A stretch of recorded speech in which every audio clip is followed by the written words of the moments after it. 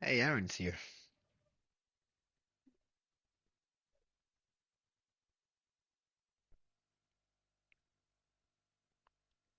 Right, let me start sending out the invites.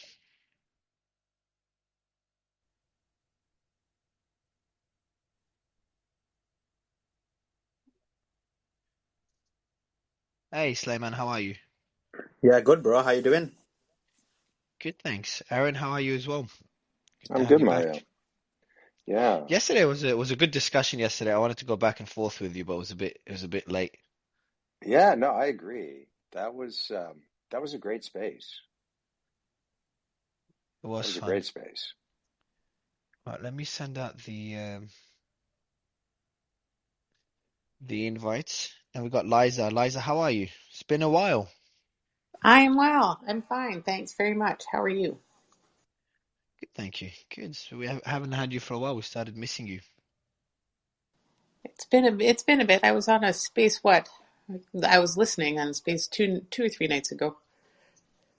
Which space was that? Do you remember? That was the one you had originally asked us to come talk on the news Oh, yes. Yeah. roundtable. Yeah.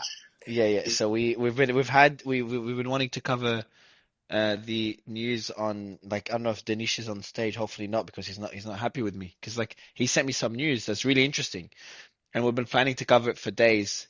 It's like every time we want to cover it, we just go down different rabbit holes. Oh, there's Danish. Yeah. We go down rabbit hole, and he's like waiting for me and not going to bed. He's like, Mario, I need to sleep. I'm like, yeah, we're gonna do it now in 10 minutes, and then we just keep going deeper and deeper into those rabbit holes.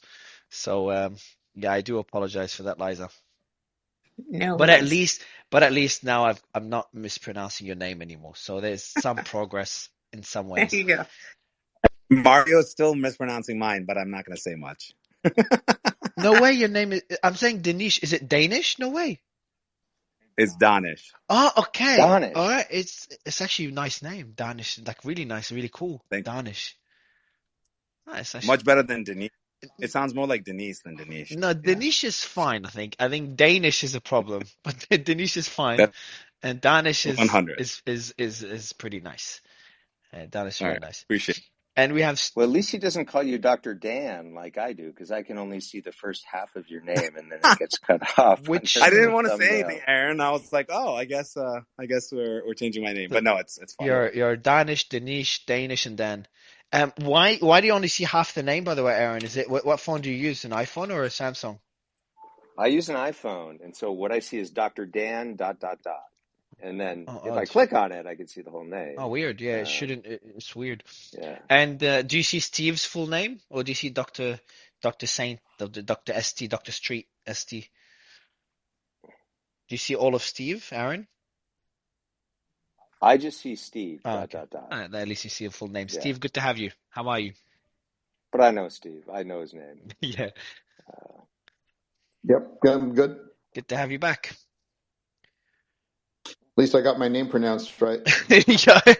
Look, if I don't know how to pronounce your name, I should not be hosting those spaces, Steve. I've got bigger problems than Twitter Spaces. All right, audience, we're just waiting for give it a bit of time for everyone else to join. But today's gonna be mainly covering one story that came out not long ago. I think about 24 hours ago. Is that right, Slayman? Yeah, it's an email that was sent from the let me find it 1 second. So it was an email sent from the Select subcommittee on the coronavirus pandemic, and it was sent out. So most of us got hold of this today, and yeah, we're going to go through that. I guess some of the information we already knew, but the way it's been basically constructed together for us, and some of the information that's been relayed, does give us a number of talking points for this bit. Cool. I'm just gonna mute Aaron. It's a bit of feedback sound. Um, yeah, we've got a few more speakers that will be joining us throughout the space, and there's some speakers that we'll be bringing as the space progresses. We've got have a pretty epic panel. We also have Alex Berenson joining us, who's been instrumental in the Twitter files, the COVID related Twitter files on a few occasions. So he'll be joining us in a bit.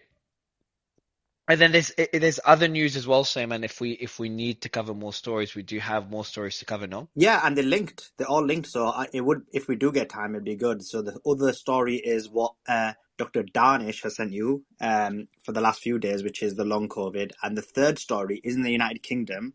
It's major news, and it's about the lockdown files. So that was actually going to be our main one today till the Fauci thing came out.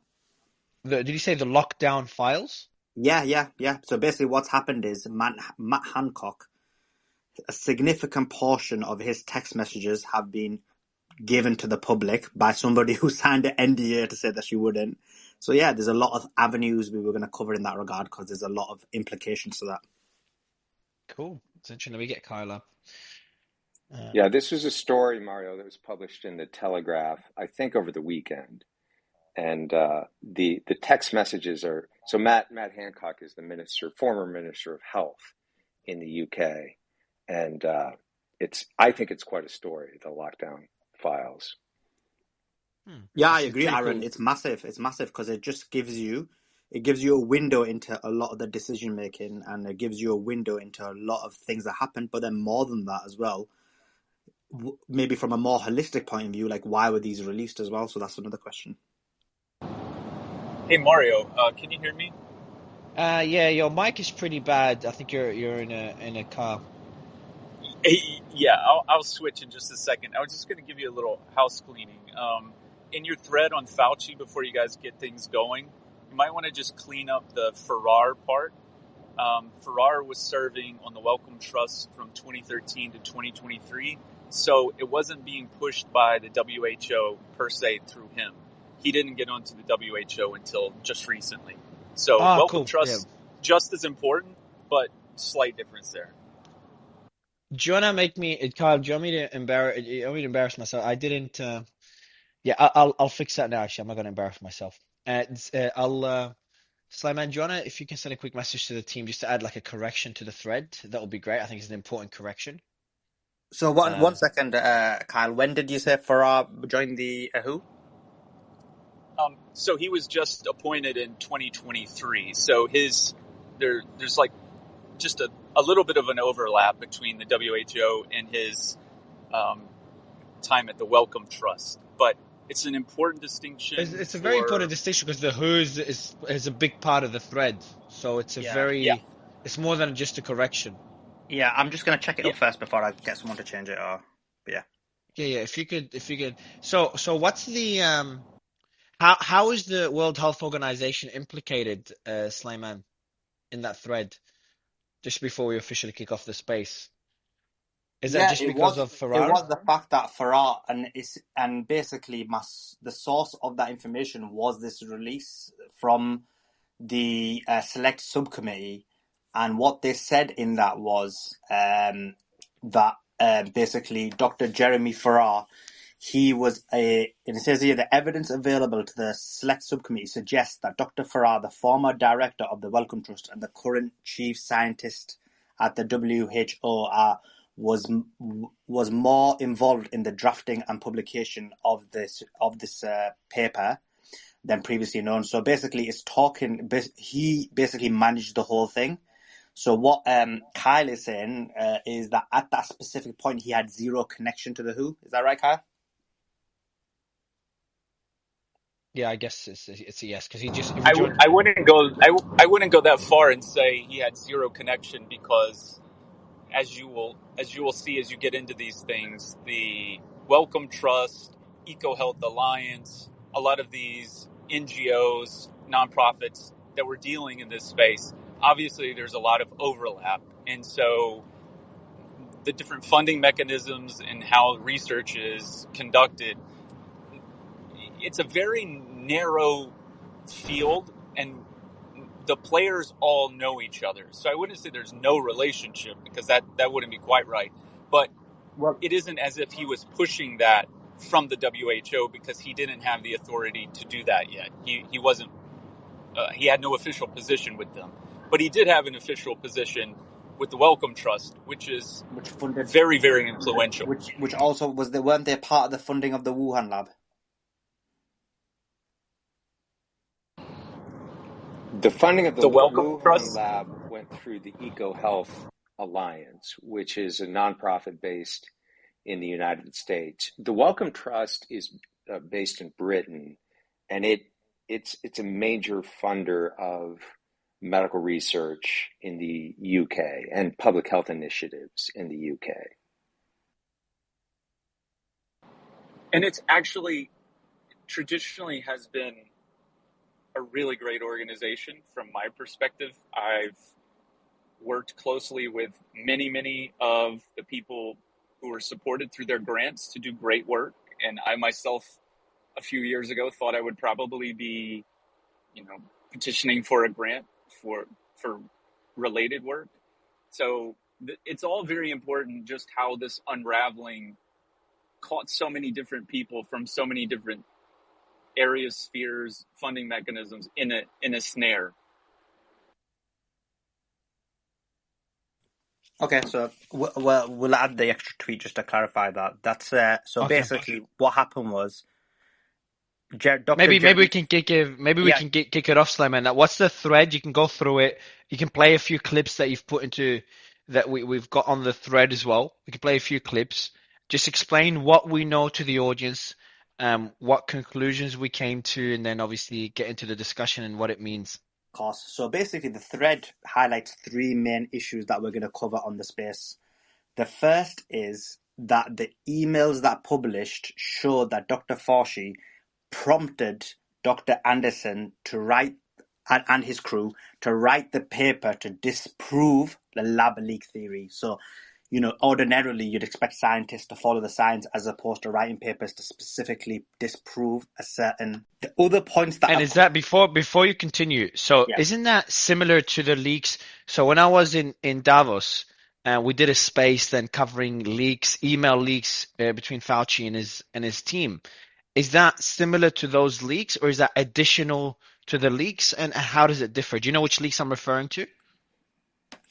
I can answer that, Mario. Please the do. leaks we talked about on that space, that was an email sent from Fauci to Francis Collins, and then Collins' response to that. So Francis Collins is the director of the NIH, or was at the time, supposedly Fauci's boss, but one can argue who actually had more power at the NIH. And that was early on when the three epidemiologists published a document called the Great Barrington Declaration, which argued for focused protection rather than lockdowns. That was Jay Bhattacharya of Stanford, Martin Kulldorff of Harvard, and Sunetra Gupta of Oxford. And, whatever you think of their proposal, I think it was a sound proposal, but you might disagree. They're credible and definitely qualified epidemiologists. But this email exchange basically characterized these three individuals from Harvard, Stanford, and Oxford as quote unquote fringe epidemiologists, and said that Fauci wanted a quote swift and devastating takedown of the premises of the Great Barrington Declaration. And then he asked, is anyone working on this? And basically the response was, yeah, we'll get on it right away. So it was a sort of behind the scenes orchestrating of a government-sponsored takedown of the arguments made in that document about how we should approach COVID. And again, it was analogous to, I think, what we're seeing here in terms of behind the scenes manipulation to try to shut down scientific debate or try to characterize one side of the scientific debate as unacceptable. Also, I know that Jim, who's just joined, I think Jim was co-hosting that space with Ian, because I was on and off because I had just meetings. And I remember from that space, there was also emails in which Fauci, and anyone in the audience that was there for that space, maybe you could just tell us in the comments if you remember. But I remember Fauci they were talking about the possibility that's plausible. The lab could be one of the sources of COVID, but they were suppressing it or just saying, let's not share it. I can't remember the exact semantics. Not sure if you or Jim or anyone else would remember, so you can refresh the audience on what we had in the previous leaks. Do you remember? Yeah, Aaron or Jim? It would be good. It would be good to pull up the reference. But when I saw this story and I saw your thread today, Mario, it didn't feel like I mean, it was new emails, but it didn't feel like news to me because there was some buzz.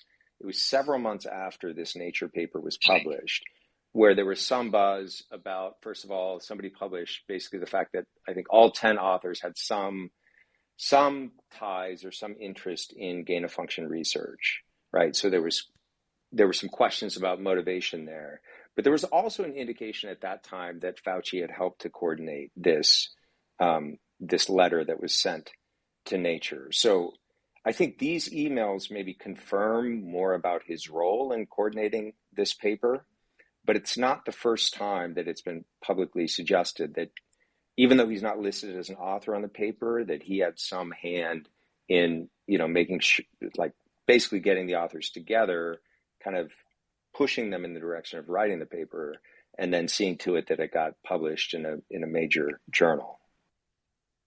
I think one thing I wanted to clarify is that these emails confirm that Anderson said that Fauci prompted this work. I just want to be a little bit more clear around what was actually claimed here. And one of the things that was really interesting about this is that Anderson's opinion evolved over the course of his research into this. And that was mentioned in one of the tweets. I will say that I hate to break it to people outside of the academic sphere, but anyone that has spent any time in academia knows that a lot of times when we're doing experiments, people have pretty good understanding of what they expect the solution to be, and often will discuss it pretty openly. I understand that is very much against the scientific method and very much against the way that we think about this. But I don't want people to have this false belief of like, there's like a scientist sitting there. I have a null hypothesis, and I have the hypothesis that nothing. I mean, that's not how actually it gets done behind closed doors. And so I'm not surprised that they had a hypothesis being pointed in one direction or the other before the research was even done. So I'm a little bit confused about like the real news here. So let's start going through it. Let me just respond to that real quick, maybe just to frame the issue. So I think what we're seeing here and what we saw in we needed a swift and devastating takedown of the premises of, the Great Barrington proposal, for example, is not scientists, getting together and putting forward a hypothesis, which actually is, you're right, is part of the scientific method. People have an idea before they begin an experiment of what they think the experiment is going to show, or they begin an investigation. They have an idea of what they think they will find, sometimes what they hope they will find. There's nothing wrong with that. That's actually the starting point for scientific inquiry. But I think what's concerning about what we're seeing here is that rather than, sort of publicly proposing a hypothesis and then publicly proposing a method to test that hypothesis, you begin with an a priori conclusion, and then you try to orchestrate the scientific community to basically endorse that conclusion in advance and characterize anyone who proposes a different hypothesis as sort of outside the pale. And the actual effect of this paper being published in Nature was that no journalist would touch the lab leak hypothesis. And the possibility that it leaked from a lab was not investigated in any meaningful way, either by government agencies or by investigative journalists, for the better part of 6 to 8 months before that dam started breaking again. And if you want to lay it at the feet of sort of one thing that created that chilling effect, it was probably this paper. It was arguably this paper. The initial proposal, as far as I remember, the initial proposal about the lab leak hypothesis was an investigative journalist in the Washington Post who wrote, I thought, a very compelling piece that was certainly not definitive or conclusive, but, pointed to the evidence that we had at hand at that point to suggest this was a plausible, maybe more than plausible hypothesis. And then the Washington Post wouldn't touch the story for 6 to 8 months again, even though they were the ones who had sort of Okay, introduced it because it was seen as scientifically, incredible or I've got a uncredible to question. do that. I've got a question. So Kyle, I've muted you because you just got a bit of feedback sound when you unmute. So just so you know, I've got the thread from January about the Fauci email leaks, and I've invited the author as well. So Ian was nice enough to invite him. Jim is still on stage. Jim, you were there moderating that space with Nick. Is that correct? Yeah, I was. Sorry, I'm getting my Yeah, all good. wind chimes. All good. Oh, and do you remember those email leaks well? Yeah, well enough. I mean, I think what I'm going to give up on this and just walk away from it. What I think is the best way to characterize that is to say that his whole goal was to preempt a conclusion. The reality is that even though Dr. Danish is talking about how science works, you're typically coming from a place where, in general science, where, okay, we've had experience in various things related to, if it's medical research, some disease or some symptom of some sort. And you hypothesize from experience that there's something maybe related to this that we need to look for. And so you do come up with a method of where you want to go. But here's what's interesting. You get into political matters, and this is where Fauci, I think, and others went. Peter Daszak, he in his stuff into the Lancet. You've got a political situation or issue, and you want to come to a place where that gets dealt with, and maybe there are good or bad reasons for dealing with the political thing. And that can look a whole lot like a typical hypothesis. And I think that's a whole lot of what was going on here. And that's what I felt Fauci was so I want to... okay, so before Sleiman reads out the new thread, I just want to kind of put everything into context. And then we'll kick off the new revelations that we have today that we tweeted about. I'm trying to make sense of everything, and for anyone that wasn't there in yesterday's space, what I'm going to start doing more of is whenever needed, I'll play devil's advocate. I probably won't need much today because the panel's pretty balanced, but I'll play devil's advocate, even if it's extreme. I'll try to ask questions and question everything, including Fauci's intentions, one of the most hated people right now by many. So in this case, I'm going to do that with the leaks and even with the censorship and then with the intention with the censorship. And I'm going to do that with Sleiman and go back and forth and with our panel. But the only thing that really fascinates me, and that one goes to Aaron and Danish and Liza and anyone else, but just the fact that it's possible that a virus was engineered in a lab and leaked from that lab and killed millions and millions of people. And we saw the report by the Energy Department come out a few days ago, the FBI a few weeks ago, that this is the most likely, even though it's still, they haven't confirmed it, they don't know, but it's the most plausible explanation, according to them. Even that being possible, I expected a massive outcry, massive media attention, and significant repercussions. Yet we're not seeing any of this. I'm just curious. Do people not care anymore? Are people just sick of the COVID story? Was that the intention from the beginning? Is that why they delayed the story? Instead of coming out during COVID, where the reaction would have been a lot more extreme, they've kind of let it. They knew this will happen. They knew eventually it would leak, but they let it leak at a later date when COVID was less of an extreme issue, less of a concern for people when they get sick of the story. Would love, and we've got Tom on stage as well. So would love your thoughts. Maybe Aaron, you want to kick it off, or whoever, and then I've got a few questions for Tom. Real quick. You mind if let me throw something in there real quick, Aaron? I want to back up and kind of lay out, kind of reimagine for people what was going on at the time, because see, you've got a combination of, we're not entirely clear what's going on. And then in the back end, as we're learning more of now, you had on Fauci's end, whether he knew for sure that this related to it or not, this concern about the type of research that he was funding.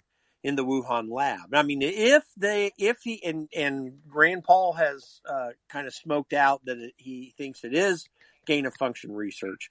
If Fauci knew he was doing even something like it, if not precisely that, immediately, and knowing that it had been funded in Wuhan, immediately he's going to have a concern and going to be a mover based upon his knowledge that not everyone knew at the time. And so whatever else that is related to his specific knowledge of it is within the backdrop of the entire medical community and scientific community trying to figure out, okay, let's get our bearings here and figure out what the real situation is.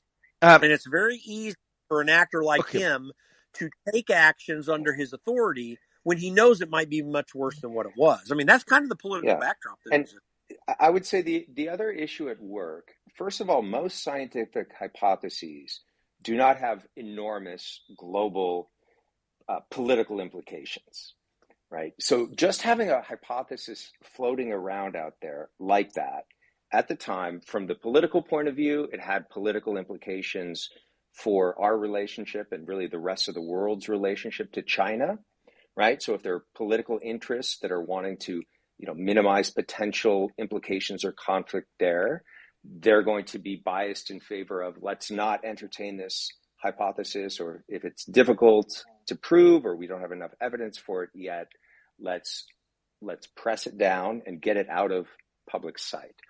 The scientific community also had an interest in suppressing this hypothesis, even aside from gain of function research, because the scientific community relies on the public's general trust and goodwill and generosity in the form of taxpayer dollars to fund all of their work, right? And there is this dystopian thread that runs through 20th century history and the history of science and the public's kind of mythological image of science that, science and technology and progress are generally good things, but occasionally they can do bad things. Like you can create a Frankenstein, you can create something monstrous, you can blow up an entire city with an atomic bomb. So this powerful thing that is very central to our culture. It's absolutely central I will to go, our culture. Aaron. I'm gonna just jump in briefly because I asked Tom to kind of hop in, and I know Sliman is just pinging me in the background to kick off the thread. Before we kick off the thread, the new revelations, Tom, I've just got, and Sliman, maybe you can pin it above. Tom, do you remember the space? And that's why I invited you, because you were very instrumental in that discussion.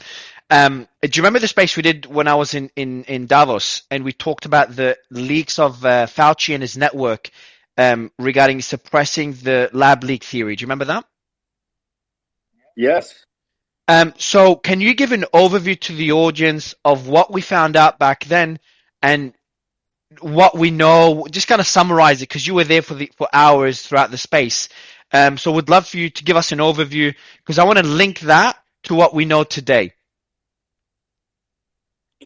Well, generally speaking, the process or the issue popped like this. COVID emerged.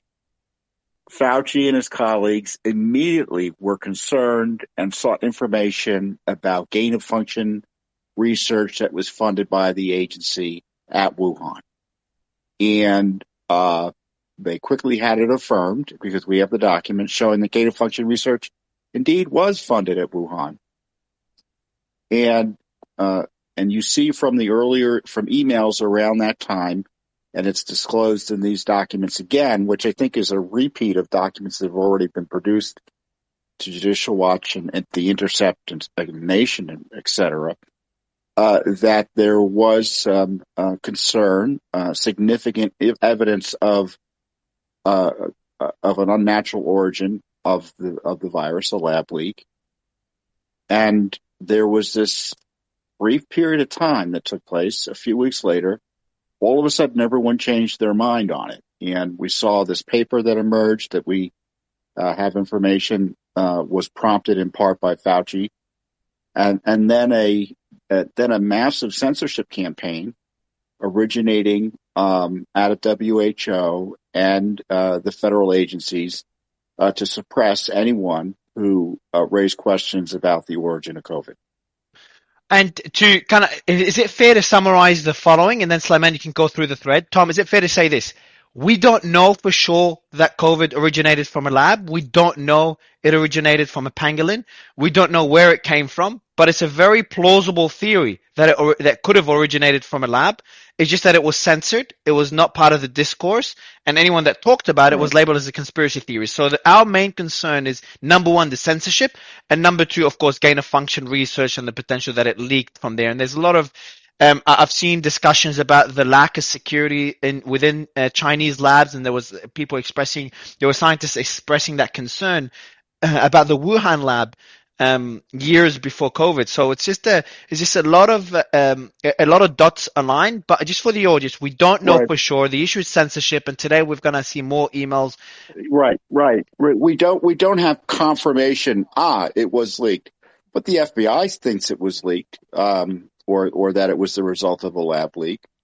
The Department of Energy thinks that it was the result of a lab leak.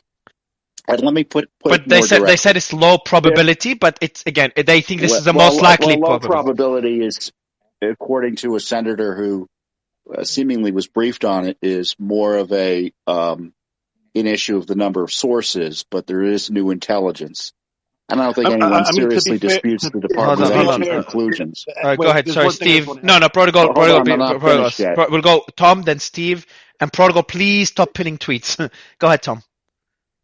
And just quickly, there's as much circumstantial evidence that this was a lab leak as there is that Murdoch murdered his wife and son.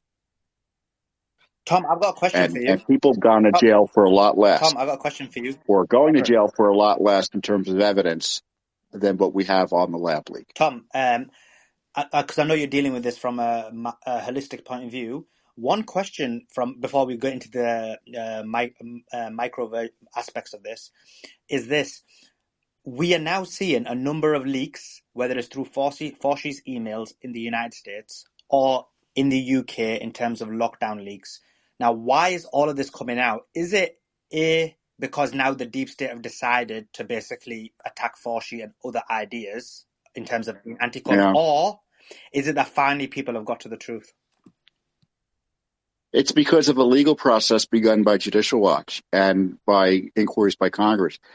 They're not leaks. What they are, they're disclosures required under law, and they've been slow rolling the release of the information.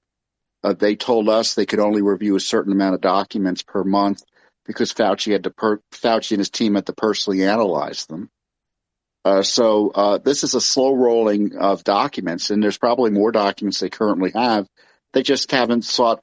There's no urgency in releasing because they don't think anyone's going to hold them accountable for slow rolling the release of the information. Another question for you, just because you're more involved in finding the truth than any of us. Is it fair to say that facts always take time to come out? So whenever there's something being hidden, it's very hard to keep a secret, and it's just a matter of time before either someone leaks it or we get to the truth through legal process. Is that a fair statement? Because I've said this in previous spaces that it's really hard for Western governments to keep secrets for too long. Well, yeah, I don't want to overstate it, but I always kind of go back to my quote on my office from George Washington. The truth will prevail where there is pains taken to bring it to light. And I think I'm getting the quote right. But the point is that this information is rarely voluntarily disclosed. And if you've got folks pushing for answers, you usually can get substantial amounts of truth out of the government. And we're seeing that here. And it's really outrageous that it's taking years to get information and they're still withholding information for no good reason other than saying we're too busy to release it. So I'm hoping Congress gets on the ball here because, they've already been in power a few months. They've known they're coming into power 6 months ago. And, now they're releasing documents that they've probably been sitting on for a few months as it is. Cool. I'll just get Steve to quickly comment on it, and then I do want to kick off the thread, the emails that we have now, and that Sulaiman will read for us. Steve, did you want to add something earlier? Sure. You talked about a confidence versus it's really a low confidence. They actually I don't remember what the probability was, but probability and confidence in that assessment are two different things. And the assessments from the other agencies were with respect to their confidence and not the probability. And it would be interesting to poll the speakers on stage to find out if any speaker actually believes that this thing came out of natural origin, because I would guess that nobody on the stage thinks that the natural origin theory has any legs. I'd be pretty surprised if anybody does. So it would be interesting just to see if there's unanimity here in terms of the lab leak. Also, any committee member, any chairman of a committee could have asked the NIH for Fauci's unredacted emails. Nobody did that. Nobody in the Democratic Party, no committee chairman in the Democratic Party went and asked the NIH for Fauci's unredacted emails. Because we had his redacted emails, and Chris Martenson did a beautiful takedown video of his redacted emails. And he said, we're missing some pieces where people went from believing the lab leak theory, including Christian Anderson. And he basically said, hey, I've talked to all my experts, and he said that this thing definitely came out of a lab. And then a few days later, we have them working on this paper where they said, no, it didn't come out of the lab at all. And there was no new evidence that prompted that, leading us to speculate at the time that there was a fix in. And so with this latest revelation, we're just getting more and more and more confirmation that this thing was engineered, this natural leak theory was engineered, because it's all consistent with the original theory. And the very fact that none of these people that, Biden wanted to find out, hey, what's the origin of this and so forth. And how is it that even with the power of the presidency, that nobody asked for Fauci's unredacted emails at the time? No committee chairman asked for it. Yes, it's a good point. Before Slimani kick it off, I just want to give the mic to Liza, Dr. Danish, or Dr. Danish, or Joanna, just to anything else they want to add to the discussion, and before we go through the new leaks. Just because there's thanks, Mario. One of the things I will caution is that we have to be very careful of letting our feelings about Fauci drive a narrative here. We don't have enough information yet. And I think that's incredibly important. We don't know intent here. It could just be as simple as he didn't believe in the lab leak theory, and so he wanted people to look into it. People looked into it and initially thought that it may be a lab leak, but then Anderson's opinion evolved. I mean, it is. I know there's protocol. Hold on. I gotta head out. We can head out, man. So they can head out. Not every time you say I gotta head out and then take over. Go ahead, Dr. Danish. Yeah. So no, it's all good. So the thing that is important here is that what this warrants is further evaluation. That's what this warrants. I think it means we've got X marks the spot and we start digging deeper. Yeah. The CIA is implicated in this, right? You had EcoHealth Alliance. All right, so I do want to kick off the thread. Anything else, Dr. Danish, just to kind of respond to Steve's points, and then we can kick off the thread? Well, which agencies actually employ microbiologists and immunologists? All right, so Slimani, I think it's time to kick off the thread. But actually, one last point. I have a question for you, Dr. Danish. Steve did mention that no one believes that it could. Okay, so there's 2 points I'm going to make. Slimani, you said that is it the establishment now? They're happy to start, talking about the lab leak theory or saying that it's the most likely scenario. But I do want to point out that different agencies have come to different conclusions. We've got the Energy Department came to the conclusion that it's most likely the lab leak theory. We've got the FBI did the same, but then you've got another 3 or 4 agencies. So the majority of the agencies, and still the majority of scientists, are still with the theory that this came from natural causes. Dr. Danish, maybe you can add on to this just to I want to keep that within the discussion, because a lot of us, including myself, the lab leak theory just makes more sense. But I do want to point out that there's still a lot of people, or the Well, majority on I that. don't know if that's true, Mario. I think these other agencies don't have enough information to draw a conclusion one way or I another. agree with that. I agree with Tom's point here, which is that they don't have an opinion because they don't have the intelligence. No, but they have. Hold on. So, Dr. Danish, they have an opinion, and their opinion is most likely from natural causes. Because I think their opinion is stuck. So the way it works, it takes time for them to come up to kind of change their mind. Correct? Yeah. So the way, unless there's interagency sharing of information, which there usually isn't when it comes to classified intelligence, I would assume that they're working with old information. But, again, just as a reminder, the DOE put low confidence on the lab leak theory. So, yes, they had additional intelligence, but they still don't have enough intelligence to corroborate definitively.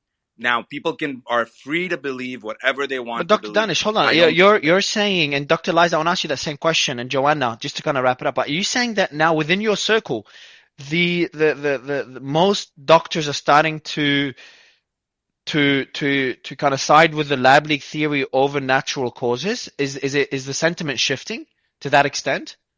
Because obviously I'm not a doctor, I'm not within your circles. Yeah. To be completely fair, a lot of doctors aren't talking about the origins of the virus as much as people think they are.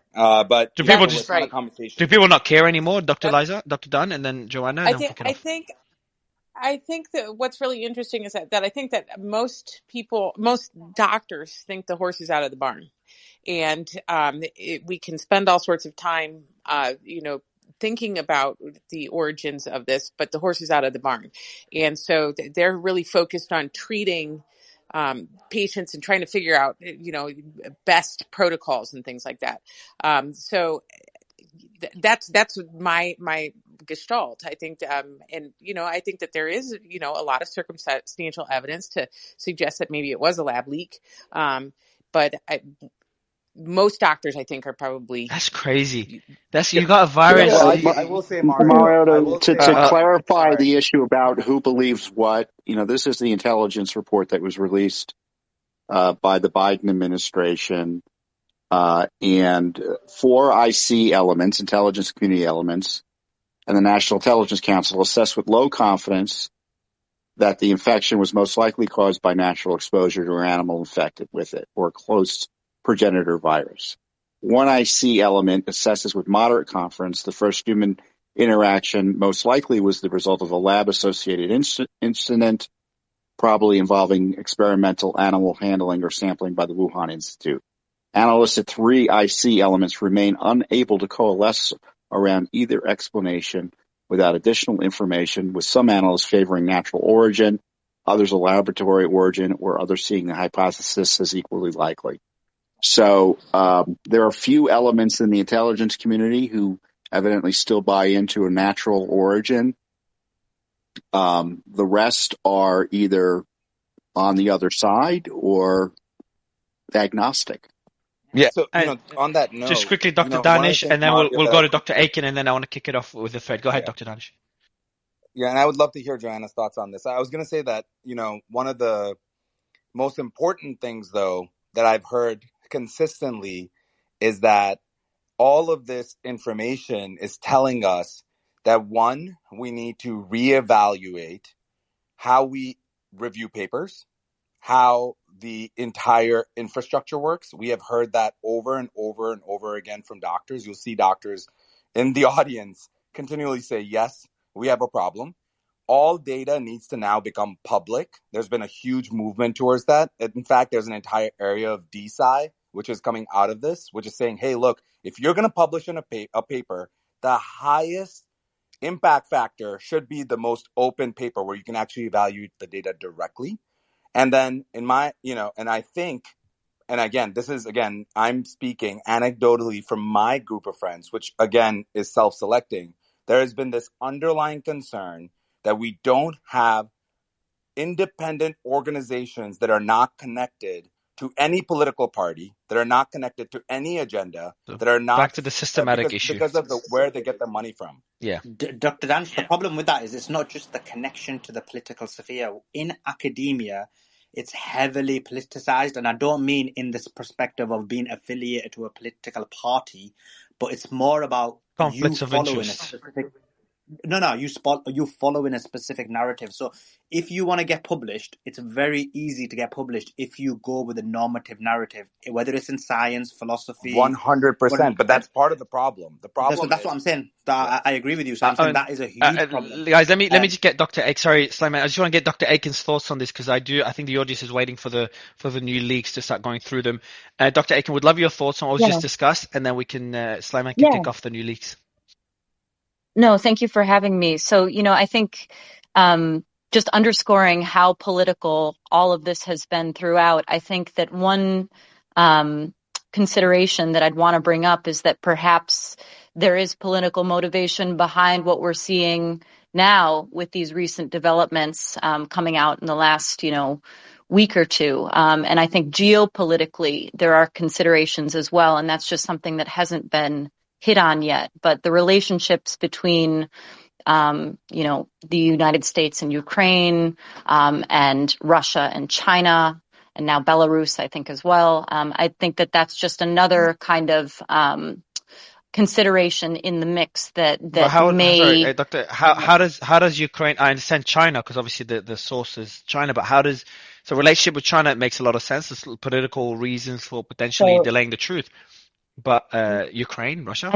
I think that early on, as far as kind of supporting CCP propaganda, we were against this idea of the lab leak theory, in our when we turned to Dr. Fauci, this was something that was shut down, which we will discuss, in this space here.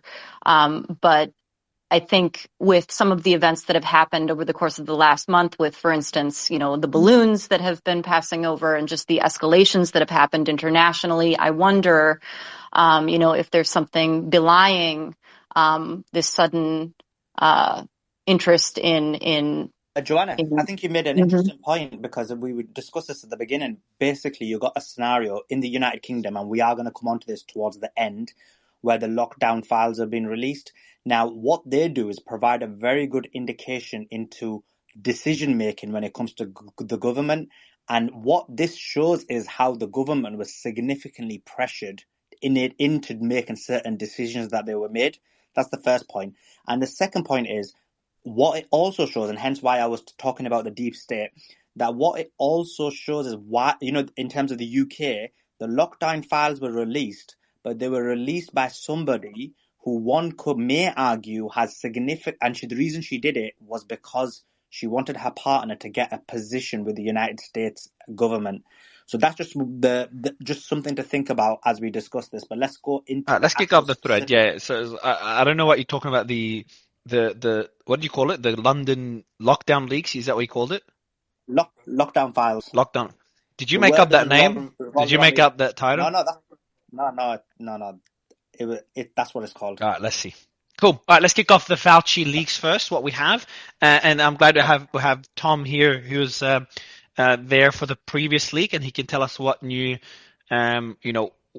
what new information we have from the recent leaks. Okay, so the first bit I'm just going to read off because I think it's all important. So on February the 1st, and just for the audience, just quickly on the audience, it's pinned above, so you can see it's on my account, the thread. And it's pinned above as well, so you can read it as Sliman goes through it. Thank you. So on February the 1st, 2020, Dr. Fauci and Dr. Collins and at least 11 other scientists convened at a conference call to discuss COVID-19. It was on this conference call that Dr. Fauci and Collins were first warned that COVID-19 may have leaked from the lab in Wuhan, China, and further may have been intentionally genetically manipulated. Only 3 days later, on February the 4th, 4 participants of the conference call authored a paper titled The Proximal Origin and sent a draft to Dr. Fauci and Collins. So there's a few points from that. So let's go to so we'll go to Aaron first. Let's go to Dr. Danish because you've been working on this. Doesn't this show that even genetic manipulation was actually something that was considered very early on? And so why why was that not given any legs? So I think partially it was because the early information was contradictory. I mean, I think that's kind of the main point here, is that early information. So think about what happened at that time. The WHO sent a group into Wuhan to look at the leak, right? We had early information that was provided to us by China, who now, if there is a leak that they could be implicated in, they would have an interest in suppressing that information. And the team that WHO actually sent in included the guy that may be implicated in engineering this actual leak or engineering this actual virus. I mean, can we just be honest about the fact that the entire thing was broken from the beginning, and we have to have a real, honest conversation around our institutions? I think it's really easy to blame a person, but really the person, in my opinion, was acting on the information. Has Fauci done things incorrectly? Sure. But, specifically when it came to masking in the beginning, I mean, what a big blunder. But, when it comes to specifically this decision, he was working off of crappy data, and we have to have a conversation around WHO being the true liable organization. I have a question, Dr. Danish. Before Sulaiman, I know you want to continue reading the thread. Just one thing, Dr. Danish. Back when, and Bernard put a thumb down, so I'd love Bernard to jump in after that, and then we'll go to Sulaiman. But do you remember how, and correct me if I'm wrong, anyone, but because I wasn't following it closely, but there was some hate crime against people, people that even looked Asian in various Western countries. There was a lot of hate towards China, and that's back when the lab leak theory didn't have any legs, and it was heavily censored, and everyone just kind of, everyone thought most people thought it was just the natural causes.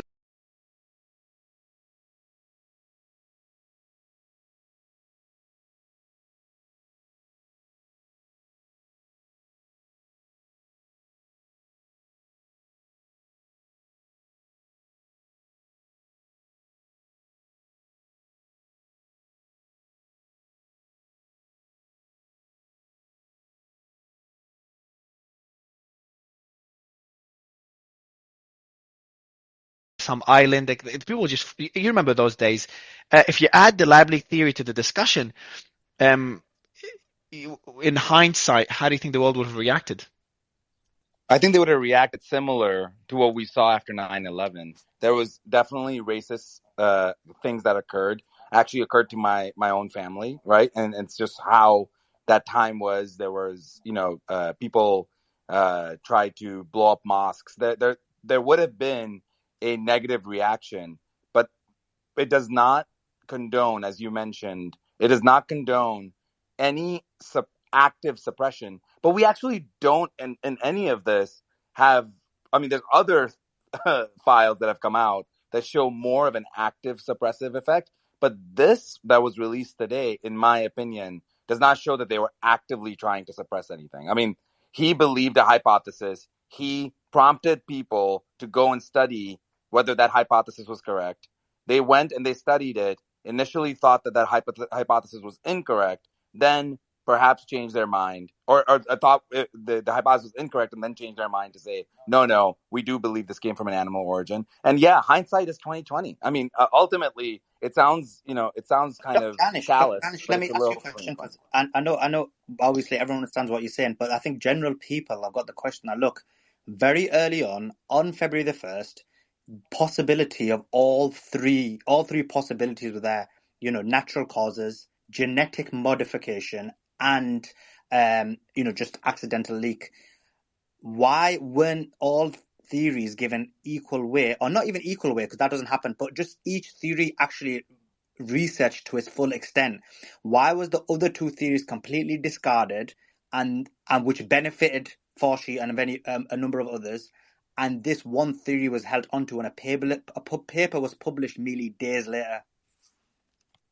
Yeah, it seems like there was a prevailing narrative that was followed, and there was a one paper that came out that disproved the quote unquote disproved the lab leak theory, and people just followed it. And at that time, to be completely honest, once that came out, it became very political. People thought that people were being xenophobic, and that narrative became very popular. And I think that that's, again, a really good example of how in the middle of election season, in the middle of COVID, where there's the fog of war, people are able to manipulate populations into moving in the direction that they want them to. I mean, I think it's again, looking back, should they have more deeply evaluated the lab leak theory? 100%. We should have also not sent Peter Daszak down to as part of the WHO. That's just crazy. Yeah, the conflict of interest there is insane. Why we're spending all this time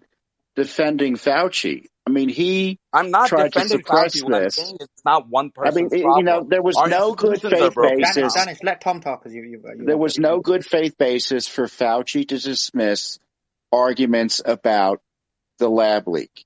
He was concerned enough that he was personally and directly involved in this, and they didn't find any information. Frankly, they found more information if they were even more involved. And let me read you an April email that Collins sent to Fauci, wondering if there is, this is April of 2020, wondering if there's something NIH can do to help put down this very destructive conspiracy with what seems to be growing momentum. I hope that the Nature Medicine article in this genomic sequence of SARS-CoV would settle this, but probably didn't get much visibility. Anything more we can do? Ask the National Academy of Sciences to weigh in. And Fauci goes, I would not do anything about this right now. It is a shiny object that will go away in times. So we know they did try to, that the goal was to suppress this. The email suggests that Fauci was in on it and was happy with the current efforts to suppress it. Tom, that's a leap. That's a legitimate leap.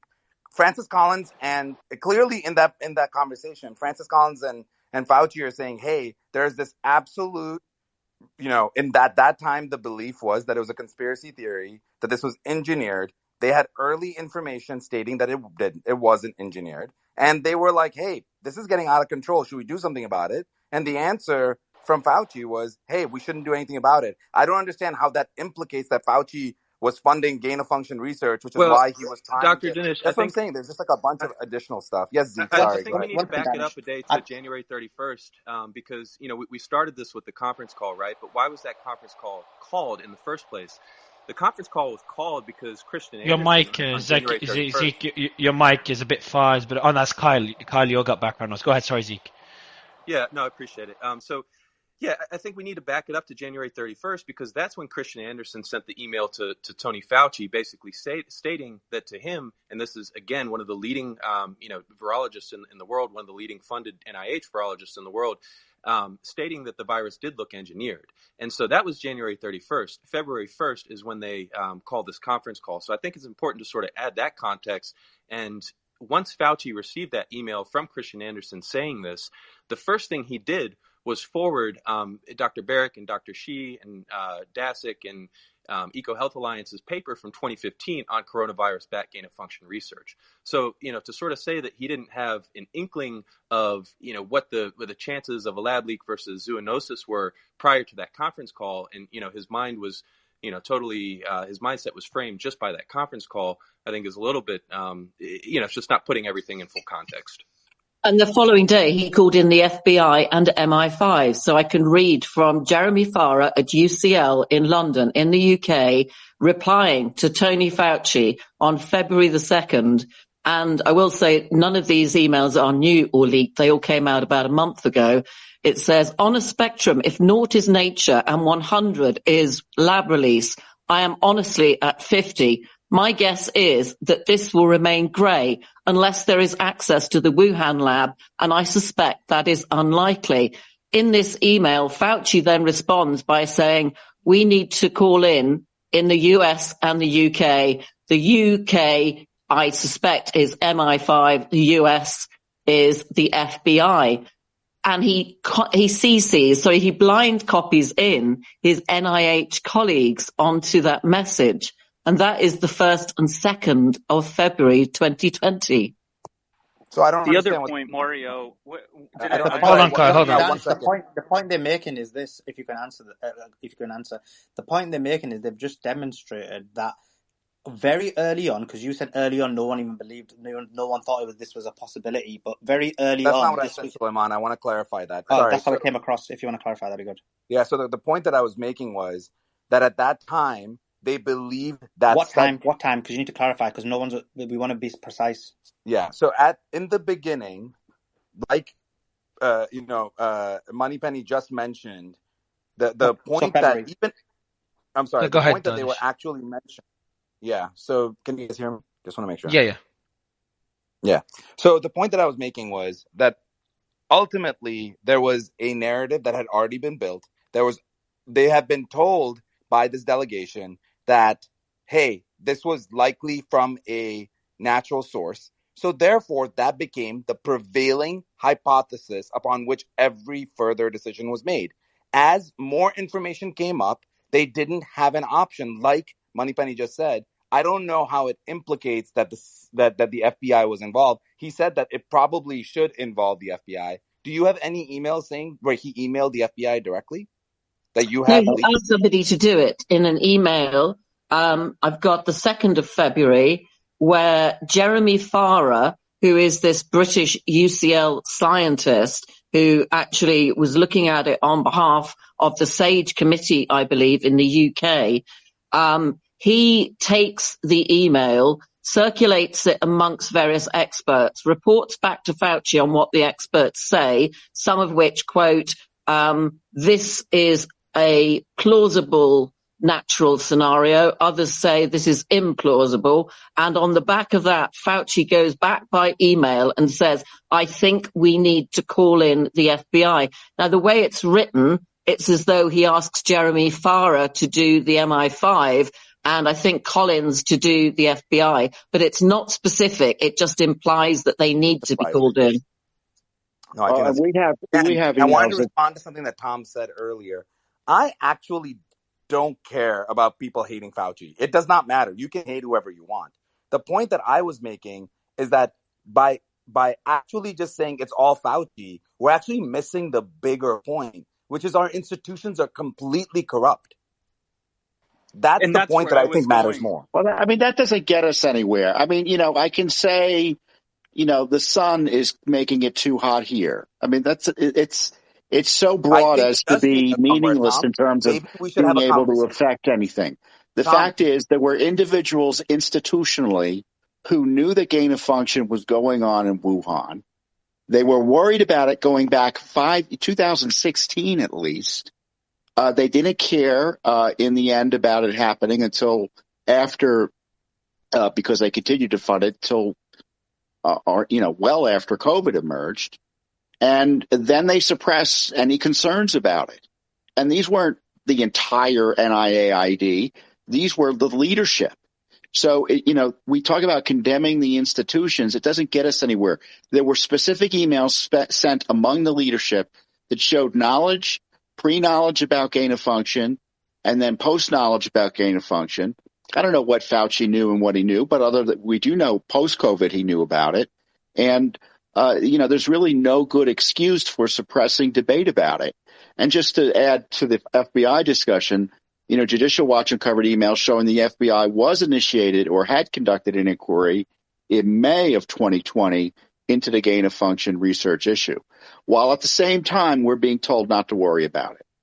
I mean, this shows you the dishonesty of Fauci and the leadership here. This was Collins and Fauci and their top people suppressing information about this debate by suggesting anyone who raised these issues was outside the polite company and should be ignored. And importantly, Redfield, if you actually have read his interviews, was not even involved in any of this. And he's the head of the CDC at the time. But if you look at his history and fallout with Fauci over gain of function work in Europe about 7 to 8 years previous, you can figure out why Redfield was not even invited to the meeting. And he's the head of the CDC. That itself is the documents from 2016 exchanged between Fauci on behalf of the NIH and EcoHealth Alliance's Peter Daszak. I have these documents. I will share them.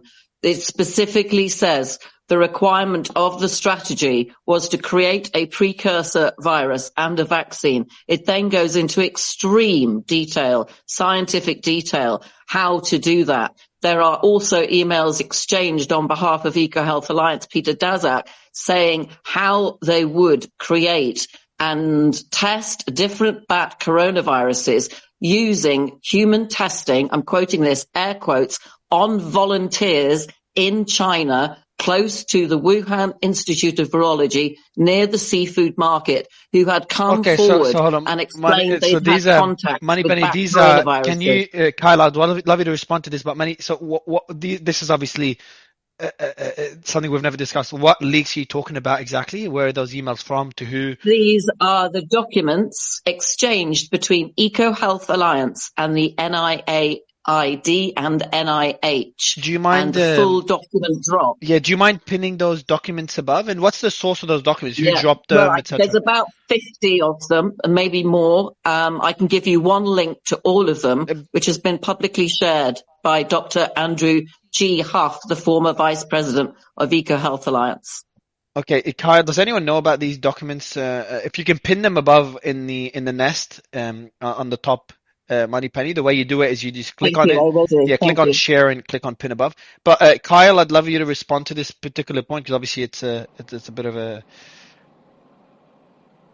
Yeah, so there's at least 2 points, and I was going to support Danesh in saying he's right. There's a fundamental problem here institutionally, and someone else beat me to the punch. I apologize if the mic sounds terrible. I'm almost off the road, but the fact that if you go back in history just a few years to when the Ebola outbreak was occurring, almost every single day you saw Thomas Friedan's face on the news. He was on CNN.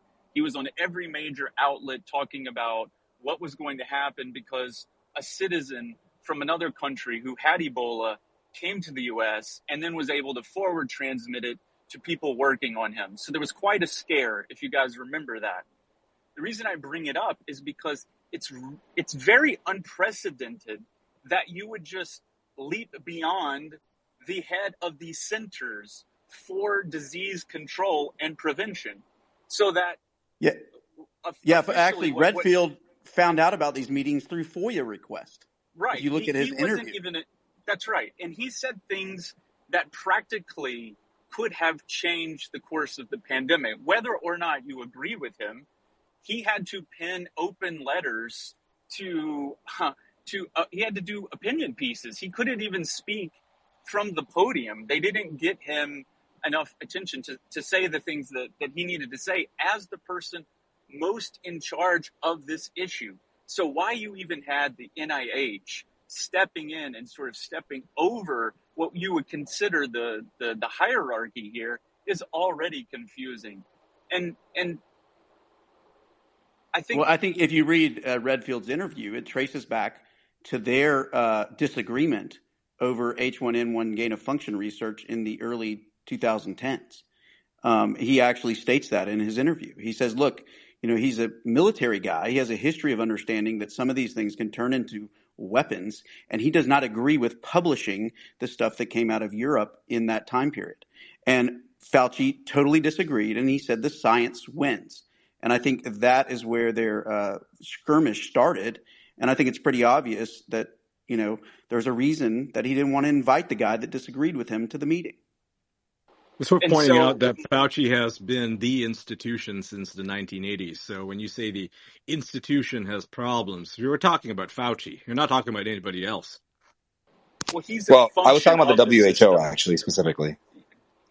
The other thing I would say is just, Mario, to help frame it for people that don't deal with this every day.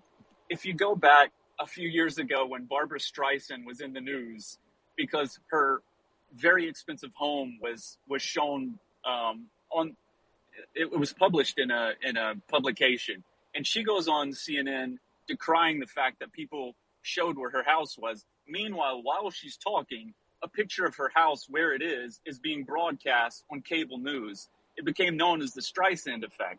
And so what you had happen whenever the Proximal Origins paper comes out, further down in your tweet thread there, it'll be pointed out that because that document wasn't getting enough traction, the NIH administrators then began pointing to it as if it were the source. That it just goes against science, because in science you have a null hypothesis. That's where you start from. You start from a place of, we don't have a particular view. Our particular view is, it's null. And then you have a research hypothesis that you try to falsify. So the whole thing was just bananas from the get. But my question is, why, if you're going to have a meeting of the supposedly top scientists, do you not invite the head of the CDC to that meeting? Other than that, it would be a dissenting opinion that you don't want to have any part of, which is the exact opposite of science. This is one of the key points, Mario, and I encourage everyone to keep digging on this issue, which is why was Redfield completely put off to the wayside? He was not in almost any of the public-facing meetings. I mean, I can point to some reasons for that. The media was attacking Redfield because he was Trump's guy. Trump selected him to lead the CDC. And so they tried to paint him as this political appointee who was inept at his job. And so they ran a kind of campaign on behalf of Fauci. Maybe not on behalf necessarily on Fauci. Redfield is an actual virologist, by the way. Yeah, I know. I know he's an actual virologist. Okay, so he actually has more standing than Fauci ever did. Yep, that's right. And yeah, he actually should have had the against podium. Warp Speed. He goes against Warp Speed by publishing an op-ed saying, I know what was said early on about masking, and you guys can debate this whether you want or not, but what Redfield said is, what we could do right now to stop transmission is wear respirators. We could shut the pandemic down in 6 weeks if we wanted to, without even the need for a vaccine. And that was not also considered popular. So, Liza, just to try and balance it out a bit, what's your thoughts on what's been said in terms of, is Fauci to blame? Did he do wrong by not looking into these other positions, or is that just where the science took him? I don't know. Like, for me, Liza, I'd love your thoughts, but for me, whenever people blame a person, I always look at it as a system instead. I try to find the conflicts of interest. I try to find the biases and how the system itself could be improved. That's the way I try to look at it. But Liza, I'm not sure if you have a different take. I am sorry, the dog just started barking like crazy, so I didn't hear the very first part of your question. So Slayman's asking, like, it's mainly the amount of blame going against Fauci. Like, my instincts is whenever someone's being attacked too much, I start trying to find a way to defend them. If someone's being treated like a god, I try to find a way to attack them. It's kind of my instinct. I always try to, play devil's advocate and balance it out. In this case with, and let me get Danish back to an idol, I mean, people make figurines out of him. Yeah, I've heard this, but I haven't seen. Where are these idols? I've not seen it in this space for sure, but in the media, he was lauded. He was, as a hero I think, but now is that ongoing? I just don't see that happening. There were employees. It's still ongoing. There's people still defending him. Like, defending him is fine. There were a lot of employees at the NIH that wore T-shirts to work that said, "In Fauci we trust." Mm-hmm. So Ian's right. There was a kind of cult of personality around him. The media framed him as sort of the antidote to Trump. We don't trust Trump with managing the pandemic in the early months, and so we can look to Fauci as the steady hand who's going to be reasonable and scientific. Fauci is a consummate DC politician. He's been playing DC politics for 35 years. He hasn't treated a patient since residency decades ago. He hasn't done an actual laboratory experiment probably since shortly after his postdoc work, decades ago. He's a politician, and his job at the NIH is to increase the funding of the NIH, to convince Congress to increase his budget. That's how people rise in those federal three-letter agencies into positions of leadership. The NIH and its leadership never should have been involved in any pandemic-related policies. So people are right when they say... Aaron, just in terms of what you said now, isn't it Donald Trump who basically put this guy in the position he's in. So No, he's always had it. He inherited the position. Reagan put him sorry, in the sorry, I position meant in in terms of 1983. making him the head of the fight Yes. against COVID. Yeah, Trump is responsible for basically empowering Fauci and Birx to head up the White House coronavirus task force. I think that was a big mistake and a conflict of interest. The reason I say it's a conflict of interest... And just to add to that, sorry, Aaron, I'm going to let you finish. Mm-hmm. And then do you think it was a mistake by Trump to not remove him? Because there was a number of times where he kind of, degraded Trump a number of times. Where you he should have removed him in a heartbeat. I do. I think that mistake caused a lot of damage during the pandemic, set the stage for lockdowns and school closures that continued on into the next year following the election. President Trump bears a lot of blame. I think the worst aspects of his presidency were the pandemic management in the last months of his presidency, and arguably. Aaron, I've got Hold on, Aaron. I've got a couple of. Aaron, can you hear me? Never should have been. No, he can't hear me. In a position of leadership. No, he can't. It's an issue that happens sometimes. He can't hear me. I'll fix it now. But Liza, go ahead because I've got a couple of questions for Aaron afterwards. But go ahead, Liza, and I've just re-invited Aaron. Yeah, I think that this is the people. Trump really was stuck with people Monday morning quarterbacking him all the time, and I think that he was really unfortunate, and I think that led to some policy making that was maybe not the best. I do think that Dr. Danish is correct that our institutions have embedded bureaucrats that have no sort of term limits or no accountability. And I think that is something that we need to look at quite closely to make sure that we don't repeat these things again. But, I think that Fauci is sort of emblematic of the problem, an entrenched bureaucrat. But I also don't entirely blame the whole thing on him. I think that there were, lots of people involved in this, and I think a lot of mistakes were made that really, really should make us look at our institutions and try to address how we're going to change things going forward, so this kind of thing isn't repeated. There's multiple layers. I agree, Liza. From Chinese censorship, and we've had Li Meng on the show a few times, to the World Health Organization, potential corruption, to censorship in Europe, and we're going to see the files in the UK, the lockdown files, to censorship with Fauci and his network. But I do want to go to Aaron, a couple of questions quickly, and I see Tom unmuting, so I'll probably go to Tom and Jordan afterwards. But Aaron, a couple of questions, and we'll try to keep it brief. Very, very briefly, let's just summarize it. What would you say is the main reason? Again, let's keep it brief and then dot points, like let's say 1, 2, and 3, that Fauci is getting so much hate. What would you say are the main reasons? Number one is what? Well, people like to have an identifiable enemy or bad guy. Number two, he had enormous power, as well as Dr. Birx. I don't know why people are paying less attention to Dr. Birx, who really set the framework for lockdowns and school closures in the president's task force. But probably the reason is that the media framed Fauci as the guy who's calling the shots and making the decisions. And there's some truth to that, but there's also truth to the systemic issues, and there's truth to the fact that there were other very powerful actors at work. Dr. Birx is only one among several. You kind of made my point, Aaron. I was hoping you'd say, like, the first one is lockdowns, but then again, my answer would be like, yes, but lockdowns were across the world, not just the US. So it means that it's not just Fauci. Fauci didn't lock down the UK. Fauci didn't lock down India. Didn't lock down all these other countries. And didn't lock down China. In terms of what you said, why his role is so important is this. First of all, forget UK. UK just follows what US does on a number of issues, especially, and this is another example of it.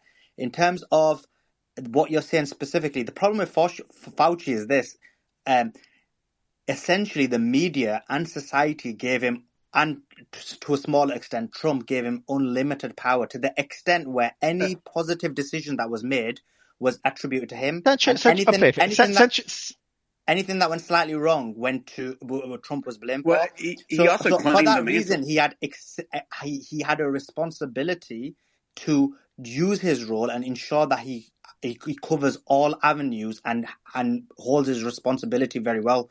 And he failed in that, in my opinion. But going back, just Simon, what I want to understand is before Jordan, I'll give you the mic just in a bit. Sorry, Jordan, but just quickly, Simon. So number one, so if I ask people, if you ask someone on the street that doesn't like Fauci, I'm like, why do you hate? If you ask them why do you hate Fauci, what would they say? He locked down the country. Perfect. That's number one. And I answered that one. Number two, and I'm not protecting Fauci here. I'm just saying that I just don't want the blame all to be on one person. I just want it to be looked at systematically, if it is systematic. I could be wrong. So locking down the country obviously happened around the world, including countries other than the UK, unrelated to following the US. China locked it down before anyone else. Number two, but even hold on, the US locked it down after multiple countries that did it beforehand, from Turkey to Spain, to the list goes on. Number two, that's Russia. That's incorrect, Mario. The sequence was China. Clifford Lane, who's Fauci's deputy, came back from China. He was the U.S. delegate to the WHO group that went over there to investigate the origins. Lane came back, convinced that lockdowns were the way to go. He convinced Fauci of that. I don't think Fauci needed much convincing of that. And then Italy locked down. Italy also, their health minister had connections to the Chinese Communist Party. So there's a story there as well. So Italy locks down, United States locks down, and then the rest of the world follows. Hold on, the U.S. locked down. Sorry, Aaron. Mario, 1 second. Sorry, Aaron.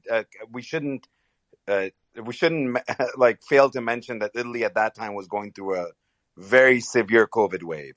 I mean, it was very obvious that Italy was struggling. You remember for people that may have forgotten, there were people singing from the balconies. It was that was the moment that we were like, holy crap, this is coming. And so, so it wasn't, I mean, how much of it was the media? What wasn't mentioned at that time is that those hospitals in northern Italy, in that region, is routinely decimated every year by waves of influenza.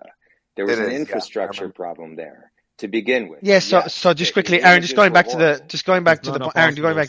So two things. So Aaron, you're saying the U.S. lockdown before Spain? It's also worth noting. Sorry, it's also worth noting that they were doing the ventilator the third country to lock down: China, Italy, U.S., and then in the following weeks, everyone else followed. So Aaron, okay. So lockdown is one. I know Ian wants to add something along with Jordan and Tom, but just to kind of finish this train of thought, lockdown is number one. Number two is now that we know the censorship, which we've discussed in depth, and it's hard to really defend this one, but it's important to point out that multiple people were censoring. It's not just Fauci. So that would be number two. What would you say is number three, Aaron? Like from things we know, from facts we know, without going to extremes like Fauci's trying to kill everyone in the world. Yeah, the ignoring of natural immunity when it came to the vaccine question, and the pushing of vaccine mandates as part of the mass vaccination campaigin. I would include those. Which these two positions again were taken by multiple people around the world, and not just Fauci. Right, Mario, not in most countries. Most countries, the only countries that followed vaccine mandates to the level of the United States were countries like Australia and the United Kingdom. And even in the places like this, people didn't lose their jobs necessarily, America mandated it for everybody who worked in the government. If you worked in schools, if you worked in the military, you lost Australia and New Zealand were stricter than the US, for example. Mario, you said exactly what I was about to say. What about Australia? They were stricter than the US on a lot of things. That is true. Well, but the lockdowns were state orient. The states were responsible ultimately for the lockdown. Okay, so talking the states. The dishonesty of Fauci and Birx was ignoring the best practices put out by CDC. It wasn't like we hadn't planned for a pandemic before. All of that was thrown out the window. Lockdowns, these non-pharmacological interventions, all of that was made up after the fact and at odds with CDC recommendations at the time. Tom, I've got a question for you, Tom. Sorry, just a question for you about the lockdown, because you said an important point. Lockdowns were a state decision. So, and if you look at other Western economies, like Sweden, for example, wasn't Sweden the country that did not lock down, and they faced a lot of criticism for it? So you got other countries could have not followed the US's footsteps or Fauci's recommendations. That's true. States didn't have to follow Fauci's recommendations. The thing is, the states had an out with the lockdowns because they were following alleged guidelines from Fauci and Birx and company. And those guidelines were not meritorious. They were made up, and they were at odds with the accepted so-called science on the public response to a pandemic. But the idea that Tom, we would lock down an economy was so at odds with sense at the time and prior handling of prior pandemics. It takes one's breath away to see the panic response endorsed by Fauci and Birx that had nothing to do with science, but everything to do with politics. Question, Tom, just a quick question. Running around briefly, before we meeting with the governors. Just this is how the lockdowns happened. If you want the origin story, Birx was running around meeting with state governors. Basically with the endorsement of the president. So I mean, this is on Trump that he didn't have this thing on a leash, but she was running around basically saying, if you don't do this, there will be blood on your hands. And so it became this kind of arms race among governors of who was going to lock down harder. There were some states where the they legislatures went against the governor. For instance, in South Dakota, Kristi Noem infamously wanted to lock things down, but her legislature said, no, you will not do this. And she had to obviously listen to them. Well, but to be That's why we fair, have the lockdown files in the UK. That's all the headlines. Sorry. At the time, just to kind of keep this, give the other side, we were experiencing something drastic in New York.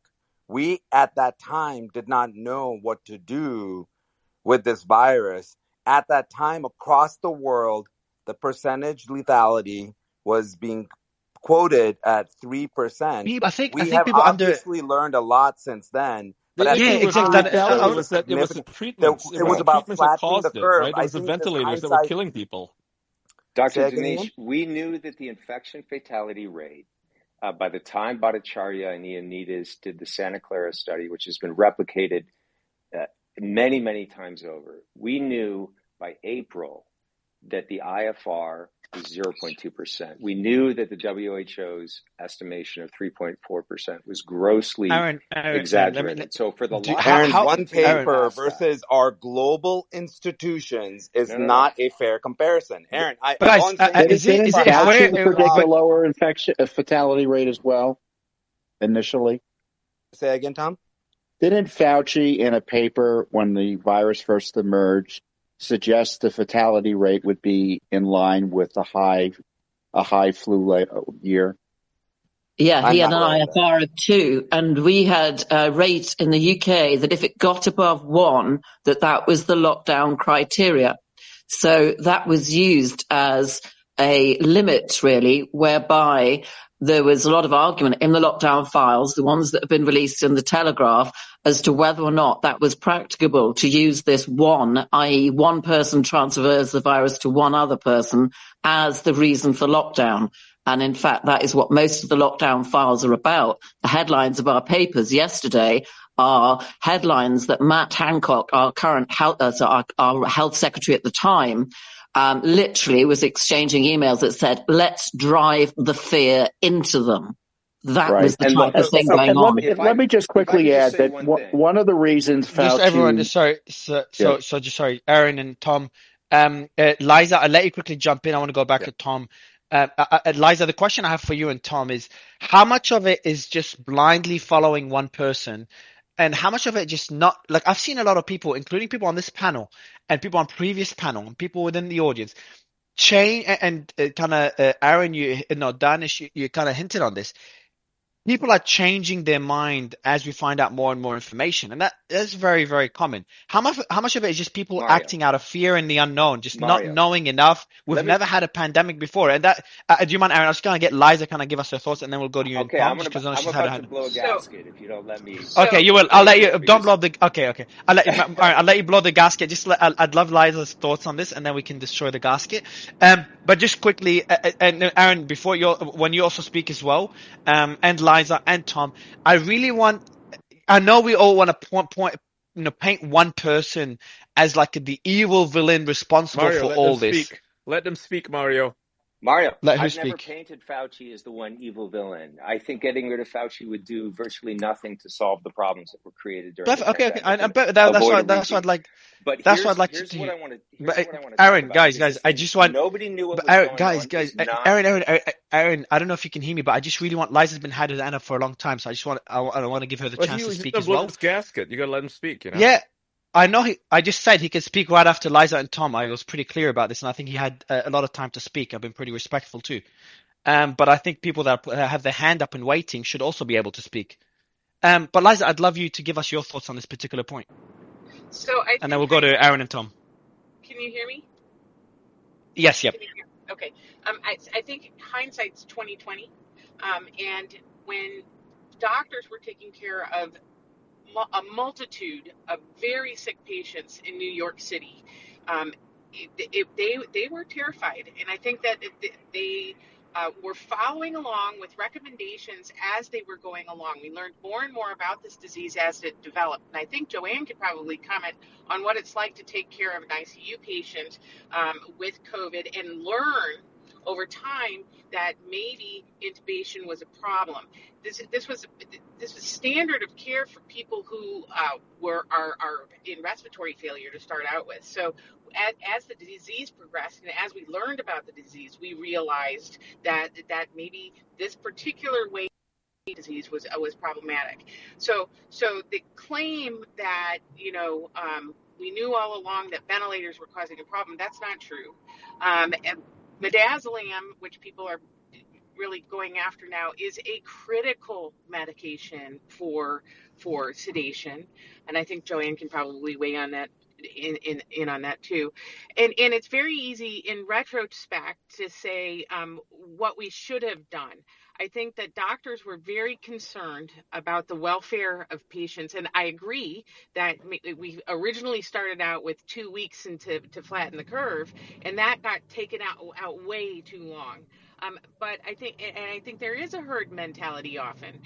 The problem was that things got politicized, and then everybody backed into their corners and weren't willing to come back to the middle and think about reevaluating some of the things that we were doing. Well, there's nothing retrospective about asking public health officials to follow the guidance that they put in place for decades prior. I mean, we weren't asking for. We weren't asking. We're just asking for a professional approach to pandemic, and we didn't get that. We had schools shut down across the country for no good reason. The economy's destroyed. Imposition of non-pharmacological interventions for which there was no scientific basis and the risks of which were never analyzed. We were put in a massive public health experiment without our consent, and the damage of which continues to reverberate both with our children and with our health. Yeah, and so this is not a retrospective. There were folks arguing against this at the time for cooler heads to prevail, and Fauci and Birx specifically. Fauci, for instance, knowingly and admittedly lied. He had lied about the mask. I agree, so when you lie and say, yeah, I lied because I didn't want you to take the mask from people who needed them, which was a lie about the lie. They knew the mask wasn't going to work. He admitted the lie or no? He admitted, we told people not to buy the masks so we could have them for first responders or whatever. And that was a lie. The reason they said they didn't want people to have the masks was because they know they didn't work. And then they changed their mind and they told us that, we were crazy for objecting to their politicalization, and they're changing their policies based on politics. Tom, just to balance Fauci deserves a lot of personal blame here. Yes. No, Tom. Let me ask you a question about that. It wasn't just him. It was. Sorry, I just want to ask Tom a question about that, just to balance the discussion out a bit. Tom, you said Fauci's mainly to blame, but is that right? Because in reality, isn't it the case that the mainstream media and Donald Trump will put him in this position, but more so the mainstream media is to blame? Because let's be clear, they're the ones who propagated this whole idea. They're the ones who did the scaremongering. And if Fauci did not agree to their demands, they would have just destroyed Fauci and put someone else in place. I don't think so. Jerome Adams is also promoting mask use. Like, at first, when Fauci said they don't work, Jerome Adams also said they don't work. I nailed him on this, right? I've literally spoken to the guy. called him out on it, and he said, well, the science changes. I mean, this is the kind of response you can expect from a political hack. And Fauci is exactly the same kind of person as Jerome Adams. They don't want to take responsibility for the things that they do. They want to be absolved. And when we start blaming institutions or the media or whatever, we're saying, oh, like they were forced into a position. It's hard for them. It's like, no, we got to hold them accountable. But Ian, don't you think the No, mainstream and I media would actually be mildly more criticized responsible? Fauci. I said, "Oh, look at this email out there where he was like talking about how they love Hillary," and I said, "Well, isn't that interesting?" Well, that tweet was the subject. I've talked about this before of 2 news stories in the Washington Post and the New York Times because I criticized him, or I didn't even criticize him. I said, "Isn't it interesting? He's praising Hillary here." So this is the Fauci that I knew that, oh, you can't even say one word south about him and you get attacked by his proxies in the media. This guy was a political thug who went after his critics, and there's a reason the so-called institution failed because they were all afraid of the dictator running it. Danish, maybe you want to add, maybe you want to respond. I feel like Mario, I feel like no one's answered my question. Oh yeah, Aaron. Sorry, Aaron blowing up the gasket. Yeah. Go ahead, Aaron. Aaron, if you can talk, but then answer my question because I feel like no one's answered it. What is it again? I'm sorry. Yeah, of course. So everyone's blaming Fauci, but in reality, it was the mainstream media that scared everybody, that caused everyone to shut down, that caused the lockdown. Yeah, but they were echoing Fauci's. All right, guys. So let's go. Aaron, I know you're dying to blow the gasket. Mike is yours. No, I'd also like to answer that question without being interrupted, since the question was directed at me. I think if you don't realize by now that the media has been acting at the behest and under pressure from the government, and that it's the government it's the tail that's wagging the dog there, I'm not sure what to tell you. I'm not sure how much more evidence you need of that reality. Now, the media has some degree of responsibility for becoming a lapdog and giving into that pressure and not standing up for the right of the freedom of the press. So sure, we can blame them for that. But the messaging came from the government from beginning to end. And it was coordinated at a very sophisticated level of propaganda. So sorry, you can continue on, but that message was given to the media from Trump's government? Oh, absolutely. From the public health officials that were running the show.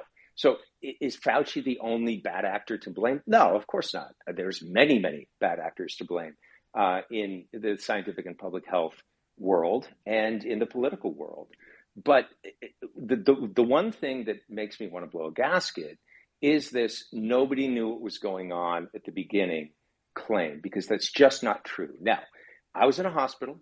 I was consulting on COVID patients in the ICU. I had to sit down with family members and tell them their loved one was irretrievably dying of this illness. So I know the atmosphere there. I was working on devising ventilator triage policies, thinking we might have to use those policies. I get it. I don't blame frontline doctors who were 99.99% of them, yes, they were doing the best they could with the information they were given. But they were given bad information. For example, the ventilate early, that whole thing was put together by people who made the political decision to protect hospitals rather than protecting patients. So the reason for ventilating early on in COVID was not because you get better patient outcomes, but to protect the staff from getting COVID, because it was easier to control the spread of the virus if somebody was on a ventilator. That was instrumentalizing patients for another aim. And what we decided to do early on in the pandemic, which was never part of public health planning prior to the pandemic, was to protect institutions rather than people, to protect hospitals rather than protecting the people in the hospitals, to protect the healthcare infrastructure rather than using the healthcare infrastructure to do the most good possible. So those were mistakes made by specific people who need to take responsibility for them. Most frontline doctors were not part of those conversations. They were not part of the payment structure from Medicare that incentivized the overcounting of COVID cases and COVID deaths. So these systemic issues were created by specific political decisions. And there were people who have the receipts. You can look at our tweets You can look at our communications. You can look at the articles we published all the way back in 2020 saying this is not right. This is harming people. This is creating another mental health crisis. This is creating... Aaron, just from what you said, I just want to ask Dr. Danish a question. Dr. Danish, we can bring the receipts. There were people who knew. There were people who criticized, and we got censored. We got slandered. We got fired. We got smeared. We got accused of wanting to kill grandma. And now we know that the government was behind a lot of that censorship. So I just don't have any patience for nobody knew what was going on. Yeah, no, there was a projection of a false scientific consensus because half of the debate was suppressed. Period. Aaron, I just want to give a timeline. 1 second. I just want to give a timeline of events, and then maybe Dr. Danish can answer this. So it says January the 20th, COVID was found first in Washington State. And then January the 29th is when Fauci was appointed. And then we have the emails on that day, which we talked about in the previous space. And then the email on this one, which is February the 1st, where they realize that the other possibilities are there. So they realize that within days or on the same day that Fauci is appointed. So I'm just trying to understand your point about when did this early theory on Fauci come along? I think so. One of the things that people are forgetting is that China did not share any information along the way. Can we all agree that China did not share any information along the way? Aaron, can we agree on that? China were paid. Have a look at the files that I've linked to that are now in the net. I'm sorry. I'm just asking other people. Just want to make sure. No, they shared some information. Regarding but the information the virus itself, did China share any information with the U.S. government about the virus itself that now we know to be true at that time? Yes. Oh, I don't know what we know they shared. I mean, that's a broad statement. They withheld key information. They had suppressed. I've looked at the documents. There's information they shared. Suppressed information about its virality. They did not share information about its virulence. They did not share information about or transmissibility and virulence. They did not give us any information. We were. This is why I'm so confused by Aaron's point, because just because one group of people did one study, we're saying that we would not go with the abundance of caution? No, EcoHealth Alliance hired the Wuhan Institute of Virology. They paid Ralph Baric and Xi Zhengli to do this. I'm sorry. We're having money. Just give us a second. Just wanted to go back and forth. I want to make sure that I understand Aaron's point here. So my point is that prior to the pandemic, we had pandemic plans in place. We had papers from all the way back in 2016 from the very best epidemiologists and virologists and infectious specialists in the world saying lockdowns, masks, school closures, all these things are a bad idea for a respiratory virus, whether influenza or something analogous to influenza. We threw out all of that decades of experience and learning and decided to reinvent the wheel. And claiming that lockdowns and school closures were an abundance of caution, they weren't. They were an abundance of recklessness. You're jumping ahead, Aaron. I'm talking about your commentary around people knew exactly what to do. Suleiman just gave us a timeline. Are you telling me that when we first started seeing cases in New York, we knew exactly what to do?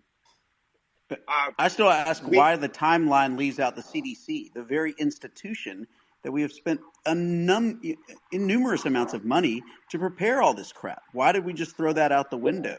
Well, because the pandemic response team was gutted. It seems like you're asking most yeah, we did know what to do. Did we know what to do in terms of we knew exactly what to do. We did not know. So, for example, we're acting like we knew exactly how this virus was transmitted. No, we knew what the pandemic response would be. But we had literally gotten rid of our pandemic response funding and team. True. I mean, this is just hackery we're hearing now. Billions of dollars in funding. I mean, that's just hackery. So, Aaron, you had Event 201 in November 2019, actually October the 19th, 2019, you all met up. Bill Gates met up with the CDC, with the FDA, with everybody else in 2019 and did an epidemic preparedness event based on a bat coronavirus in which the takeaway was a cuddly coronavirus toy. I'm It's sorry. all Are we on now record. claiming that Bill Gates made the virus? Jesus. Can we just Well, get back on No, it that's point? not what sounds she's like you saying. That's not think what she's that saying. the I know pandemic plan gets she thrown out dodged every the other deep end a day. little bit.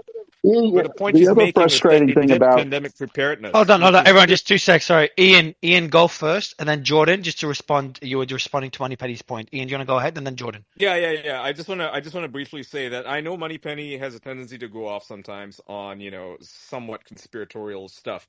But what she's referring to is the fact that they have done pandemic preparedness, and this was one of those instances. So they knew what to do. There is a plan in place. Otherwise, they wouldn't be conducting these exercises. She's not saying that Bill Gates released a virus or anything like that happened, right? That's not what she's saying at all. She's saying that they are simply prepared to do it and they know what to do, like how to deal with it. This is stuff that's been done for years and years and years. There's plans going back to like 2000, Operation Dark Winter, right? That's one example where they talk about a biological attack. Obviously, it's never happened in history, but there is a plan in place based on the outcomes of these exercises. It's like war games every single year with the military, right? It's no different than that. So the idea that the U.S. government wasn't prepared, this was a completely new scenario. No, that's not true at all. Anyway, I think we should go to Tom. He's got a lot to say here. Yeah, I'll get just if Tom, do you mind if I get Jordan as well, just to kind of comment on Moneypenny's point? Then we'll go to Bernard as well has been waiting, and then of course we'll go back to Tom and Aaron. Yeah, Go ahead, Jordan.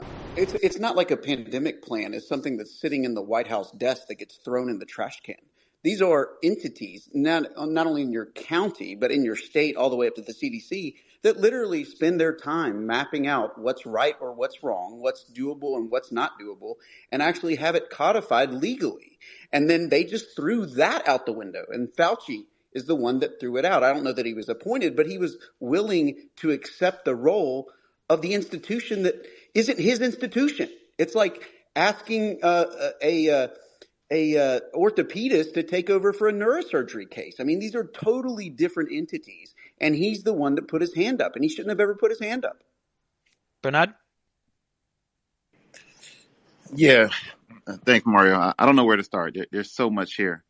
I would like to go back to some of the finger pointing that was happening, and just to make it quite clear, we spent a lot of time pointing the finger at China, and rightfully so.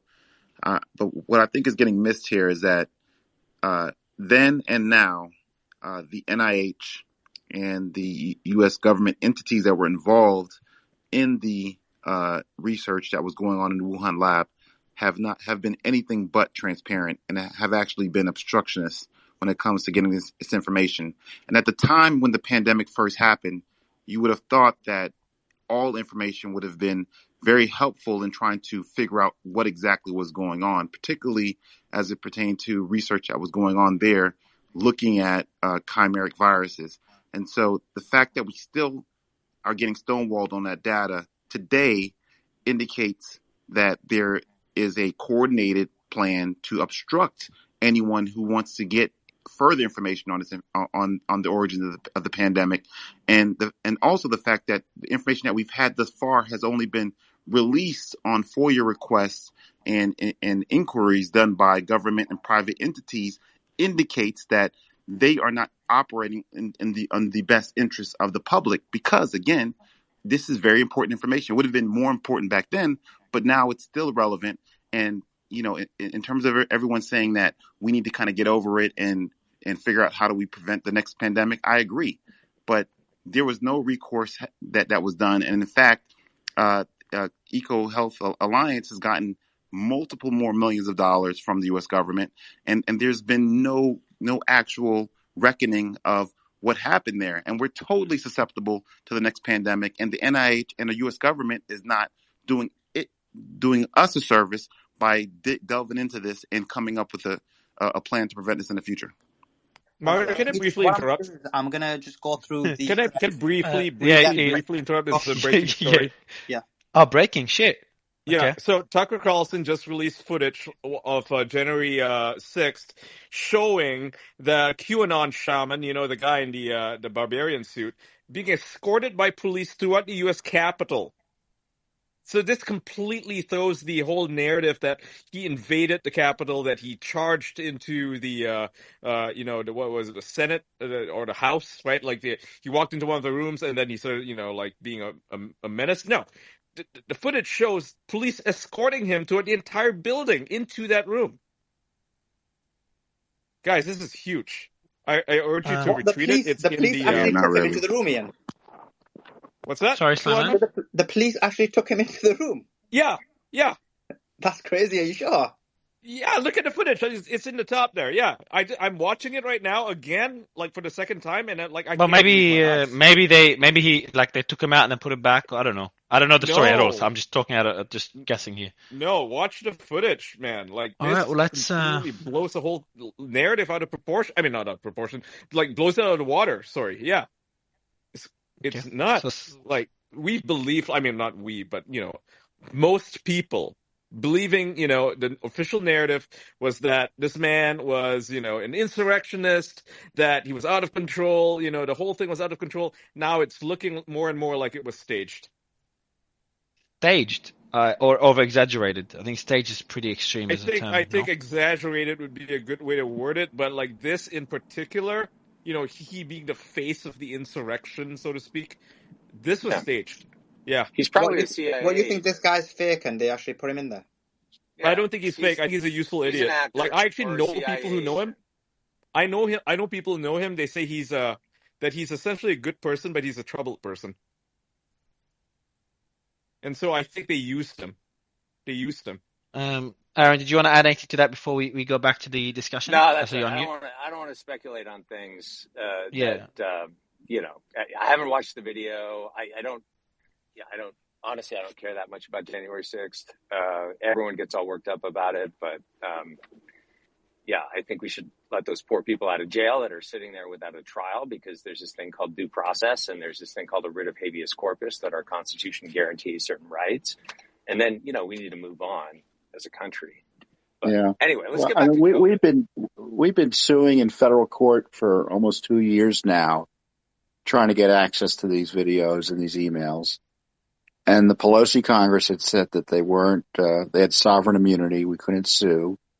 And even if we could, they weren't public records. And, if they're public records, they weren't important enough to release. And this shows that was a big lie.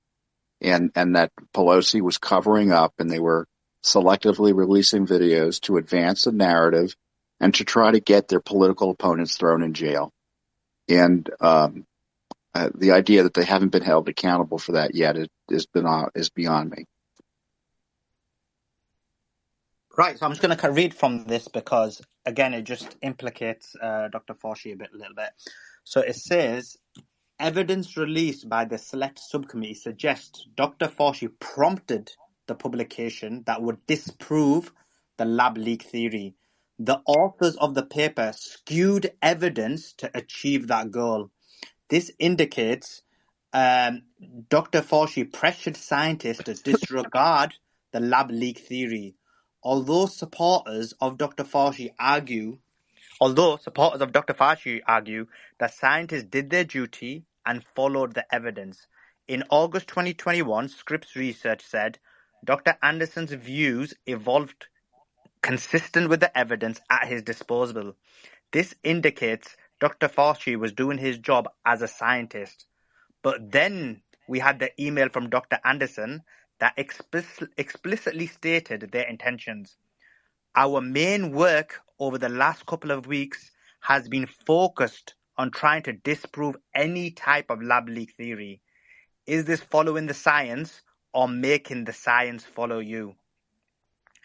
In February 2020, just to balance it out a bit, Dr. Anderson wrote to Nature and said that the research was prompted by Dr. Fauci, but in the same email he said that they were told to provide agnostic and scientifically informed hypotheses around the origins of the virus.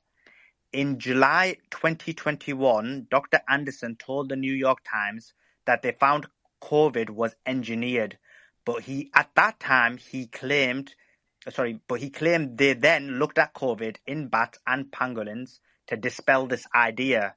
But then the problem with that was when Dr. Anderson, but the question is, why did Dr. Anderson make this claim in 2020? So before this, when he was going through the peer-reviewed process to publish in Nature, he said the following: "There is no evidence on present data that pangolin coughs are directly related to COVID-19." So, Dr. Danish, what's your thoughts on this? Because what it seems to indicate is, one, that Dr. Fauci was completely complicit in ensuring that this paper happened. Number two, that this narrative was forced, and they said that this is their objective to do so. And the third thing was that basically, when it came to the natural release of the virus, that was debunked a lot earlier. So I don't think that any of the stuff that you just read said that. I mean, so again, step by step, there's that Anderson said, hey, my job was to disprove the lab leak theory. There's an email from Fauci saying very clearly, we want you to stay, agnostic here. And so this is one person saying that they understood their role to be something which Fauci clearly didn't tell them. I mean, it feels like we're making a lot out of nothing. I mean, I'm just being honest right now. I feel like there's a narrative that has been clearly established. It's easy to again, Fauci has made tons of mistakes. I think most doctors will say Fauci has made tons of mistakes. I just don't think this is it. So you don't think it's knowingly pushing knowingly pushing false information that you knew had good faith opponents and suggesting they shouldn't be able to speak? Well, again, I think the suppression of information is 100%, Tom, you're right. Let me be very clear. Suppressing other voices was definitely incorrect. How about that? Well, but how is that not deplorable? I mean, you're suggesting it's not a big deal. No, I'm saying this part there's two parts of things that happen. One part is the suppression of other voices, what Aaron was referring to earlier, which I actually do agree is completely unreasonable. And the other is him telling people to go and find out whether the lab leak theory was there or not. In email, literally saying the words that was read by Suleiman about being agnostic, and then and this part of it to me is not the issue. Fauci, and Birx and the rest of the institution actively suppressing any other narrative, deplorable. I'm just saying this part of it, this specific part of it, to me is. Dr. Anderson stated, our main work over the last couple of weeks, this is in February of 2020, have been focused on, quote, trying to disprove any type of lab theory. This was not an honest analysis. This was a political response to the negative news that it had emerged out of Wuhan, possibly from the lab, and if that were the case, it was likely through U.S. funding of the gain of function. And so to suggest anything other than that, to me, I think it is belied by the circumstantial evidence and these documents. In the same email, Dr. Anderson said that they were told to provide agnostic and scientifically informed hypotheses around the origins of the virus. I mean, dude, like. Yeah, but Dr. Dinesh, what else? But that doesn't tell you anything. That just says. I mean, what have you been told to provide? Obviously, fake scientific analysis. Well, and Tom, of course, you're going to try to. Agnostic is dishonest in this context. You know, he had meetings with these guys off the books, like Dr. Barrick. I mean, I think Prodigal threw it in the nest earlier. You know, he stated in front of Congress, you know, he had this loose relationship with Barrick, didn't even really know him. And then we find out that in February, you know, they spent 2 hours in an off the records meeting that was only dug up in FOIA requests. And so, you know, we know that they were sitting there literally talking about chimeric viruses. That's, you know, according to Barrick himself. And you know, I think it was even like Slack chats that were released in this FOIA. So, you know, to say that Anderson is stating that, yes, it was agnostic, we don't know what the conversations he had behind the scenes with Dr. Fauci were. But we don't. The other thing to add to this email ain't it. I mean, like, I'm sorry. There's a lot of other much worse things that have happened. You know, what Aaron is discussing around ventilators, I have heard that. I've not seen the actual evidence, but that's way worse. The fact that Fauci said not to wear masks in the beginning, that was a huge mistake that honestly, on its own, is enough to say, hey, look, he should have been fired on that decision. I just Dr. don't think Danish, I this just is want the to fact decision. check. I just want to fact That's check what you said. That email wasn't the same email. So the email where he says our job is to try and disprove any lab leak theory was on the February the 8th, and Anderson sent that email to a professor in Germany for infection research. So that was a separate one. The email where he sends to Nature, because he wants to get published, he's not going to say I'm biased when he's going to get published. That was 4 days later, and that was to Nature saying that we're being agnostic. yes, and the Again, other the thing to point add is to no this, different to Dinesh. me. Yeah, well, there is one major point here is that you and I have both been involved in research. How often do you go to the table saying, okay, here's what the data looks like? Because one of the first things we have from Anderson is him saying, based on the data, and you have to look at the genetics. That's what he's saying. If you look at the genetics, there is a problem. It doesn't look like it follows from anything we know about evolution. Okay, so to go from that position to the position he moved to in 4 days, as you've already stated, no new information was coming out of China. So what part changed in his assessment over the ensuing short days? I mean, this is not a long time to analyze it. And the other thing to add to this is the conflict of interest here, just to put all the cards on the table, is that when you, for anyone else on the call, I don't know everyone else's history here, but being a recipient of a federal grant from the government, there are many hoops you have to jump through. And you know who your funding agencies are, and you know what they want from you. And so the fact that Anderson did turn in something that was more compliant, it redounded to his benefit because he captured double the grant money, which is no small thing when that's your career, that's your life. Now, it's not enough to Yeah, I was implicate going to him and say, say, you're we know. implicating a lot Right, of things about someone's character. No, I'm not. No, that's right. Let me finish and say that's not enough to impugn and say we can, sort of get inside his head and know what his motives are. But what it is worth mentioning that there are conflicts of interest in everyone who is involved in penning the letter of proximal origins. And you're the one who already stated, and I agree with you, and so does the State Department. But Kyle, when they Kyle, chimed based in, on what you said, isn't that arguing that basically all people in academia have a conflict of interest? Because most of them are getting grants, aren't they, for their work research?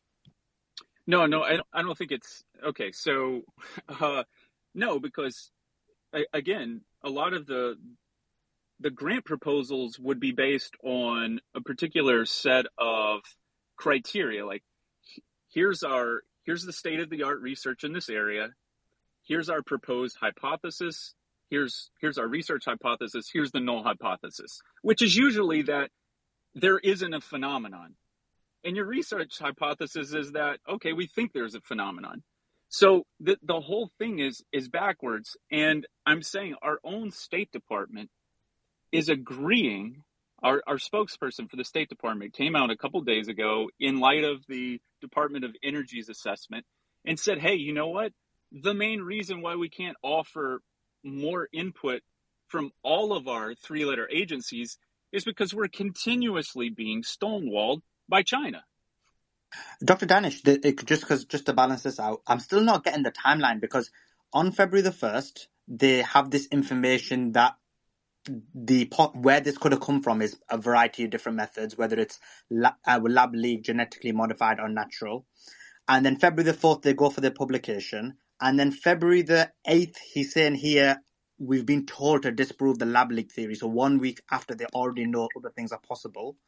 So, I mean, if you can explain that to me. Can I, Suleiman, you just said it in a certain way. I'm going to say it in a completely different way. It'll be helpful, because I think that it's a leading question, and I don't think it's a fair question. So I'm going to say it in a different way, so in that way we can get to the same point.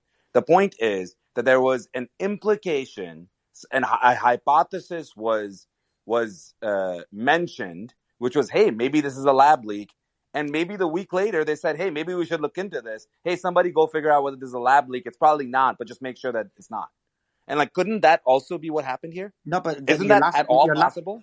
No. So your last bit, where was that in the emails? Because I'm not getting that. So, because on the It first is bit, an email of the February the 2nd one, the one that I read out earlier. That's why he calls in the FBI and MI5 at the point that they say, we're not sure. And two of the experts that it's the same Fuller point. put them in touch with disputed it, said this can't be natural because we can see the furin cleavage and the nucleotide sequence. It's in the email of the 2nd of February. Yeah. So you're just adding to my point, Moneypenny, because I'm saying on the first and the second now, based on what you said, they're not sure. It could be either three.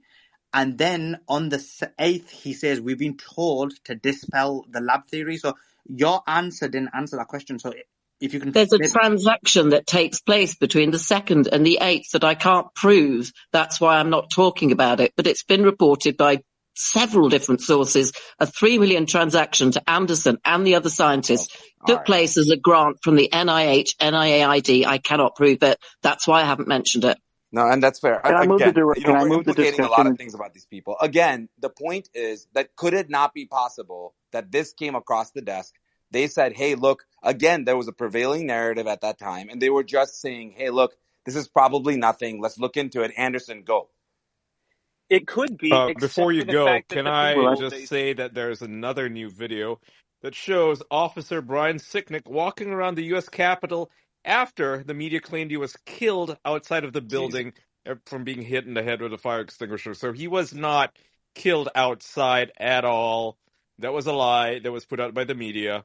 The new footage actually shows him walking around, and he's just walking around. He died later that day, and it appeared to be unrelated to anything that happened in the Capitol. So Ian, he just happened to die? Yeah, he died the next day of natural causes. Eventually, yeah. Of that natural causes? Yeah, he had like asthma. Jesus. If we could, but this is claiming he was a victim just of to balance this out, Tom. Is it possible, based on what Dr. Danish said, you have a scenario where 1st of February, 2nd of February, they think all these things are possible, but we don't have emails for the next few days, and they decide, you know what, lab leak theory is incorrect. It has very low possibility, so let's disprove it. There's no science that kind of emerges from that time period or even afterwards to suggest they had a good faith reason to veer as quickly as they did. And certainly in April, they were still collecting information, and desperately so, about their activities with Wuhan. So they even haven't dismissed it, even despite that article that they pushed out or helped push out. So, I mean, this gain of function was front and center for them for the first part of the year, and it never dissipated. And it's because they knew. I mean, the conclusion is the circumstantial evidence is powerful and can't be dismissed, that they had a personal interest here because they had approved these grants for the potential origin of the virus. And, if there's a lab leak, what follows from that is that, it's not a one-for-one, it's not for certain, but it's much more likely that it was the result of engineering. And that engineering wouldn't have taken place without U.S. funding. I can evidence the editor of The Lancet was pulled into the British Parliament and asked to talk on record. An investigative body to study the most important biological event of the last 100 years. You don't send the person holding the contract to investigate his own subcontractee.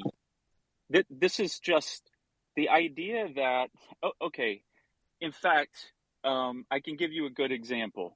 When I'm playing hide and go seek with my toddler, you know what? It's very easy for me not to find her. And you know why that is? It's because I know exactly where not to look. She's so clumsy at hiding, I can see her feet sticking out from under the table, so to speak. So I know in order to play the game, don't look under the table because the game would immediately be over. So what you do in a situation like this is not a conspiracy. It's just, if this is my subcontractor and I know I'm about to get all kinds of heat for malfeasance, biosecurity, biosafety issues, I go and I look where it isn't. And that's precisely what happened here, which is why even in the follow-up, when Dr. Sachs comes forward and says he didn't even know when he was putting together the investigation that Peter Daszak had this many conflicts of interest. It's just like the least likely person. Would you get OJ to go investigate the scene of the crime? Well, I mean, it's even worse than that. I mean, that the program was done under the rules set by China. We have a WHO briefing package sent on February 13th, 2020, to NIH officials traveling to China as part of this big, task force. Important.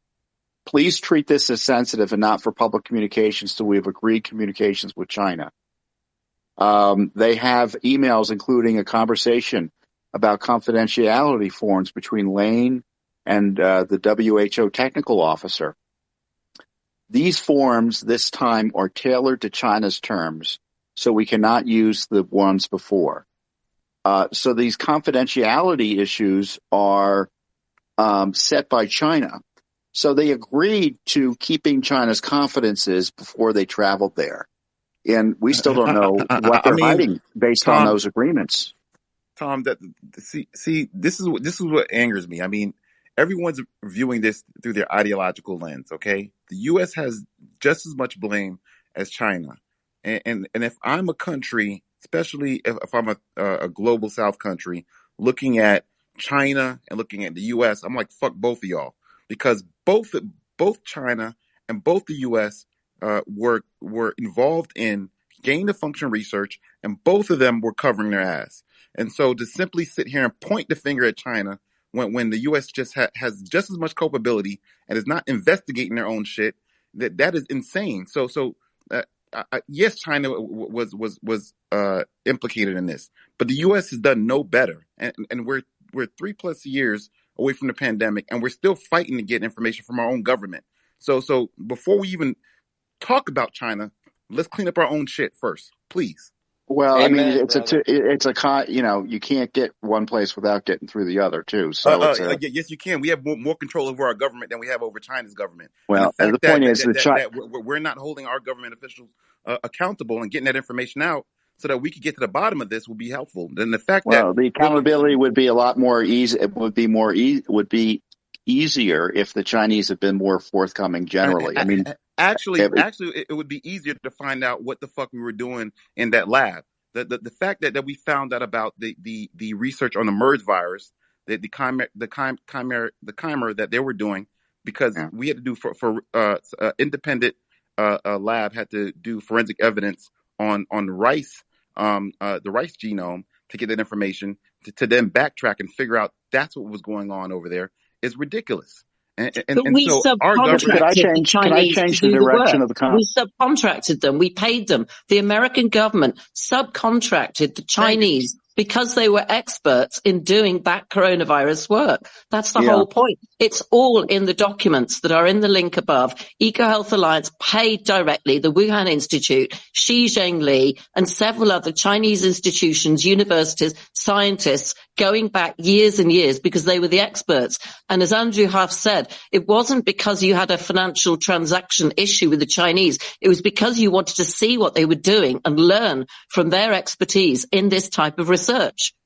Well, that's a charitable interpretation in some respects because I think they knew they were up to no good and they saw this as an opportunity to get an insight by funding the actual activity they were nervous about, which is the gain-of-function activity. That is not the case because China learned how to do reverse engineering from us. Okay, the point is we knew what they were up to when we were nervous about it, yet we were funding them while spying on them at the same time. That's what the documents show. And if I could just change the direction of the point is that we were at front and center with all of this going on in Wuhan. I agree. And then our government officials did not act in good faith, and they're still not acting in good faith. So you're still sitting here pointing the finger at China. Well, when you're I'm highlighting the documents. Don't lecture me about what we're doing. I mean, are you in court trying to get records about what went on, what the U.S. government's doing? Have you been spending resources to pursue multiple cases of lawsuits and reviewing hundreds of thousands of documents about the U.S. involvement in this issue and then educating people about it? Don't lecture me about it. I'm pointing my fingers where they deserve to be pointed. The Chinese are bad actors, and we have almost separately, without judicial watch, we wouldn't know about our activities in China that you're yelling about. So don't lecture me about it. Much appreciated, Tom.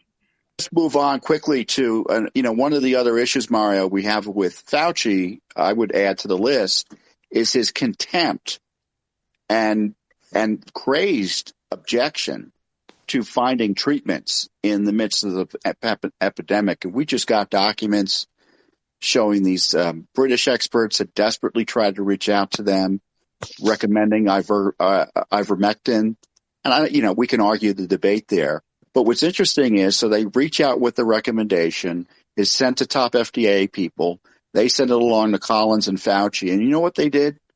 They blacked out all their responses. So there was this good faith recommendation, and rather than respond, or at least allow Americans to see how they responded, they blacked it all out.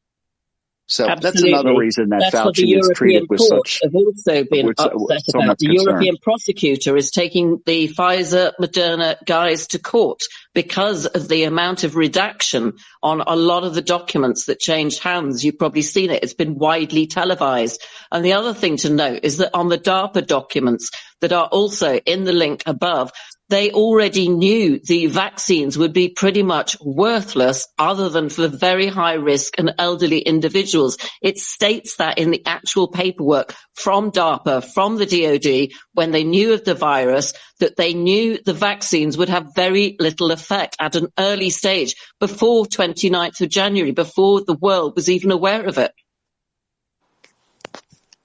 So, Tom, I just want to understand a little bit, kind of going back to your point around Fauci and his contempt for other treatments. Are you suggesting, similar to Moneypenny, that this had to do with the EUA application? That does come up in other documents. It's very interesting. I don't know if we've released those yet. No, I mean, I just see this as, it's hard to tell what the basis of it is, other than this kind of general approach that there was this contempt for Trump's efforts to figure out treatments. And, their view was that treatments got in the way with the panicked approach they were suggesting to the COVID shutdown. Aaron, what do you think, Tom? Is that 2020 was geared toward 2021. And what I mean by that is early treatments, the possibility that early treatments might work. And again, I don't want to get into that debate because I don't know that research well enough. But the possibility that it might work was shut down because the solution had to be vaccines. And there's a very clear as day, crystalline clear conflict of interest there. And that's that the NIAID co-owns the patent on the Moderna vaccine. But Aaron, and they use steroids. They used steroids were not a threat to. Why weren't they a threat? If any treatment, the vaccines. Right. Then why is there? Because steroids are given to people in the ICU, and the vaccines were meant to be given to every individual on the planet. Oh, so the concern was that the early treatment was a preventative treatment? I'm a little bit confused because is there a line at which? If you look at the data on early treatment, ivermectin and hydroxychloroquine, as far as I can tell, the studies that were negative on those generally dose them later in the course of the illness. They don't seem to work very well once you're hospitalized. The studies that were positive seem to be you dose them either literally prophylactically, like take ivermectin once a week, or you take it at the earliest onset of symptoms or a positive test. And those studies, by and large, tend to be positive. So if you have an early treatment that actually treats the illness sufficiently that you don't really get sick, or you don't get sick enough to be hospitalized, that removes the legal justification for an emergency use authorization for vaccines. But beyond that, just favoring one particular treatment over another because you happen to co-own the patent on it is a clear conflict of interest. And Fauci did the same thing. It's the same playbook he had back in the HIV/AIDS days. The early AIDS advocates, the LGBT community, the gay community back in the early 1980s, they all hated Fauci. Why? Because he pushed toxic AZT and other drugs that were still on patent. Vaccines. Suppressed information and attempted for decades to make an AIDS vaccine. That project is still failed, but he's dumped who knows how much money into that failed project. But early treatments like repurposed drugs like Bactrim, which we now know are actually effective at treating AIDS and not toxic like AZT, he suppressed that. And the people on the ground who were doing the same thing, try to help people with AIDS in the early days, when things were a mess and people were desperate for something, he did the exact same thing back then. And the people who went through that, it's not political, both sides of the political spectrum. In fact, that's going to be mostly people on the left who were dealing with, with the gay community that was disproportionately impacted by that illness. They hate Fauci because he did the exact same thing back then that he did to early treatment with COVID. It's the same playbook.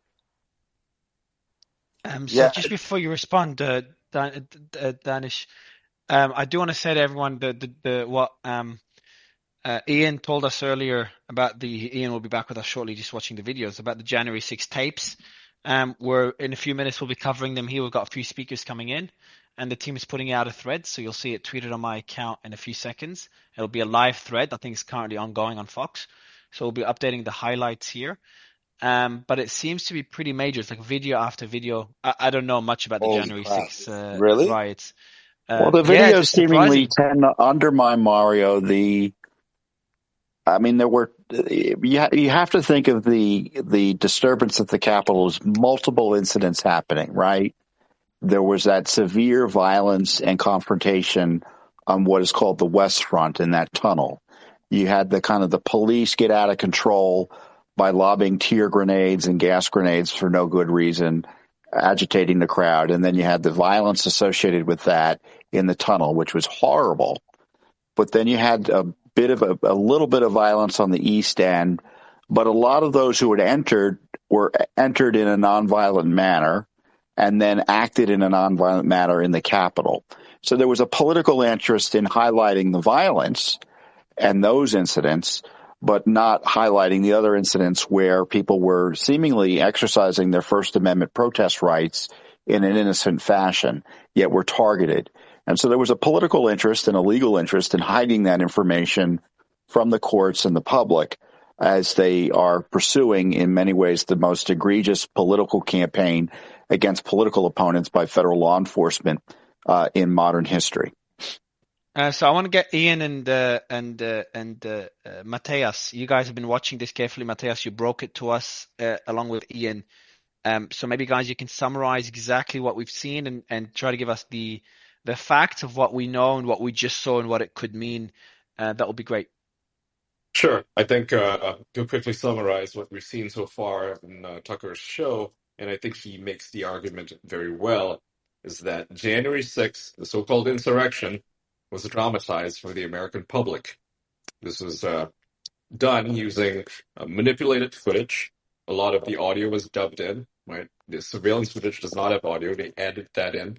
And people like Ray Epps, who, have been caught on video telling people to go into the Capitol, lied in their testimony because, during the January 6 hearings, he told Congress that he had left the grounds by the time he had sent messages to his nephew, bragging about orchestrating at least part of the so-called insurrection. And yet, the footage shows, Tucker manages to show this, that he was there on the grounds for at least 30 more minutes. So he lied. And this, he's not facing any charges at all. Whereas people who walked into the Capitol, in the instance of Jacob Chansey, the so-called, what's he called, the barbarian or whatever, right? The guy with wolf's head.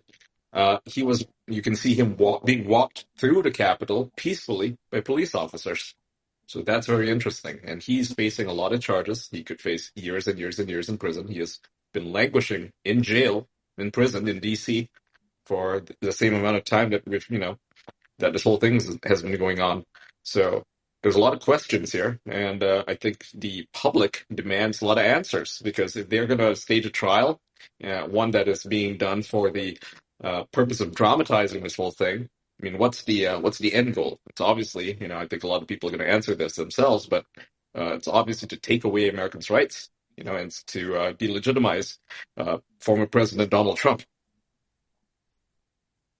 Matthias, I think the second one is probably a more valid one. That taking rights, using it against Trump could be an explanation that would make sense to me. But Matthias, what do you think about what else is there in the videos? Well, I think at the top, I want to start by saying I would hope everyone here agrees that what occurred on January 6th was not something that we think of as okay. Whether or not it was a violent insurrection, there's no evidence to suggest that, but it was in fact it did become a demonstration that was unlawful. What Tucker Carlson revealed in these newly released and unedited clips basically exposed the fact. I think the largest takeaway from the hour-long special, and there's going to be a second installment of these tapes tomorrow night on Tucker's show, basically highlights the January 6th committee's manufacturing of the story that they wanted the American public to know. Something specifically that stood out to me was a video clip of Senator Josh Hawley that they used, and the senator is running out of the Senate chambers during while people have already breached through the Capitol, and he explained that there were a few agitators at the front that breached, and then the hundreds of other people that were in there were moseying about pretty peacefully, which he documented as well. But this clip of Josh Hawley was singled out by the January 6th committee as proof that he was kind of running away from his own people. And it became a mockery in the room. There was audible laughter in the hearing room by journalists and other people, and it became this large talking point. So what the video showed, the unedited portion, was that Senator Hawley was one of the last senators and members of the senators had their aides and other staff to leave, and they were all running and being instructed to run by police. So I think that it shows you the kind of people call the January 6th committee a show trial, and I think that provides evidence to that more than not. Additionally, there's a dishonest framing, right? It's a dishonest framing of what actually happened on that day.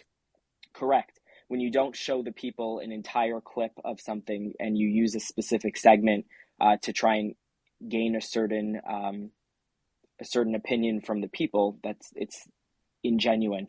Additionally, an officer did die around the time of January 6th, and originally he was reported to have been killed by rioters via a head wound. His name was Officer Brian Sicknick, and regardless of how he was killed, we should all mourn a law enforcement officer's death. But Tucker refutes statements of when he was allegedly involved in that incident that led to his fatality by providing video evidence that he was alive and wearing extreme protective gear at a certain point in the day's events that don't line up with the testimony that the committee gave. So I think that overall, people tend to take things. Matthias, your mic. Okay, you're back. Yeah, go ahead. Some people tend to take things a little too far at some points, whether that be on the extreme right or on the extreme left. I think that what you saw today was clear evidence that the American public needs to see more unedited footage from what occurred inside the Capitol on January 6th. I've got Sleiman is going through it now, so he'll be. Yeah, and there's a thread being updated live. Tucker says the video that he's released demolishes the claim that it was an insurrection, and certainly the video, as I said, as I highlighted, there were violent incidents associated with the January 6th protests. It doesn't mean the protests was completely violent and was insurrectionist, as has been widely which has been pushed by the Justice Department. And people are being told to, disavow their disputing, their ideas about the election in criminal trials in order to get lower sentences from federal judges. I mean, this is a terrible assault not only on our First Amendment rights, but on our rights to petition our government and such through this false narrative that has been put out by the Pelosi Congress and the Biden Justice Department. I mean, they're trying to criminalize opposition to the Biden administration. These are dangerous times for our republic in that regard. Tom, can I ask you a question? How many protests occurred on January 6th across America? Oh, that's a good question. I don't know the answer to that. So there was widespread protests across America on January 6th, California, actually in Los Angeles, because I have a family member who was protesting actually during January 6th against election fraud in California, and specifically in Southern California. There was no detentions there. There was no detentions really anywhere else across America but Washington, D.C., and the January 6th in front of the Capitol. I think that's an important, because if you're saying... No, I think it's a good point. Hold on, Tom, let me finish. If you're suggesting that all protests that occurred on January 6th, because what you're suggesting is political opposition to the Biden administration is being criminalized by the Biden administration, I think it's important to highlight that there was actually mass protests across America on January 6th, but where we saw the actual detention and where there was detention, and most of these detentions happened after January 6th. Most of these detentions occurred subsequently when they had arrest warrants and people were set on trial, were the people who stormed the Capitol. There were people who were in Washington, D.C. What do you mean stormed? Who stormed? What are you talking about stormed? Well, I mean, I think we can all look at the videos. I think we can too, and we can also look at who's been charged and the nature of the charges, almost all of which are misdemeanors, and they don't talk about storming. They talk about unlawful parading. I mean, it's absurd to suggest that the targeting of the Biden DOJ is just the violent protesters. I don't think there'd be much objection if that were the case. What's going on here is targeting for prosecution at the federal level the type of protests that have gone on since time immemorial here in Washington, D.C., which is unlawful parading in federal buildings. I attended the Kavanaugh hearings. I was there at both times where I was witness to violence and intimidation and disruption to the effort to confirm the United States justice by the United States Senate. And those folks were escorted, arrested after resisting arrest outside the building, given $50 tickets, and some of them got back in and got arrested again.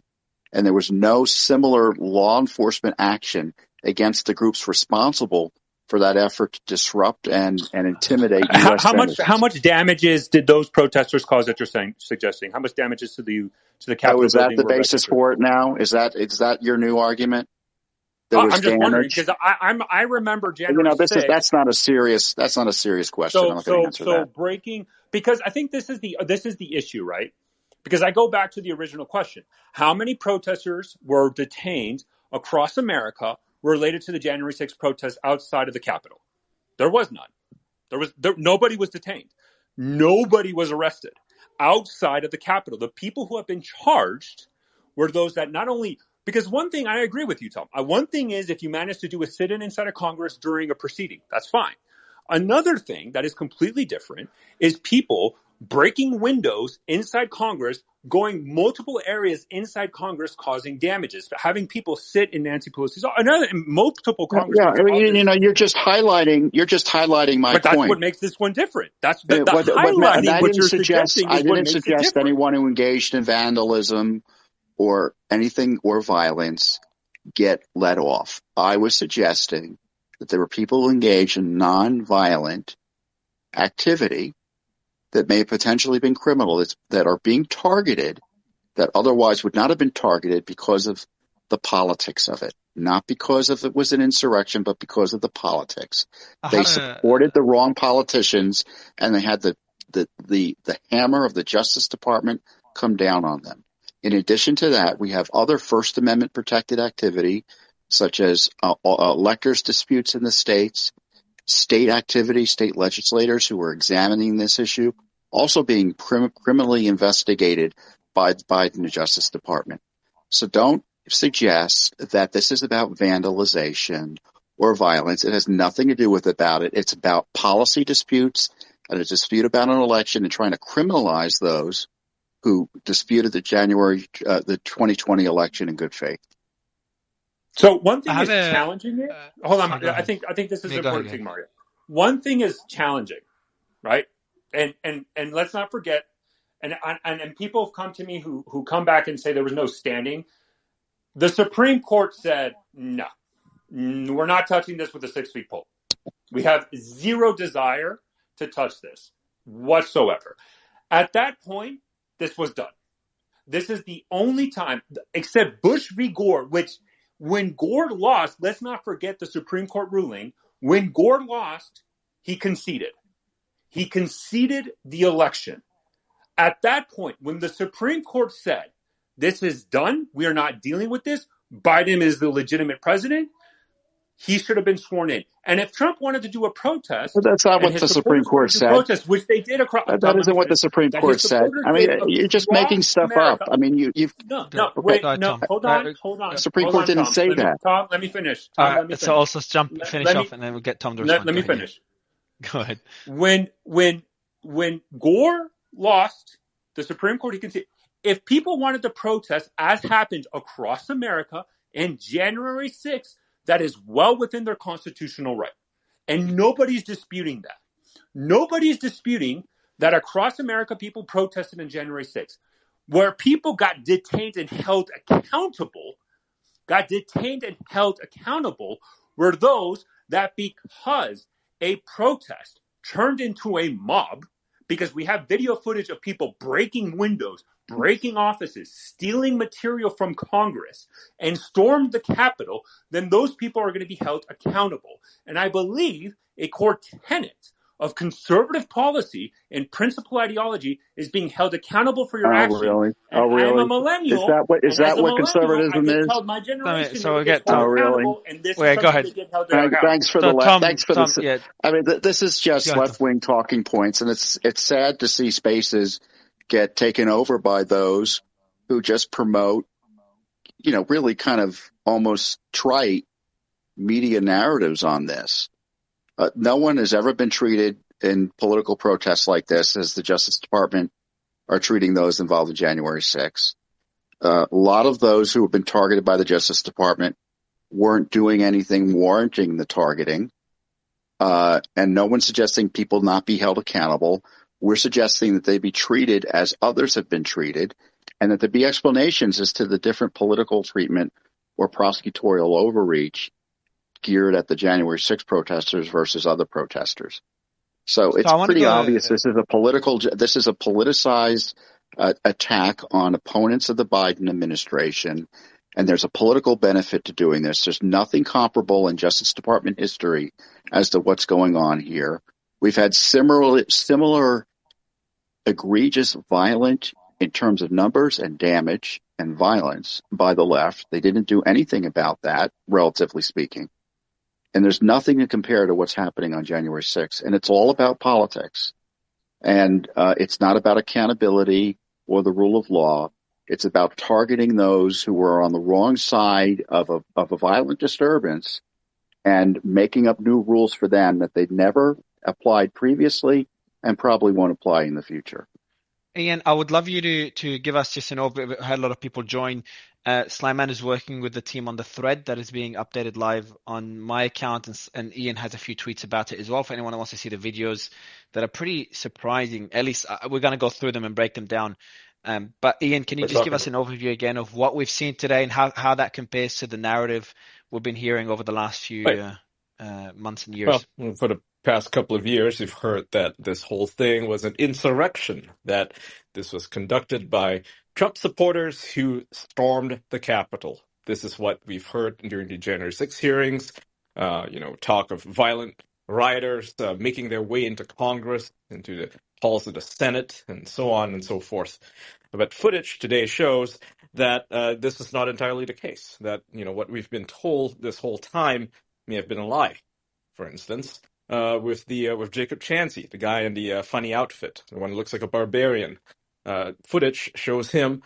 That's the guy that, what's his nickname? The QAnon shaman. shaman. That's right. Yeah, the QAnon shaman. Yep. So footage shows him being escorted by police officers throughout the Capitol. They didn't arrest him. He didn't force his way through. In fact, he just breezed right through with cops trailing him. Right. He was able to walk past police officers.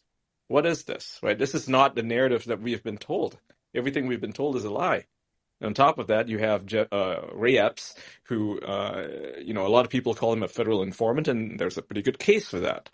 He's been caught on video, released by other people, right, showing that he has been, he was urging people to go into the Capitol to, commit violence. And it turns out that he lied to Congress. He lied to Congress about all of this because he claimed that he had left the grounds of the Capitol around the time where he was actually still there, at a time when he was texting his nephew, bragging about how he had orchestrated part of it. So his testimony was clearly a lie, and he was not charged for anything. Compared to other, protesters who were there, these people were charged with trespassing, minor misdemeanors, various things, and yet here's the one guy who's telling everybody to go inside and do violence. He gets off scot-free, which certainly lends the possibility I would say, a very high likelihood that he was, an informant, a federal informant. But this is me speculating, right? At a very minimum, he lied to Congress about this. And as others have pointed out earlier, Tucker Carlson's show, which is like an hour long, you should watch the whole thing, shows various instances where they perform, the January 6th committee performed a variety of very dishonest framing of what actually happened. For instance, with the Officer Brian Sicknick, it was widely reported that he had been killed, he had been struck in the head, died of a fatal blow with a fire extinguisher, that he had expired in the hospital a few hours later.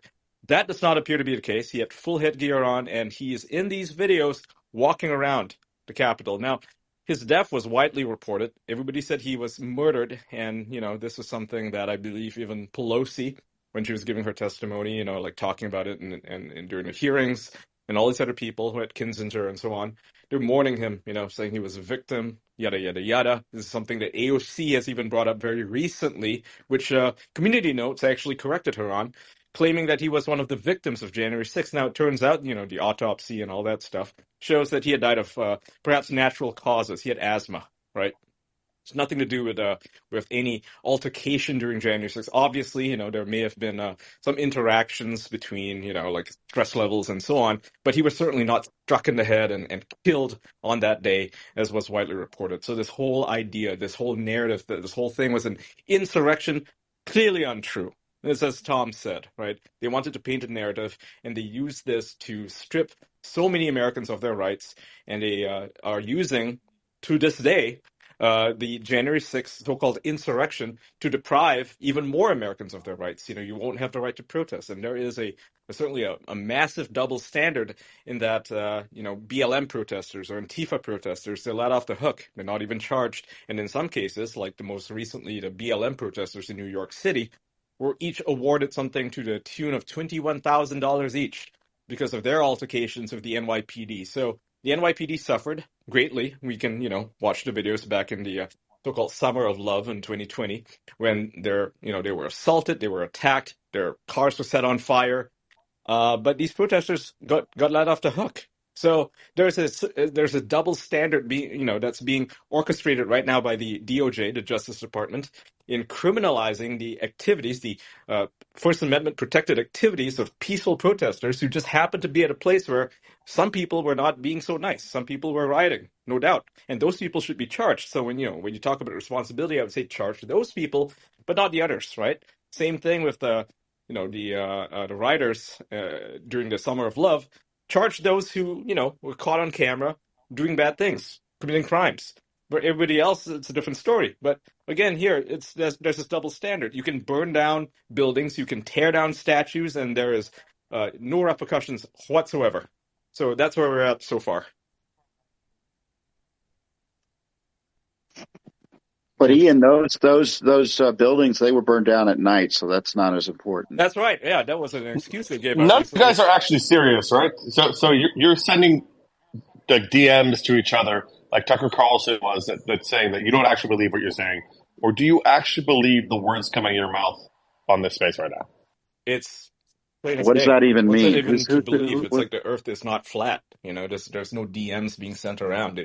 We know for a fact we can trust our eyes, despite what the experts might say. You know, now the experts look What at did this I and say that is incorrect about what has been said that's incorrect about how January 6th been handled? So you compared non-federal government buildings with any other properties and any other I'm actions. talking Yes, you about did. federal Yeah, Tom, courthouses you did. that were set ablaze. It's Hold the on, White House. Fidjiro, you asked. I don't get to Fidjiro, speak. you asked I don't get to no, speak. you asked a question. No, you asked a question. I was talking about federal courthouses and buildings that were attacked and set ablaze on the West Coast, and the suggestion was that was not as important because that took place at night. So is the White House and our Washington D.C. governmental entities and our congressmen, congresswomen, senators the same as every other building around the world? Are you trying to equate the what idea about the White House that somebody? when it was besieged? Oh my When it was God! besieged in September of 2020. What about that? You know, was anyone charged there? What happened there? You know, they set a guardhouse on the White House lawn on fire. How many people? How many people were there? What do you mean? How many people were there? Yeah, they tried to kill the president. No, Hundreds they tried to kill the president. That isn't a big deal. And of course, they didn't care about that, and they didn't want to increase security. How many people were there? They didn't care literally about that. purporting the entire Dominion bullshit lies What are you on the talking entire about? American people. Guys, come on. I mean, who's talking? I don't even know who's talking here. His name is Fidjiro. I was waiting for Tom. Fidjiro is usually more sensible than this. That's why I'm surprised he's saying this. But Tom, to his point, to Fidjiro's point, like it's ingenuous to say a lot of things that you guys are saying. Like you're in an uproar about the Twitter files and censoring, and Fauci's at fault, but Trump also censored information, as we could see by the call with Bob Woodward. Then BLM should be put in jail because they broke windows and stole things from Louis Vuitton stores in LA or wherever it happened. But these guys were peaceful protesters. Like, come on, guys. That's a ridiculous mischaracterization of my comments. Well, this shows you the dishonesty of the left in handling this complicated issue. No, it shows your dishonesty. It is a complicated. It shows your dishonesty. No, it doesn't, because I didn't say anyone who vandalized should get off with a slap on the wrist. I didn't say that. Tom, are you allowed to walk in the White House? The question is the response commensurate with can you let him respond responses? to Joa, and then you can jump in? Is the response consistent with prior responses to other political violence or demonstrations? And I'm saying, of course not. Fidjiro, what's your question? Under any circumstances, are you allowed to go into the White House without being invited? So I do want to highlight that the Capitol is another issue. You can't walk into the Capitol generally. People are being ushered in. These the videos show people being ushered into the Capitol. I'm just asking. I'm not asking you to give me a diatribe. I'm not giving you a diatribe. I'm just saying that the people were allowed in. They were being ushered in. So when you call it, we try to make that comparison and say, under what circumstances. You're trying to ignore the videos that all of us saw. We saw them chasing.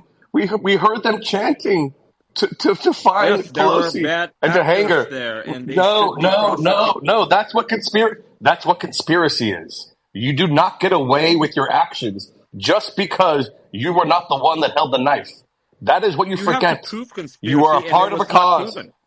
Digital. Oh, there we go. There you go. That's what the courts are doing. That's what the courts are doing. You're part of the cause. Yep, I'm part of the cause now. You guys are jumping. You're part of the cause. You're guilty. Conclusion. We're going to get arrested because we're part of the cause. That's the left's approach. So which court decided that there wasn't? Which court decided that there was conspiracy?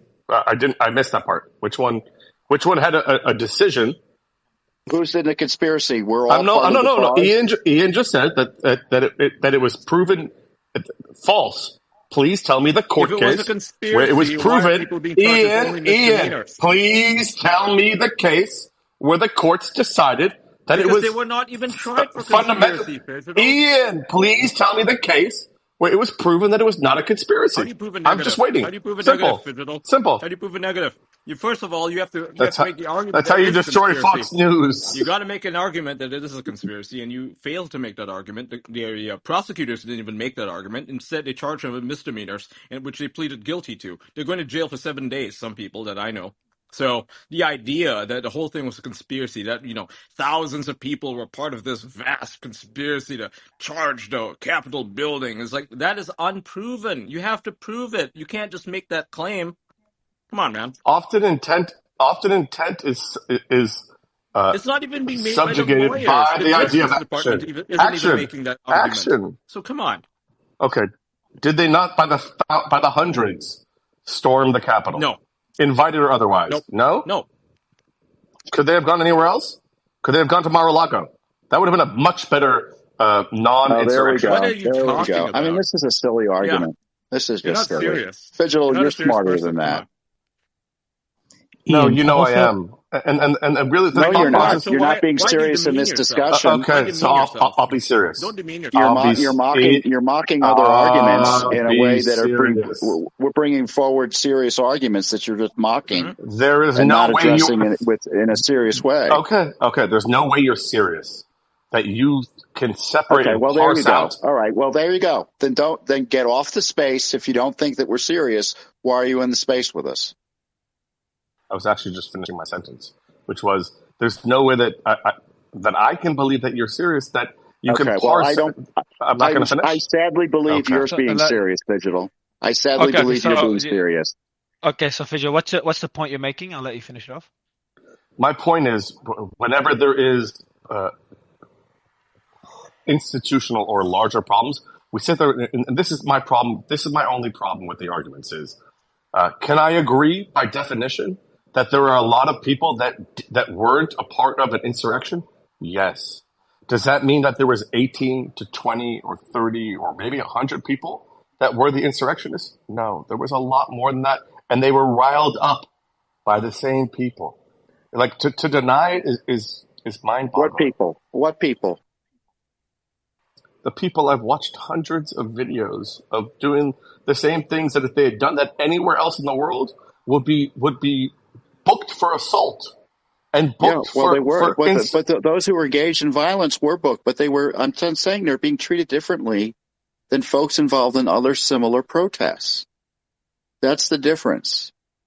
And there are others being prosecuted who would never have been prosecuted or hadn't been prosecuted in other similar protests.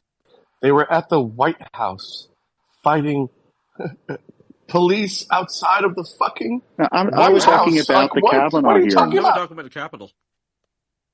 Because the people who were outside the White House were not charged. We're talking about leftists here, right? By the way, if it wasn't an insurrection, then the Congress wouldn't have rushed out, right? It was friendly. They would have just hung out and probably had some beers and had a good time, right? That doesn't fly. That doesn't flow from our argument. I'm not saying there wasn't a security issue. Tom, they're being treated different because one is a federal violation and another one is a state violation. The Senate. If that were the case, then why isn't true? The White House grounds outside, they were federal grounds outside. The Senate Kavanaugh hearings, they were federal buildings. They aren't different. And in the District of Columbia, everything's potentially federal. A jaywalking offense is potentially federal. Who are you kidding? So I just do want to highlight So also before you, just let me tell the audience quickly. Just for the audience. So the videos and a summary of each video. Sliman he's awfully quiet. He's working with the team. So it's the latest tweet on my account. And it's pinned above. I think Breaking 4 News has videos that's also pinned above, along with Ian's videos. So you could check them out on the Nest or whatever you call it, pinned above, and they're being added live. There's more being added. So if you want to watch the videos and what we're talking about, it's all let me be above. But yeah, go ahead, all source and Tom. And let me be clear here, and I want to be clear. The Justice Department is irredeemably corrupted and compromised. Not one of the prosecutions can be the American people can have trust in terms of justice being fairly administered. And the next president, frankly, the current one, assuming that he had the bravery to do so, should seriously consider pardoning or commuting the sentences of pretty much everyone who was put through this process. Everyone. Because the Justice Department couldn't be trusted to even prosecute the ones who should have been prosecuted because of their dishonesty and I think their willingness to withhold information from them and the court. And no person supervising them should give credence to what they've done and what they're doing now. And the next president, I hope, cleans house and starts meting out fair, kind of restoring at least the idea that the Justice Department should be held accountable for the abuses we're seeing now with not only January 6th, but the other issues around 2020 that they're trying to jail people over and harassing others over. So quick question, Ian, before you jump in also, Ian, sorry, also quick question just to understand. So I was going through the video, which is the second one on my, on the tweet, and we got Derek here. Derek, pleasure to have you. And thank you for joining. So Ian, just going through that second video, and what the team wrote here is the following. Tucker Carlson shows that QAnon shaman was not violent, but was instead escorted from the building. This is quite different to the previous narrative that he was the face of a violent extremist attack on the Capitol. So the question to you is that the highlight of the video? Because he can still be a violent extremist. He's not a violent extremist. Or whatever you want to call it. Someone footage of him being violent at all. Oh, okay. Yeah. Okay. There's no footage of him being violent. So that we have not a violent offender. He just went in dressed funny. They singled him out and let him walk around the place. And they followed him. Okay, so I thought that was police officers. So that's different. So this idea that he stormed the Capitol and they made him the face of the insurrection. Well, none of that makes any sense. It's a lie. He made himself the face of the insurrection. He has always been a character. He was always protesting at these various QAnon events. They call him the QAnon shaman for a reason, right? He was a character. He's pretty well known. So why was he? What was he arrested and sentenced to jail for? What reason? What are the charges? I'm not really sure. We have to look that up. But he pled guilty to the 1512 obstruction of official proceeding, which is a complete sham of a thing to even have included on the January 6th defendants. So he pled. So just on that one. He was sentenced to 41 months. Correct. 41 months. Essentially 4 years, yeah. Absurdity on top of absurdity. Yep. Derek, just a quick question. So why did he plead guilty? Because partly for the same reason that I did, man. You're not going to get a fair trial in D.C. He was facing, decades in prison because of the media found him guilty. That's exactly what happened. Sorry, but that's just, sorry. I don't mean to interrupt too much, but I just want to understand Mario, you plead guilty so that you don't get so much time, Yeah, you settle. I know you find a settlement. Like, I understand. Okay, I'll plead guilty to this thing that you're pushing at me. I'll take 2 years or 4 years or whatever in prison instead of the maximum sentence, which might be 20, 30 years. Okay, so the charges, because you said he was found guilty by the media, Derek. No, but he pled the guilty. Charges he pled guilty by he was already like the media, right? No, but what were the charges? Now I understand. I just what was meant by that. But what do you mean? He was facing decades in prison. Based on the original charges. I was facing one of the same charges, actually the charge that he pled to. It's the 1512 obstruction of official proceeding. That one charge comes with a 20-year prison sentence. It was created during the Enron insider bank trading of the early 2000s. It was created for tampering with a witness. No one on January 6th tampered with a witness, and so therefore it doesn't even fit the crime. But that's all they could do to the nonviolent people to throw a big charge on us was that charge. They also recommended that for President Trump as well. Myself, Jacob Chansley, and Richard Big O Barnett were the three original faces of January 6th because Big O had his feet up on the desk, that famous picture. Jacob because he was dressed that way, and myself because I was an elected legislator from the state of West Virginia. And so before they went after the Oath Keepers and Proud Boys, we were the three that they were really going after, and we were basically found guilty from the get-go by the media, and there was no way he was going to get a fair trial. And so Derek, Just to back to the charges, because this is new to me, which is great because I learn, and anyone in the audience that doesn't know this can learn as well. So the charges involved obstructing what exactly? Can you say that again? What was the charge called? I'm just write it down. It's called 1512, obstruction of an official proceeding. And once again, so when you look at the code itself, the crime, the charge, it's under the title of tampering with a witness. So what was happening, just to Cliff Notes really quick, is in the early 2000s, when people were coming to testify before Congress about insider bank trading, people were tampering with those witnesses. They were threatening them. They were bribing them. They were, tampering with witnesses. And because of that, they created that code of obstruction of official proceeding by way of tampering with a witness. Well, none of us tampered with a witness on January 6th, but they used the code obstruction of official proceeding. How could they use? Yeah, what was their argument? I'm sure they fairly or unfairly they had an argument for it. How does that relate to you? How you guys obstructing official proceedings? So because you obstructed the proceedings in the Capitol? The courts are in limbo right now. There's one or two judges who have said that this charge does not fit the crime. There's a couple of other judges who have upheld it so far. This is a charge that's going to make its way all the way to the Supreme Court eventually. It's going to take years to do so, but you pled you pled guilty to the charges as well? I pled to civil disorder. It was a lesser charge, but yeah, they tried to get me to plead to that. Take the same deal that Jacob took. I didn't want to do that. And Jacob is the QAnon shaman is Jacob. Correct, yeah. Okay. Correct. So you're still fighting that charge, the obstruction of an official proceeding? Nope. I got out of prison October 21st. I've been home since then. The only thing I have left is my 3 years of supervised release. So I had an 18-month legal battle and then served prison time and got out in October. I'm one of the lucky ones compared to some of these other people, such as Jacob. So the shaman, so Jacob, I'm just going to use the term, if you don't mind, the QAnon shaman, because everyone can relate to that. Is that okay? I don't know if it's offensive. Yeah, that's fine. Yeah. Okay. So the QAnon shaman is serving his jail time still, correct? Or 41 that is months? Correct. Yep. And once he's out, that's it. The charges, he reached a settlement, so the charges are dropped. But there's others fighting those same charges, and it's going all the way to the Supreme Court. Correct. There are still people who are fighting those charges. As of right now still. And so once again, it's important for everybody to understand when there were nonviolent, non-destructive January 6th defendants, all they could really get us for were misdemeanor trespassing charges. But in order to ramp that up, they took this specific charge and threw it at us so that we would now go from facing, probation to 20 plus years in prison because of this one charge. And that's what they're doing to everybody. So I want to ask a question also, because I know you guys were debating. Okay, Joe, put a thumb down. Sure. So the guy. Ian, do you mind if I just? No. Just okay, go quick, just context. Okay, go ahead. So the guy who was, putting his feet on the desk on Pelosi's desk, right? The media told him to do that. They told him to pose.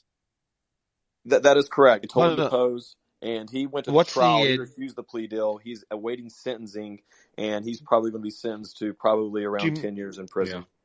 Holy shit! Okay.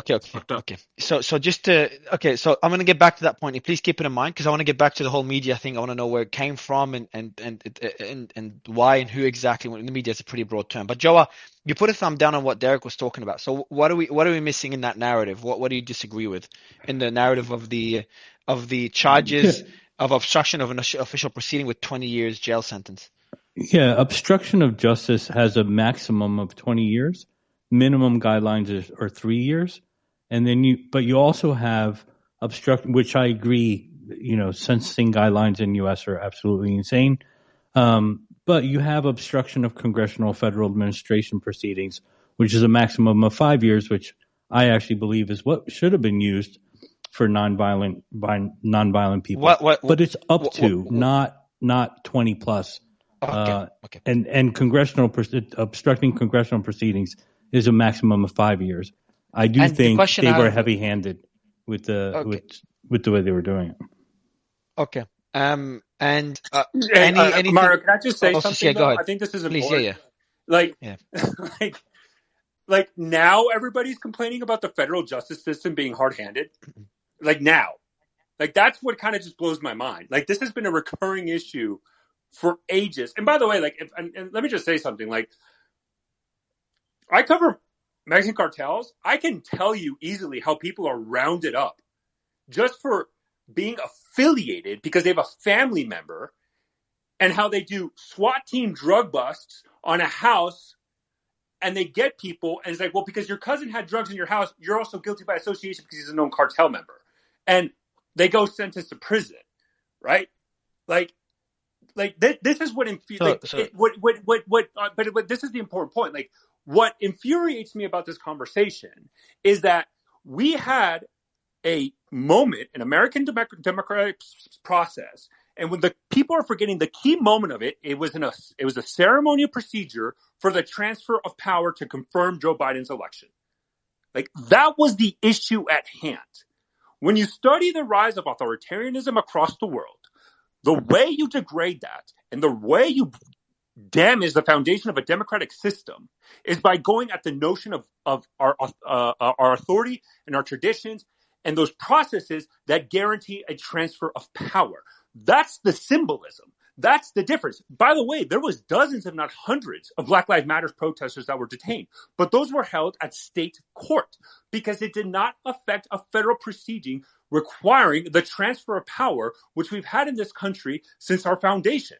That's the fundamental difference. Now, again, I'm going to go back to my original comments, Mario. This is my original comment. Hold on. Okay, so keep that in mind, and go ahead. Also, finish, and I see Derek and Harry responding. In January 6th, there was protest across America against Joe Biden's certification of president. Where were the detentions? Where were people arrested and charged? It was the people who went into the Capitol.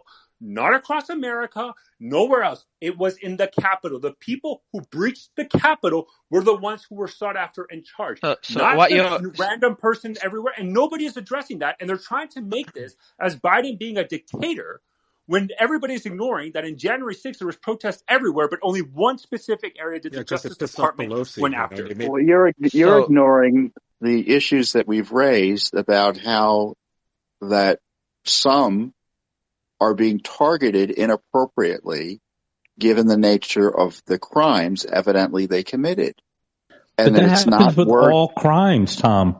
That happens with so this is Tom. So Joe, let me guys. Walking in the Capitol unimpeded and then walking around for a few minutes or even 20 minutes and leaving does not warrant federal prosecution. It doesn't.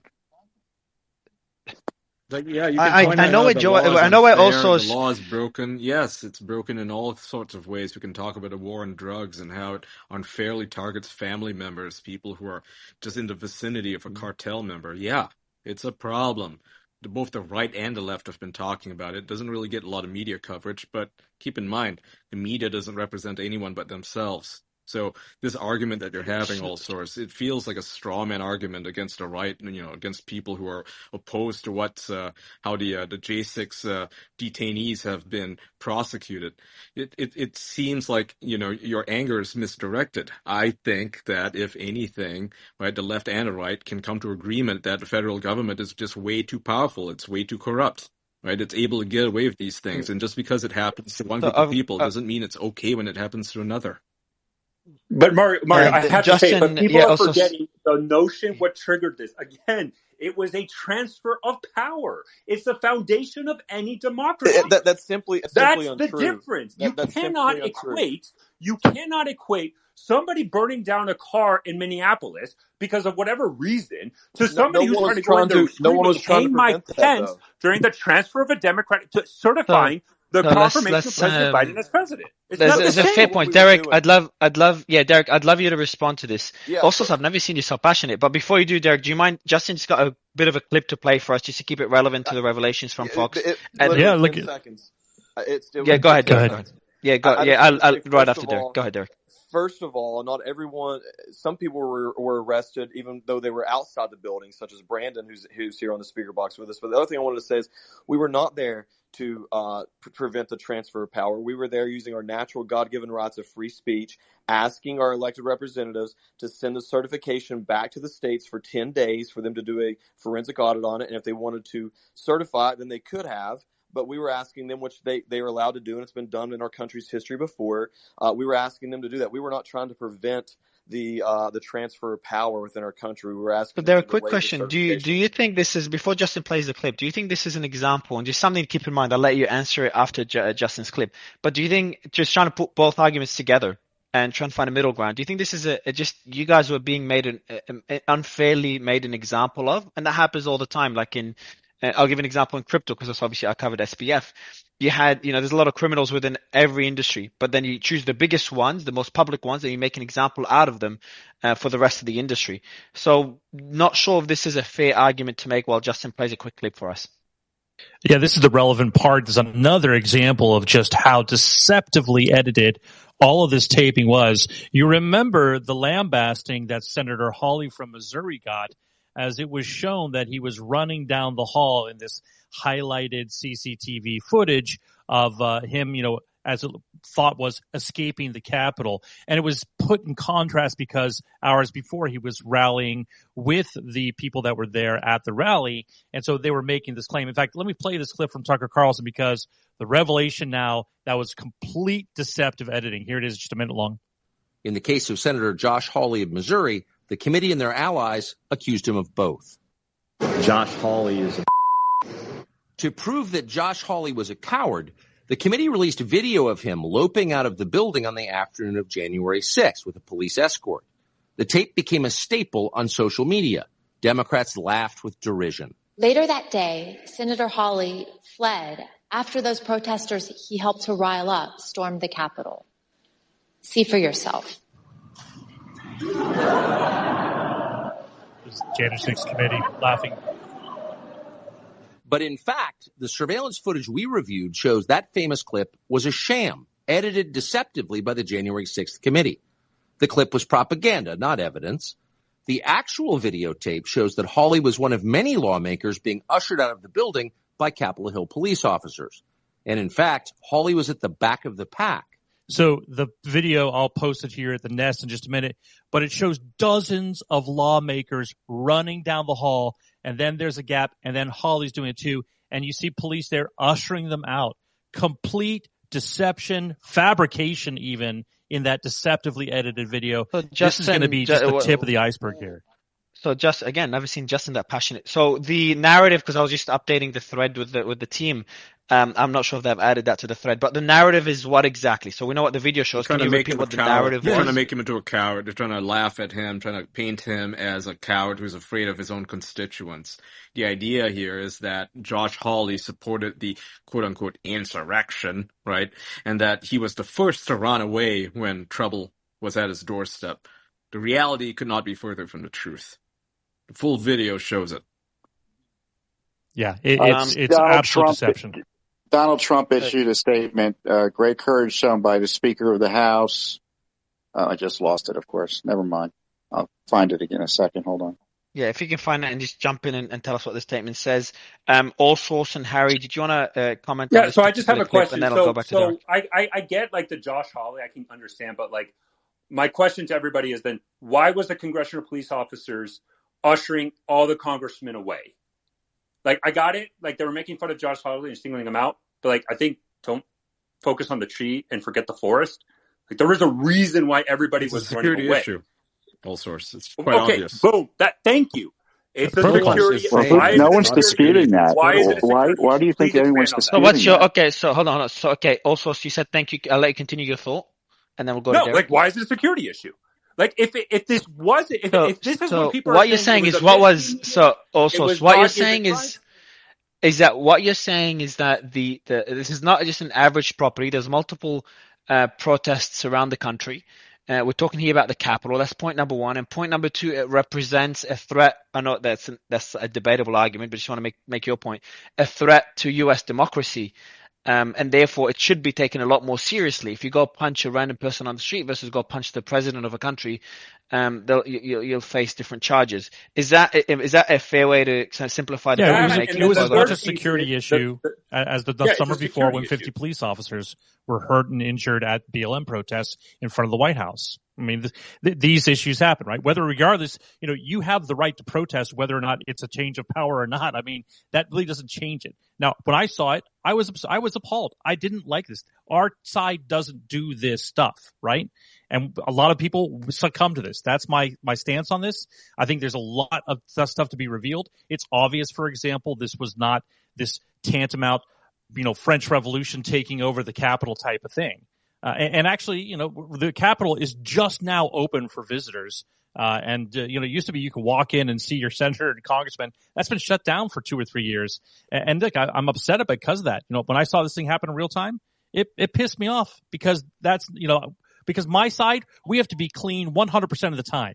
I don't get the liberty of having my limousine, of burning a limousine and getting away with it there on the inaugural of President Justin, Trump, right? Is in your position, you think that what was done is wrong. You don't agree with it. You were appalled, but you think the response is also too extreme in the way it's being. I think the response, and I don't think we obviously don't have the whole story too, because now the story that we were fed through these deceptively edited videos was, a tantamount nightmare insurrection. When in reality, it was something that was untoward. I thought it was wrong. If people, if people need to be, recompensed for that, that's great. Whatever sort of, monitoring needs to be done on this thing and fixed. But in the end, it was completely overblown. And I don't think it amounts to this massive sort of insurrection to take over the government. And what, Derek, as you give us your thoughts, and Chris, thanks a lot for coming up on stage, and Brandon, of course, briefly? Trump released the statement on a Tucker Carlson J6 expose. This is what Tom was trying to read. I found it. He says, and I'll just read it here. I won't do an impression because I don't do good Trump impressions.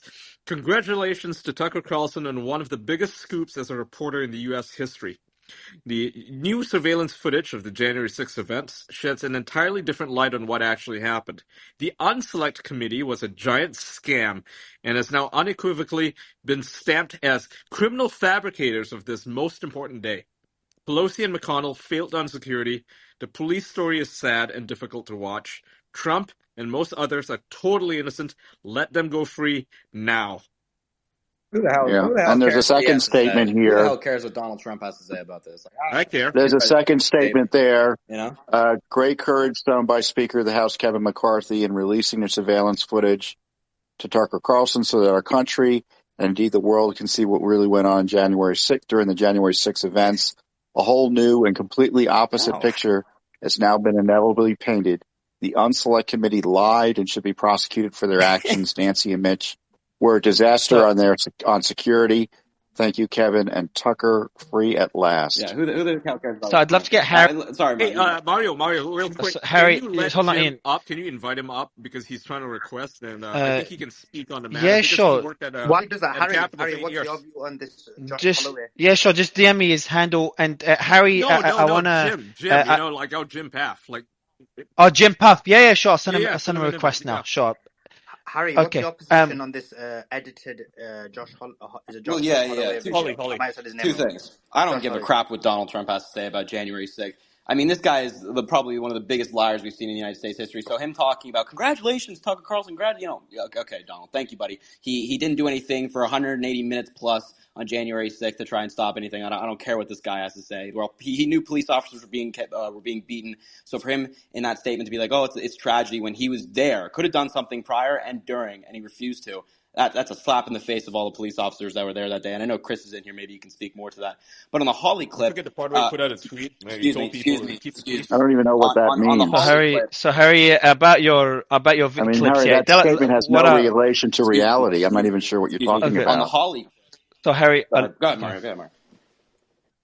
No, I was getting the question on your thoughts on the clips. Do you think that does show the a bit of a misrepresentation here from the Democrats?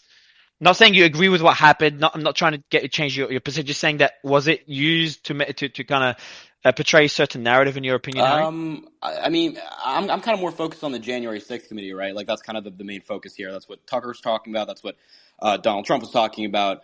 And I don't think that I don't think that the January 6th committee deceptively edited that Hawley video. They never called him a coward. They never said that he was the first one running. They were simply pointing out the irony that he threw up his fist earlier in the day and was egging these protesters on, and then he was part of the group that was running away.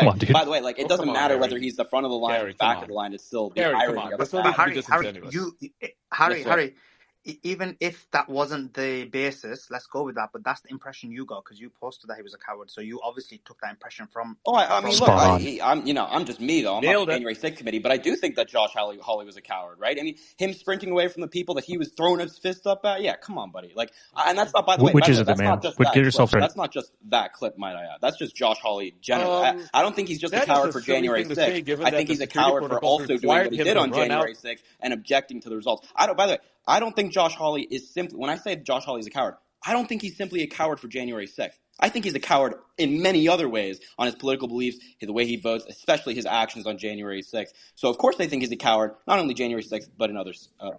Don't hurt yourself with that. Maybe we'll go to Chris. Chris, Harry referred to you, so we'd love your thoughts on this. Chris?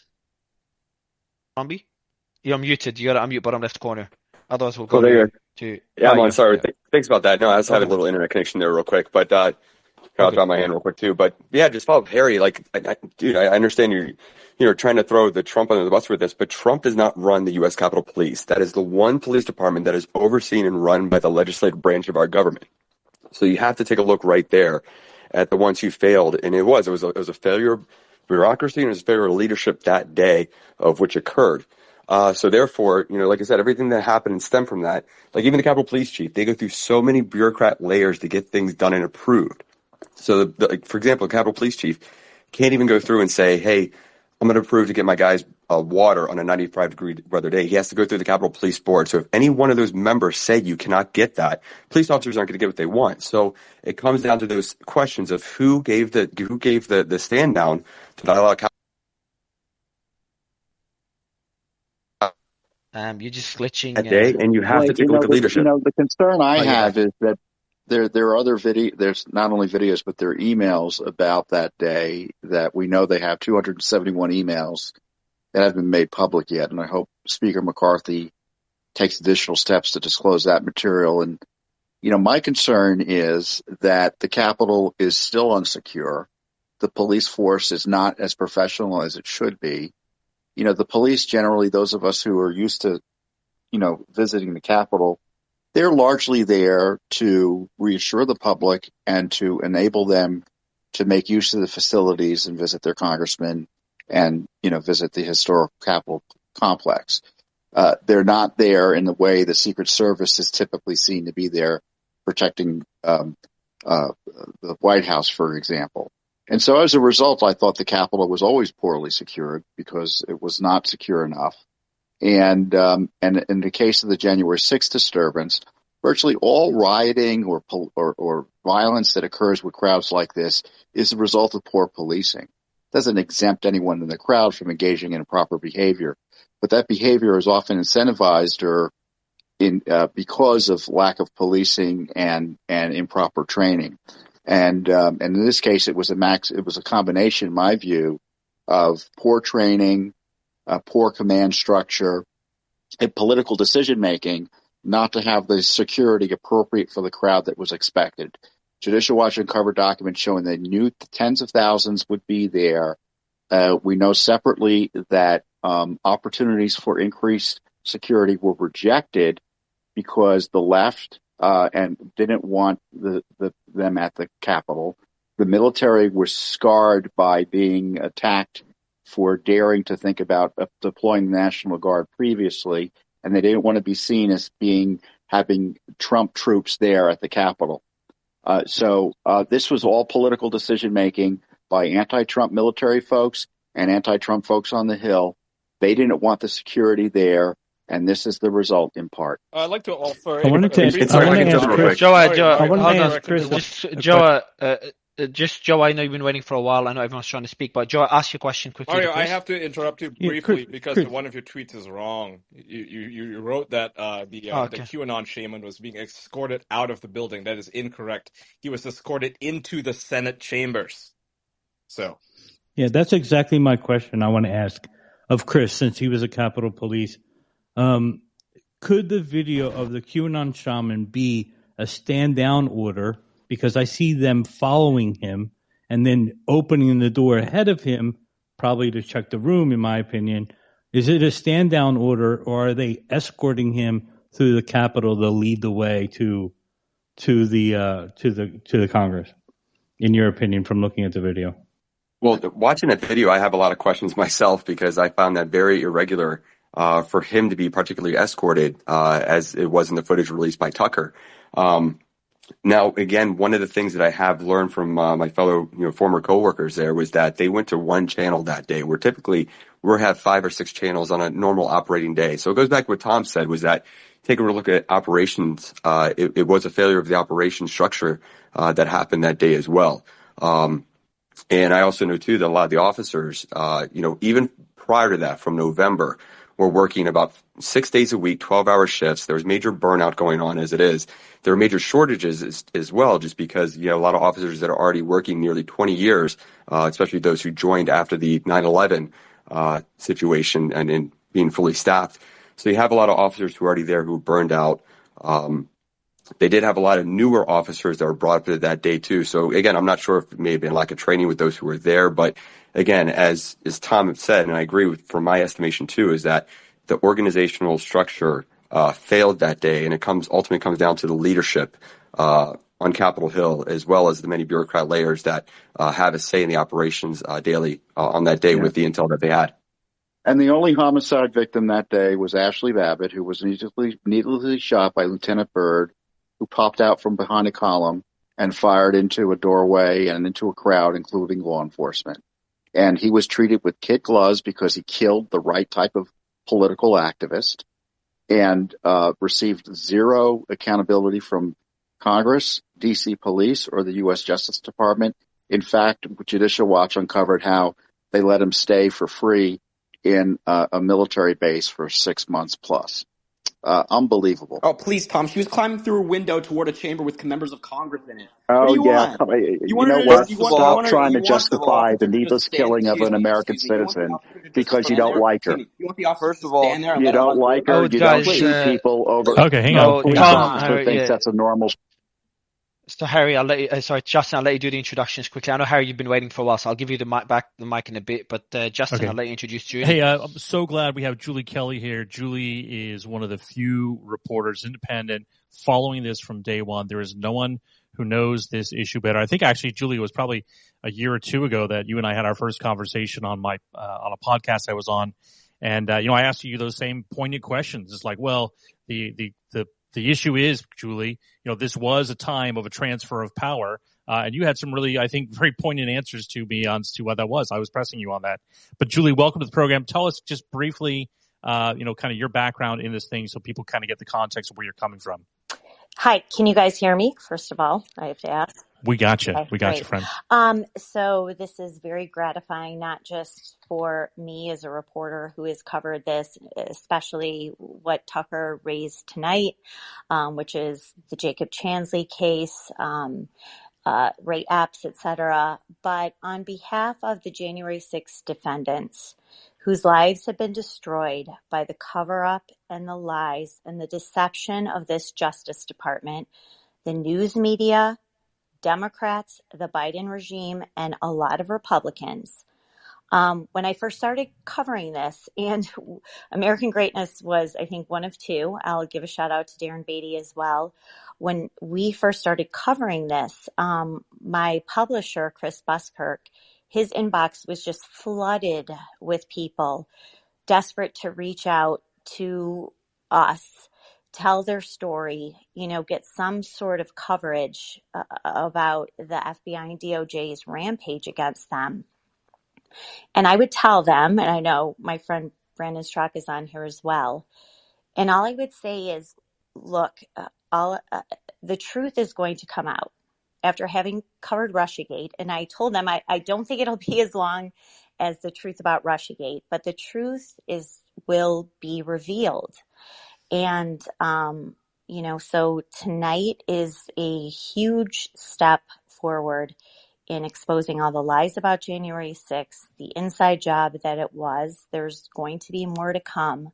But my satisfaction tonight is not just for me as a reporter, but for the thousands of families whose lives have been destroyed, bankrupted, alienated by their communities, their relatives, canceled by society, that what people were told from the beginning is just simply not true. So I'm grateful for this forum and, everyone who is going to be, posting these videos and pushing for more truth. Well, this really is so shocking in so many ways. But let me press you on a couple things like I did 2 years ago. Otherwise, when this happened, as I just recalled, I was so upset. It made my stomach churn. I don't like seeing our team even be portrayed in this way. Obviously, there was a lot of stuff that was hidden that even I now wasn't clear on. But the point they always make, Julie, and I understand the feeling, and actually I think it carries a little bit of weight, but I want to hear your response because I know you've had this question numerous times. Julie, the answer always is put to you, well, this was a transfer of power. It's different than just a protest like a BLM part or like something that, was a sit-in. This was a transfer of power. Why doesn't that matter? Well, when the American people believe that the transfer of power is illegitimate, then you are obligated to express your voice. And, the peaceful transfer of power is not like a law. It's something that we sort of believe in, that we've engaged in to the most part. I mean, there are points in our history where that's not the case. I pointed the 2017 riots in Washington, D.C. on Trump's inauguration day. So, I think also, Justin, the background of what was happening in 2020, the COVID lockdowns, I mean, this was one of the most tumultuous years in American history. And so when I saw what was happening on January 6th, I did not have the same reaction as 95% of the people because of what had transpired that entire year. You're not obligated, duty bound to say, okay, well, we feel like the election was rigged. And so we're just going to go along with it. And the overwhelming majority of people who were there just wanted their voices heard. And what was happening that day, let's be clear, as I hate to say that term because it's Biden-esque, it was not what they tried to shut down was the certification of the Electoral College. It was that there was going to be 12 hours at least of debate over the contested states. You had House Republicans matched up with U.S. senators who were going to fully vet their complaints about the results in 6 contested states. And they were calling for a 10-day audit. Now, it was a Hail Mary. It was way too late. But what the Democrats and many Republicans wanted shut down was airing that debate publicly. And so conveniently, this so-called riot insurrection shut down that process immediately. And when they reconvened, that entire process stopped. You had senators who were going to endorse this audit, the Election Audit Commission, who then said, well, no, I'm going to retract my support of this. We can't go on this way. We're going to certify Joe Biden. There were go ahead. I've just got a question here, and I'm gonna also. You still there on the mic? I'm here. So also, okay, he's giving thumbs up and down. But also was making a point. Who's up on stage? In terms of comparing this, and I think he was responding to Ian, comparing this to any other protest, and kind of similar to Justin's point, is not only considering the circumstances, but also considering the location, the property. We saw something similar happen in Brazil that we covered it here live as it happened. And the response, of course, we don't want to compare the U.S. government to Brazil, but the response there was, from what I've seen, more heavy-handed. Now, I haven't seen how many people went to jail, but there were significantly more arrests. So considering that was breaking into the Capitol, it just makes it a lot more serious than a protest on any other property, really, in the U.S. And some of the protesters were made an example of. What are your thoughts on this argument, considering the charges that were filed? I'm sorry, which argument is that? Considering that this is the Capitol, this is breaking into the Capitol, it should be taken a lot more seriously. And some of the protesters were fairly or unfairly, it's kind of what was debated earlier, were made an example of. So instead of looking at the charges as comparing it to any other protest, considering those circumstances, it's fair to be taken more seriously. Well, very few people actually broke into the Capitol. In fact, the Justice Department just posted an update, and the overwhelming majority of charges are low-level misdemeanors, including trespassing. So when you say broke into the Capitol, there were only a few who are charged with breaking a window or forcing their way in. What the video shows, not just the video that Tucker played, but body-worn camera and other surveillance video that has been released, is that people were walking through open doors as police officers were standing right there. This was not a break-in where they were trying to overthrow the Capitol or the government, where they had arms, they had firearms, etc. There are lots of examples. I point to 2018, as a lot of people do, the Kavanaugh confirmation hearings, where you had protesters occupying public buildings for days, physically confronting U.S. senators, which none of that happened on January 6th.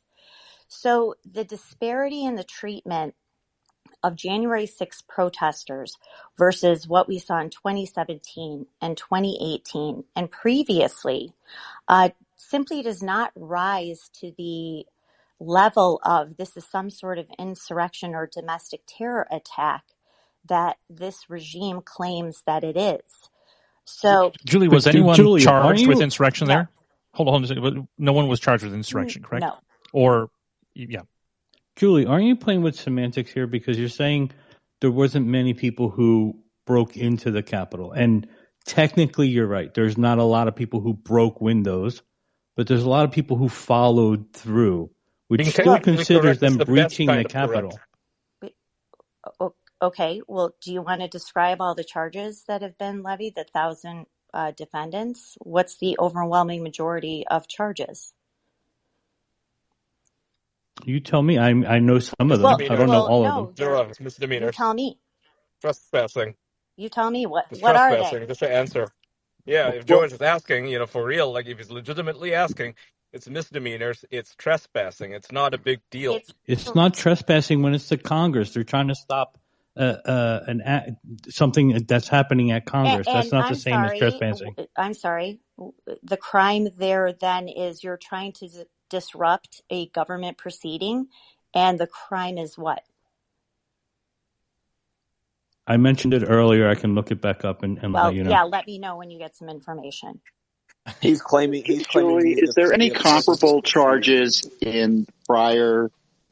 I as I was describing to the audience earlier, because I did witness the violence, and it wasn't just yelling in conference in the committee rooms. There were people assaulted in the Senate, and as you pointed out, and senators were directly confronted illegally as a result of these unlawful protests. Was there obstruction of proceedings there? I recall just $50 tickets being given to people for disrupting, and that was the end of it, right? That is correct. So the hundreds of protesters who were arrested and quasi-charged in, say, the Kavanaugh protests were, first of all, they were not charged with federal crimes. Usually, to your point, Tom, as you know, it's a $50 fine. You're protesting. You're in a building where you're not supposed to be. You're doing things you're not supposed to be. So they were all basically let go. What happened in this case is the DOJ. What was AOC? Was AOC charged with federal crimes for trying to obstruct the Supreme Court a few months ago? I'm going to say no. And nor was she charged when she stormed Nancy Pelosi's office with the Sunrise Movement, took over her office, brought protesters inside Nancy Pelosi's office, and stood on a desk, which is photographed. And Nancy Pelosi Are you all trying to endorsed compare that. this to January 6th right now? Like, Yes. are Yes. you guys Yes, serious? Harry, we are. Come on. Exactly. Be real right now, guys. Exactly, Harry. Objectively look at people protesting a Supreme Court nomination, and then Yes. look at Pretty sure January that's 6th. Yeah, in the they were violent, Constitution. Harry. You weren't there. No, How I old, don't how want old to were you, Harry, when the violence took place? Sorry, Harry, I'll let you finish your point and ask the question for Julie. Go ahead. Basically, what I'm saying is, can you tell me objectively, and I think that anybody who's looking at this logically and objectively will see that protesting Brett Kavanaugh's nomination and raiding the Capitol building, breaking windows to get in, destroying property, calling for the death of Mike Pence and others, among others. Who called for the death of Mike Pence? Who specifically called for the death of Mike Pence? They're doing a sit-in. folks. No, who specifically called You don't know what you're talking about, Harry. Millions of dollars of damage. Folks, you're just making stuff up now. Look, and what the problem with the right is on January 6th is they will do everything they can up until 2024 to try to scrub Donald Trump's record clean and the Republicans' record clean on January 6th. They're doing it right now. They're trying to compare a sit-in to people breaking into the Capitol. There was no sit-in. There wasn't a sit-in. So guys, I'll let Julie will, everyone, just for everyone, Julie will, I'm sure Julie will be Mark, can I ask correcting. a question to Julie? Can I just ask her a question? Yeah, sure. Yeah, sure. Go ahead. Hey, so Harry, okay, go ahead. Go ahead. So Julie, I asked this to Tom, and I would like to ask this to you. Outside of D.C., were there other protests against January 6th? Outside of D.C., were there pro-Trump supporters protesting the certification of Joe Biden as president of the United States?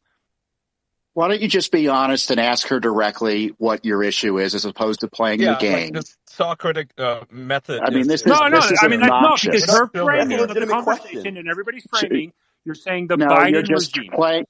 No.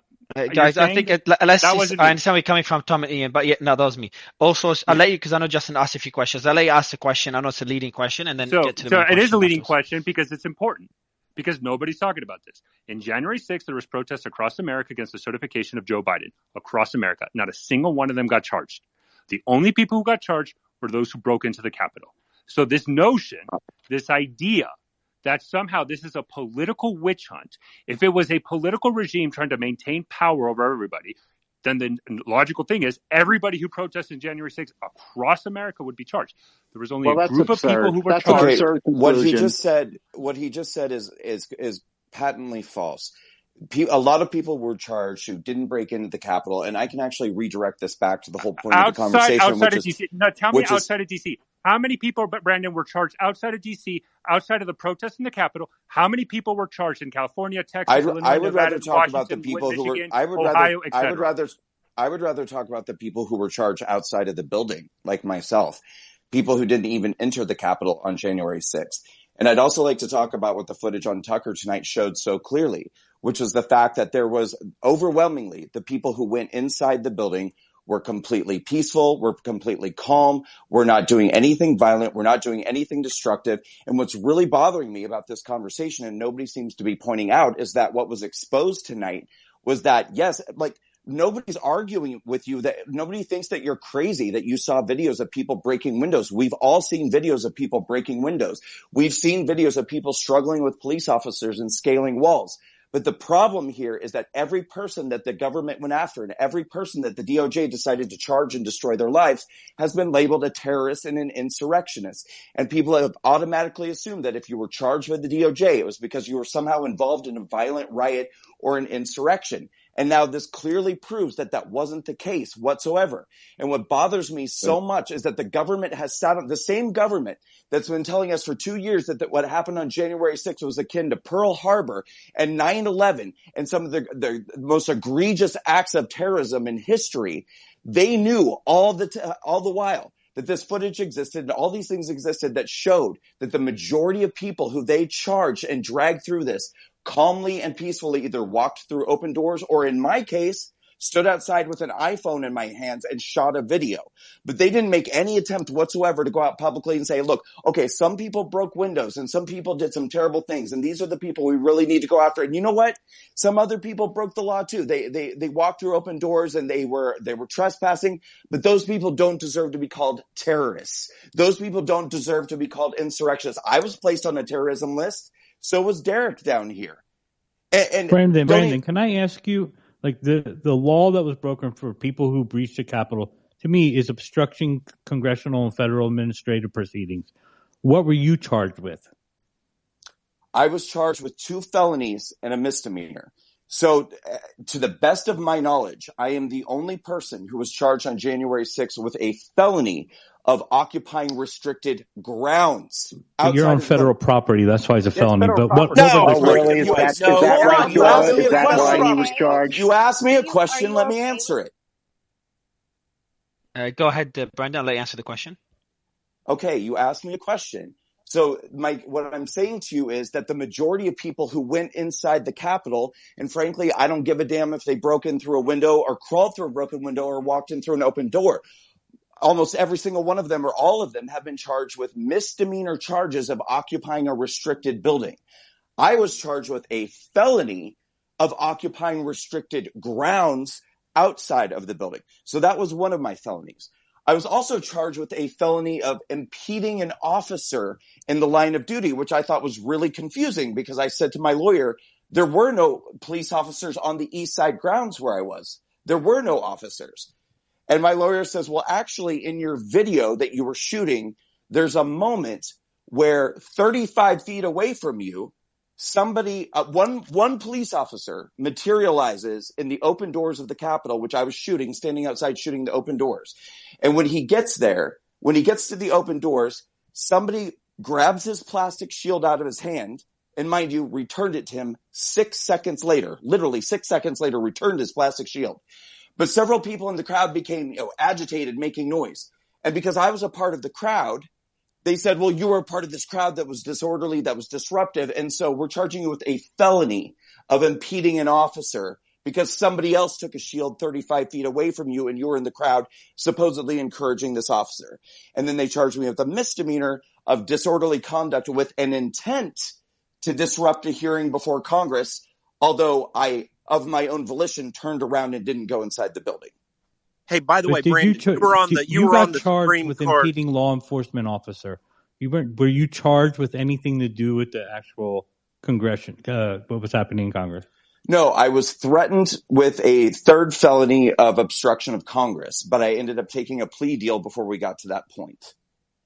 So I took a plea deal because I was potentially facing 3 felonies and a misdemeanor for standing outside of the building for 8 minutes. So Brandon, I got a question. You were on the Supreme Court side, correct?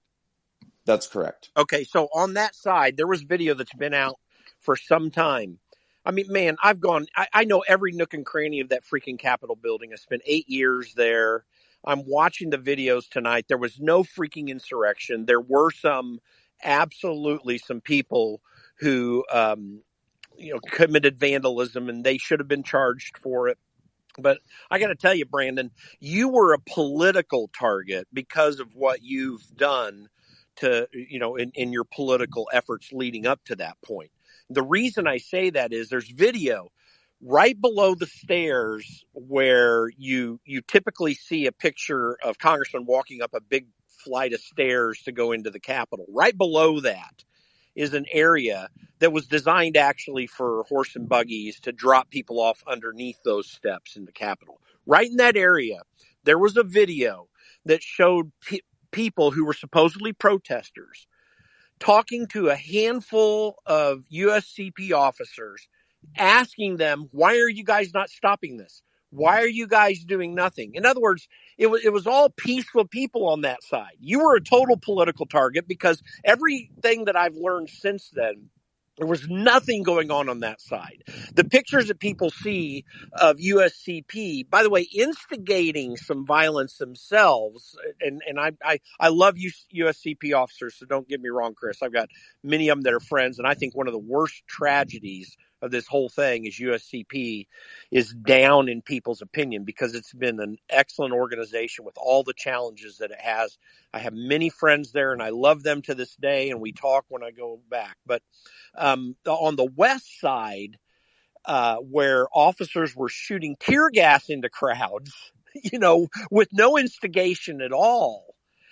And then that stirred things up. Listen, what we saw tonight on Tucker Carlson proves without a shadow of a doubt that there was absolutely no insurrection taking place. And Joa, just to slightly go back against you, you don't have federal restricted grounds. Like, if there's a certain circumstance and if someone's been ordered to do something or whatever, it's discretionary. It's not a Jim, federal crime. He impeded a federal officer. No, he didn't. Yes, he did.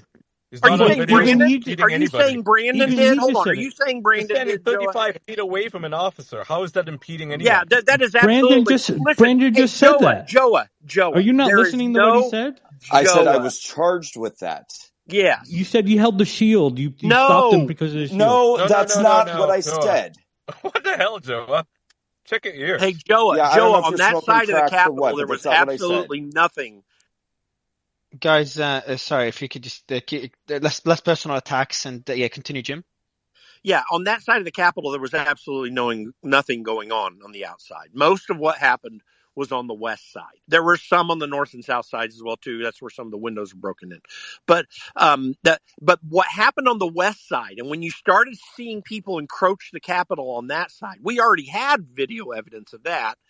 That the shooting of tear gas into the crowd because USCP seemed to feel threatened, and they were overwhelmed. I mean, there was a lot of people over there, but to shoot tear gas into that crowd instigated something, and you saw people moving at the Capitol after that took place. Listen, there's a lot of blame to go around in certain things, but there was zero insurrection taking place. And the charges that Donald Trump... But Jim, I'm sorry, listen, but the point here is that the damage is done. And I think that this is great that this footage is coming out, and maybe, 2% of the people listening on this call tonight or across the country might begin the process of changing their minds. I can't get the last 2 years of my life back. I don't think Derek can get the last 2 years of his life back. And also, you guys, do you understand that they've taken all of us that were accused and charged and put us on a public registry, like a sex offender registry? Google my name right now. The first search result that you're going to find is a dossier compiled against me by the government and every other J6er. And it doesn't just include what we were convicted of. It doesn't say Brandon Straka was convicted of misdemeanor disorderly conduct, which was the plea deal that I took. It lists every single thing that they charged me with and then dropped those charges. So it says Brandon Straka charged with felony impeding an officer. Brandon Straka charged with felony occupying restricted grounds. It's horrible. And then we've seen demonstrated right here in this call. You've got people with a low aptitude and capacity to be able to retain information who hear these things and then all of a sudden make a complete judgment about somebody's character. And let me tell you, when you have multiple felonies being leveled at you at the most high-profile crime case in American history that's being talked about, nobody's coming to your defense. The right-wing media goes silent. Republicans go silent. Of course, everybody's taking plea deals. So I think it's wonderful that this footage is coming out. But guess what? I already pled guilty to a misdemeanor, and I already have had all of these charges leveled against me. So there will be no exoneration for me. There'll be no exoneration. And by the way, Brandon, you're going through Harry. Shut up, Harry. Hold on. Just I want to go to Allsource and again, guys, no personal attacks. Allsource and Harry, I saw you on mute as well. And Chris, I've got a question for you. Well, Harry, before asking my question to Chris, somebody else in. So Allsource, the question to you. Go ahead. No, they ask like I kind of joked earlier. Like I agree. Like, welcome to the federal government. Of course, they're gonna like. There's a reason why over 90% of federal charges get either a guilty or a plea deal. Yeah. Yes. 100. Yes. Agreed. That's how the federal government works. Rudy Giuliani actually took that to the extremes when he was a district attorney for the Southern District of New York. That's how the federal government works. Right? So is that right or is that wrong? What happens, Brandon, and I agree with you. I think it's bullshit what happened to you. I don't disagree with you. But that's how. But hold on, Joe. But what people need to understand is the government, after this occurred, is going to take a very hard stand. That's how the government has always worked and will always work. All sorts does that but when hard you look stance. at the materials, look at Antifa. Look at Trump under Antifa. Look at Trump under Antifa. But when you look at the materials of the Justice Department, this is how people do it. It's when it affects me, it's bullshit. When it affects wait, all sorts. Hang on, 1 second, guys. One second. Look at the materials of the Justice Department. Justin, go. So hold on. Okay, look, guys. Here's the deal. Look, we're talking about, one thing is Antifa and Trump coming down hard on those guys. Another thing is people lying. Here's another clip, guys, that just came out tonight. And do not tell. Oh, come on, Justin. What? Do not. No, do not. No. Do not tell me. Censor the clip, Justin. You know what? Hold on. Guys, just do not tell me. He's going to play the clip. Don't worry. Go ahead, also. Do not tell me, Justin, that nobody, not a single administration, uses the power of the Justice Department to push policy decisions and political decisions to send a message. Every political administration lies, and you're talking to somebody. You're right. By the way, Democrats do it all the time. Republicans. You're talking to somebody. You're talking to somebody who has tracked extensively how people are targeted. Especially, let's go into this conversation of illegal immigration, cartel. I track this extensively. It is used by every single administration. So if you want to bitch about it, do not bitch about it only when it impacts you. Bitch about it in general. I'm an American citizen. Did you follow the Whitmer Fednapping hoax? Anybody here? Did you understand what happened there, which was happening at the same time that we know federal informants were run into groups like the Proud Boys and Oath Keepers? This coincided with the Whitmer Fednapping hoax, the same thing. Did you follow that? Yeah, and here's the other thing, guys. Look, did you want to respond? Yes. Also, did you want to respond to this before Justin plays the clip? No. I mean, again, you're like Julie. I get it. Yeah. No, I understand. Federal informants. Like, let me put it this way. Just to kind of just go a little bit deeper. We had there's public reporting of federal informants encouraging known cartel members, cartel bosses to do action so they can get them and arrest them and then their families. Like, again, welcome to the federal government. This is how things operate at the federal government. It's wrong. It always happens. Of course, it's going to happen against the Proud Boys. Of course, it's going to happen in Antifa. It happens with left-wing eco groups that everybody here claims, eco-terrorists. It happens with BLMs. It happens with everybody. Okay. So if you want to change that, change it in general. Yeah, but look, don't bring it about it just because it affects your difference is this wasn't just the Justice Department. This was Nancy Pelosi and the House Democrats making political hay. I can't remember the equivalent of using a faked death of a police officer, creating a memorial that my old boss, Mitt Romney, bowed to in the middle of the Capitol. It makes me nauseated because this guy had a life. Let me play you this clip, 1 minute long. This is the other part of the video that just makes me sick. These lies right here. And several police officers in the meantime. But Brian Sicknick should not be reduced to a prop for the political ambitions of the Democratic Party. He was a human being. The facts of his life matter, including how he died. To this day, media accounts describe Sicknick as someone who was, quote, slain on January 6th. The video we reviewed proves that is a lie. Here is surveillance footage of Sicknick walking in the Capitol after he was supposedly murdered by the mob outside. By all appearances, Sicknick is healthy and vigorous. He's wearing a helmet, so it's hard to imagine he was killed by a head injury. Whatever happened to Brian Sicknick was very obviously not the result of violence he suffered at the entrance to the Capitol. This tape overturns the single most powerful and politically useful lie the Democrats have told us about January 6th. And it was indeed a lie. The January 6th committee knew perfectly well that Brian Sicknick was walking normally through the Capitol. So there you have it. That was just a short excerpt there. But imagine that. I mean, they used him as a political prop. And is context, Mario, you need some context there?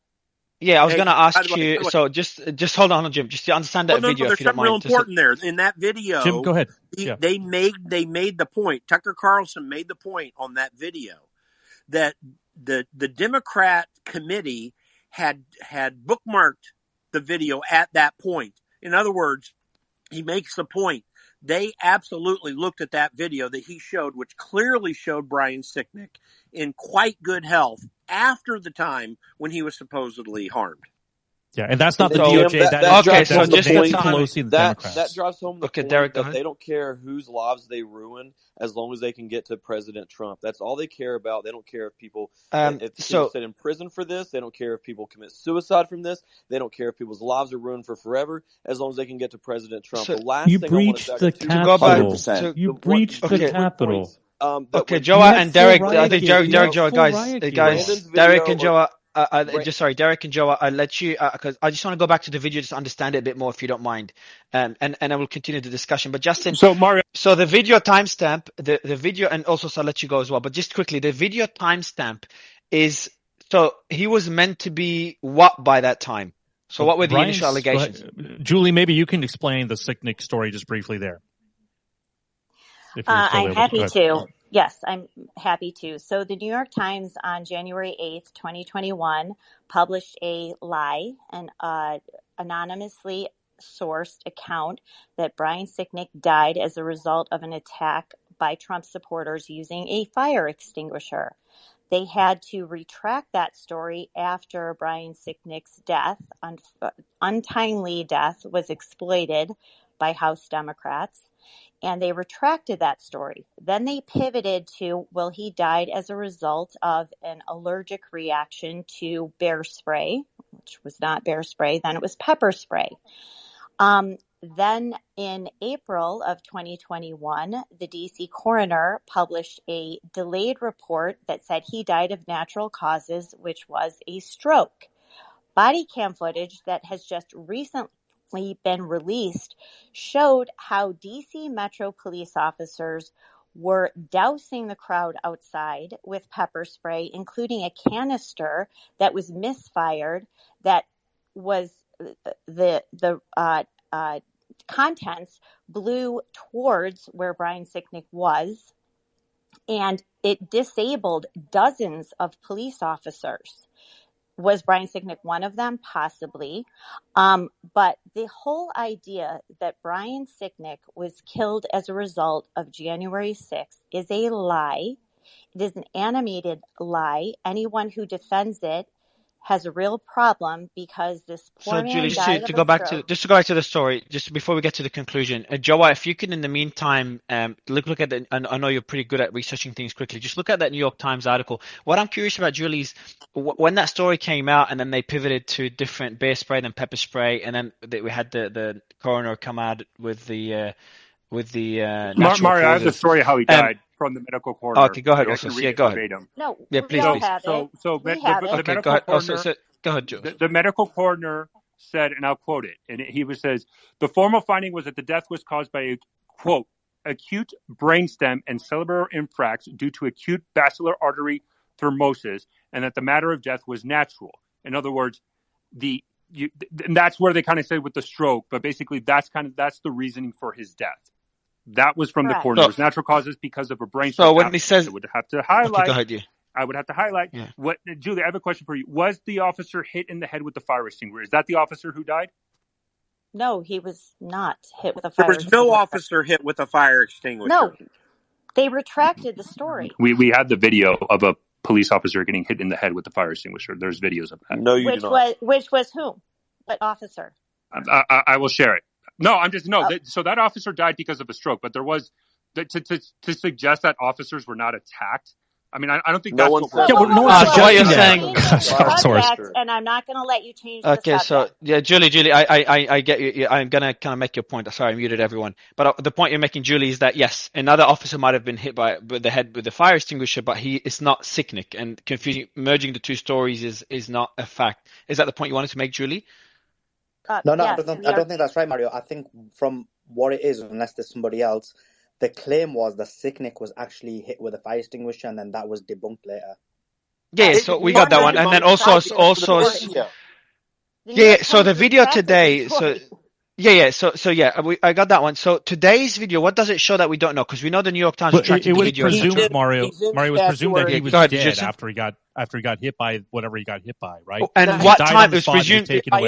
Guys. Okay, the video today shows that Sicknick still had his helmet on. He was after the time that he was supposedly attacked. He was walking around in above the crypt area, in that area right in the middle, in the middle of the Capitol, that is where most of the visitors go to start their Capitol, or one of the places they go to start their Capitol tours. He was walking around showing people where to leave the Capitol. He was putting a sign behind a couple columns that was there, and directing people. To my knowledge, unless something Jim, happened to him after that, he was not harmed at all. Okay, so that's what I want to understand. I'm trying to understand whether. Okay, so I'll tell you what conclusion I'm trying to come to. Just to kind of finish it off. Something here quickly, Mario? If it's about the exact video and the timestamps, I want to get this video over and done with. What's important about it is they had immediate access to this video, and there was a period of time that they allowed this lie to fester. And when they had access to the video, remember, the official autopsy wasn't released until April. So there was months where they had access to the truth about what happened, but they let it be out there and circulate this big lie about the circumstances of his death. And Judicial Watch found that once they did release the autopsy, the media started pressuring the medical examiner's office right, to justify his decision that he had died from natural causes the day after. And to put a more fine point on it, the entire display of his ashes being placed in the Capitol Rotunda was an absolute farce, and it is a disgrace to Sicknick. Okay, so we're moving. Okay, well. so we've moved past the video. We've moved past that this was. Okay, we've moved past the video. The timestamp of the video, Justin, I think you were answering that question. What's the time? No, the timestamp of the video is hours after the supposed incident happened. And what happened, Mario, the next week is that a memorial and his ashes lay in repose in the Capitol, and the elected officials went into the Capitol, pay their respects. Mitt Romney and others kneeled before this memorial to pay homage to this officer who, it was thought across the news and still to this day, died from the direct actions of the mob. This was basically their death was used. I understand. His death was used. And I understand that one. Doesn't surprise me too much. We see that. I'm not saying it's right. It's fucking horrible, but it happens a lot. But the fact that the video was. Wait, what? Wait a minute. It does not happen. He takes a club to the head. It doesn't happen in American politics. It happens in third world politics. Wait a second. Who took a blow to the head? He took a blow to the head. I have the video right here. I can put it in the nest. Brian Sicknick took no blow to the head. Yes, he did. I have it on video right here. Okay, I can share it with you. If you can, so we can check the video and conclude. So if you can pin it above Joa and also pin it or tweet it on your account. Let me go to your account, Joa. So Julie, okay, we can debunk it here live. While so you're doing I'm gonna go to. Please make a quick comment, like super fast. Yeah, sure, man. Go ahead. I just go ahead. To say for everybody in the audience who's wanting to know, partly about Brandon's story of filming and what it was like on the east side of the building. I have a video pinned to the top of my Twitter feed right now of me entering the east doors, thanking a police officer for his service, receiving a fist bump from him, and walking out. And so anybody in the audience who wants to watch that and think that I deserve 24 years in prison for doing that, I'm sorry, but you're crazy. And the last thing I'll say, and I'll shut up for another 10, 20 minutes, however long, is I know Harry doesn't really care what President Trump thinks about January 6th, but as someone who was there and went to prison for this, I don't care what a beta male thinks about this either. So there's that. Okay. Yeah, but you entered federal property. You're trying to say that, I'm innocent. Guys, you feel bad for me. I entered federal property. I broke the law unknowingly. Feel bad for me. Oh, come on. There is no law against Are you okay? All the sadness. Please don't give me the pity. All right, guys. Guys. So Derek, that's why the personal attacks is trigger debates like this. So Joa, did you pin the video above? Because I can't see it, or you didn't. I don't see it on your account either. Joa, are you there? You have me muted. I'm trying to pull the video. I just hope the audience is listening to the way the left is approaching. Exactly right. And Mario, you keep bringing up personal attacks. I'm not finished my point. You keep saying this that. Casual, hold on. Guys. Oh my! Sorry, Brandon, you're making a point. I'd love you to make that point if you don't Well, mind. I apologize, And then Joe, I want Tom. to see that video, please. Yeah, sorry, ahead, Tom. Brandon. I thought you were finished, but really quickly, all I was saying is, Mario, you keep talking about personal attacks. It's a personal attack to call me a criminal. It's a personal attack to call Derek a criminal. So, pardon us if we feel extremely offended when people are sitting here trying to pretend like, oh, you walked through open doors on federal property. Oh my God! Like, give me a fucking break. I mean, you're acting like we're domestic terrorists for standing on federal grounds. That's a personal attack. Yeah, there is no law against going on federal property. Period. I think we all agree that one thing we agree on. That point, and that's I know. I think Harry made that point, but I understand. Look, I think we all agree things that happen. There's some things that happen there that were wrong. All of us agree on this, but there's also it was leveraged to the Democrats' advantage to kind of reach a certain agenda. I think some of us agree with this. Now we kind of lean on different sides of how extreme. All sorts. You're saying that this is relatively common, and no one should be surprised. And then obviously Julie is saying that no, this is not common, and what will happen on January 6th is Mario, no explanation for it. But I want to go to before you do, Jim. I want to finish. I understand. Joe, I want to see that video because I think it's important. I want to just debunk that video, or if it's true, I want to understand. Mario, let me make this point. I got to make this point. All source. Can you make it? Please, Jim, I'll let you make the point. I will let you make the point among all the other points you're going to be making. Can I finish with that video, Joe? Did you finally? Because if you're not going to pin it now, I'm going to move on. Yeah, it's not coming up on the thing. I have it. Just DM it to me. Just DM it. Just Julie. Julie, understand. All right, so we'll go to Jim. I know where Jim is. Tom, jump in. The concern I have is that all sorts makes a fair point about the federal government not being a fair, doesn't play fair ball in prosecutions. But there's nothing comparable in terms of the mass political prosecutions, in terms of the sheer volume and resources being applied in this case. And unfortunately, the political left has taken it as a maxim that everyone involved in January 6th, anyone who questions the elections, is an insurrectionist, terrorist, or supporter of insurrection and terrorism. And certainly Joe Biden has implemented as such in his various speeches as well. So never before have we had the instruments of the federal government being used in such a direct way to target the political opponents of a sitting president. It just hasn't happened before in modern history, and I don't think there's anything comparable certainly prior to modern history other than the Alien and Sedition Acts, perhaps. And so this is a dangerous time for our republic. And we're hearing, let me finish. And we're hearing even on these spaces this sort of casual joking or this casual desire to jail one's political opponents over modest infractions. It's really disturbing. This is why this country is being ripped apart, because there's one side who thinks they should be able to jail their political opponents if they disagree with them on an election dispute. That's an absolute joke, Tom. So, Joe, let me, if I may, look. Let me put it this way. Trump. Let me. I didn't do it, but let me just put it this way. I didn't do it. I mute. But Tom, again, that's why I go back to my question of so I understand the concern you have about political opponents, and that's why I try to hone in specifically in the Capitol. But to your point about has this happened in the past? Now you're trying to make the comparison to politics. My counter argument to that. It's called the drug war. Guys, this happens all the time. And we all remember, I remember, to this day, the politicization and the targeting. You're talking about. No, Antifa. If I would suggest also quickly, if you could look at the Justice Department filings in these cases, you will see all sorts of anti-Trump political rhetoric and the election denier smear that just doesn't exist in these other types of prosecutions. Julie's examined all of this pretty closely. It's extraordinary. You're seeing DNC talking points in these Justice Department materials attacking the defendants for having First Amendment protected political views on election disputes and suggesting the courts take that into account in sentencing. Because it's incredible. Motive, I've never seen anything like it. And I've been doing this longer than some of the spaces that participants have been alive.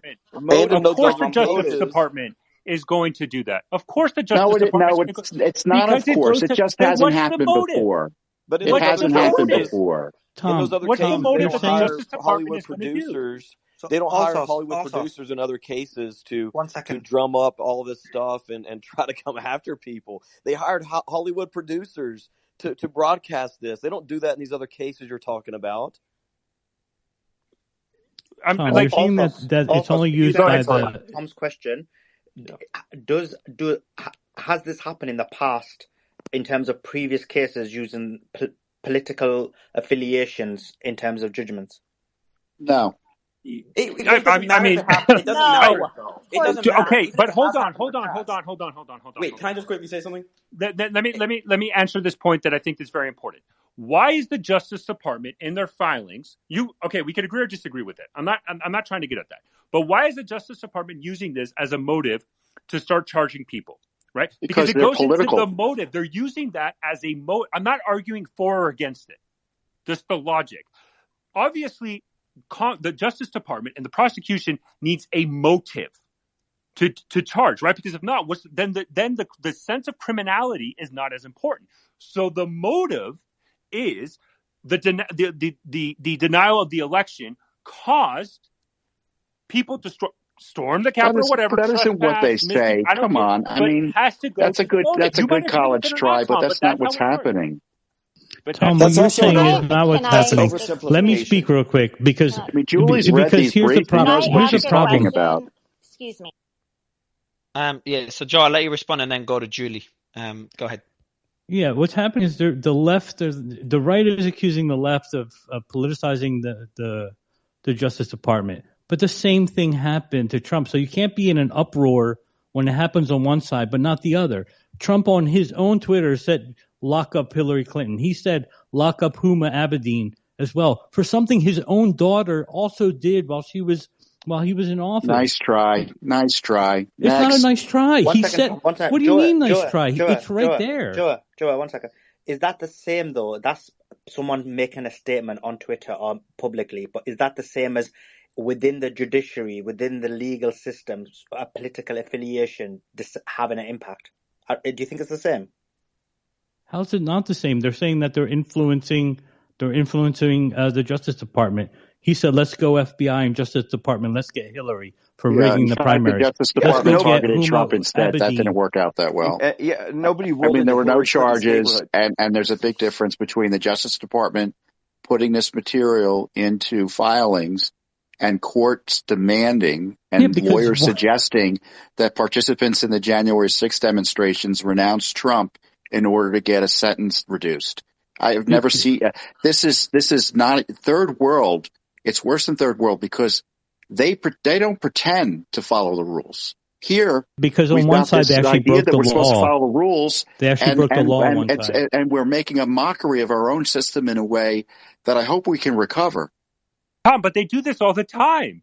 Like, you're making an example just solely on the Trump. Like, let me put it this way. There's nothing like this in terms of the politicization of the Justice Department. Tom, it's protected speech. It is, I did not mute. It is protected speech to say, for example, ISIS is the greatest thing in the world. ISIS, the caliphate, is the greatest.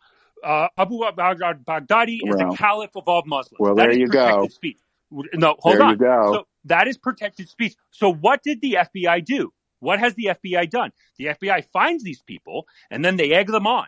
And then they say, hey, I understand you like this. Hey, by the way, do you want to buy a weapon from us to commit a terrorist attack? Oh, you do want to buy us a weapon? So let's get you with one of our other agents who's quote-unquote a weapon dealer, and then we're going to give you weapons. Again, you're making an example of January 6th because I'm going to motive. I'm not justifying it, but I'm going to motive.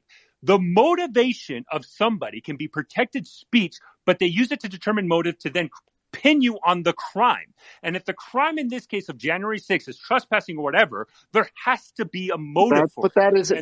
That's a presumption you're making as to the purpose of it. That isn't the context. Julie. So first of all, I'm a little worried about Joa that he still 26 months later can't get over what happened for 4 hours. I'm a little concerned that you're the one investigating it still. What are you talking about? I can't get over it. Joa, I have a question for you. How many court hearings and proceedings and motions related to January 6th have you actually listened to and covered? Sorry, my headphones unplugged real quick. Can you repeat that? I sure will. How many court proceedings, motions, hearings, filings, etc., hearing what the government is doing, hearing what the judges are allowing as evidence, including memes that are mean about Nancy Pelosi, that a defendant such as Robert Reeder, who pleaded guilty to parading, and they went through his social media account and used memes about Nancy Pelosi he posted months before January 6th. How much of that have you actually covered? Julie, how many other cases have you covered? Because that is quite normal. That is quite normal. Why don't you answer? Julie, how about you reference what Alt Source said. It's called motive, right? When they're submitting things in the court like this, like memes and shit like that. I'm waiting for Joa, who is so... Julie. So, Harry, I'll let you ask the question to Julie, and Julie, I'll let you answer it. Just everyone, please. Go ahead, Harry. I'll let you finish your question. I just want to say quickly, I would maybe All Source wants to speak to this, but reference what All Source said earlier. Motive. What they're doing by submitting these things Mario, you sound so tired. Evidence Why is that? It's called motive. No, man, I'm working with the background, getting the video for Joa. So the video that he was referring to in the article. I sent you the video. Yeah, I've got it, Joa. I'm gonna get it downloaded and put the link so everyone could check it. And then I haven't looked at it. I haven't read anything. I don't know anything about it. But let everyone look at it, debunk it on the space if it's not accurate. Go ahead, Julie. I'll let you respond. There's no video of Brian Sicknick being attacked with a fire extinguisher. I'm asking Joa, who was I didn't say fire extinguisher. He was not hit in the head with anything. There is plenty of footage of Capitol Police murdering people. There's plenty of footage of Capitol Police murdering Trump supporters. Whoa. I'm asking Joa, who is so traumatized about the events of January 6th, how much time he's invested in actually attending trials, covering the hearings, looking at court motions, and seeing what the government is doing. I'm asking him, because he is so traumatized, how much reporting... I'm not the one traumatized. You're the one still on it, not me.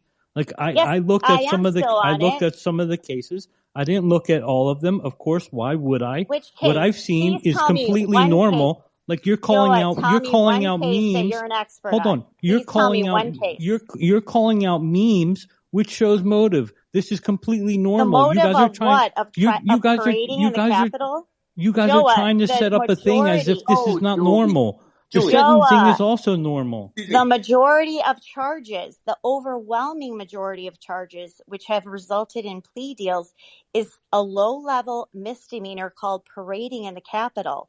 Are you really that upset about people parading in the Capitol? Name one defendant that you have covered extensively, that you know the case, that you followed, that you can tell me exactly what the charges are, what the government is claiming, why you are so upset about this. Name one. But who said I'm upset? What I'm saying is the narrative. Julie, you're trying to frame this argument in a way that shows how ingenuous you are. There are cases that happen. The government on both sides have tried to politicize justice, which I've shown. The government has one side, by the way. One side the government has. Go ahead. How does the government have one side? What case upsets you? Joel, what defendant upsets you so much that you're here talking about motive? That you are There's not one. There's not only one. There's people that breached a federal building trying to stop the process of power. What do you mean who? There was 900 and some people arrested. I'm sure all of them did not deserve to be arrested. Just like cartel trials, families don't deserve to get arrested. You cannot answer a direct question. You have no idea. You are ignorant. You have no idea. You have no specifics. You can't even tell me one case that upsets you so much that you are here on this space disparaging innocent people who are charged with low-level misdemeanors whose lives have been destroyed. Julie, this is what you're trying to do. This is what you're trying to do, okay? All source just mentioned cases about the cartel, right? Where family members get arrested. Same thing with the insurrection.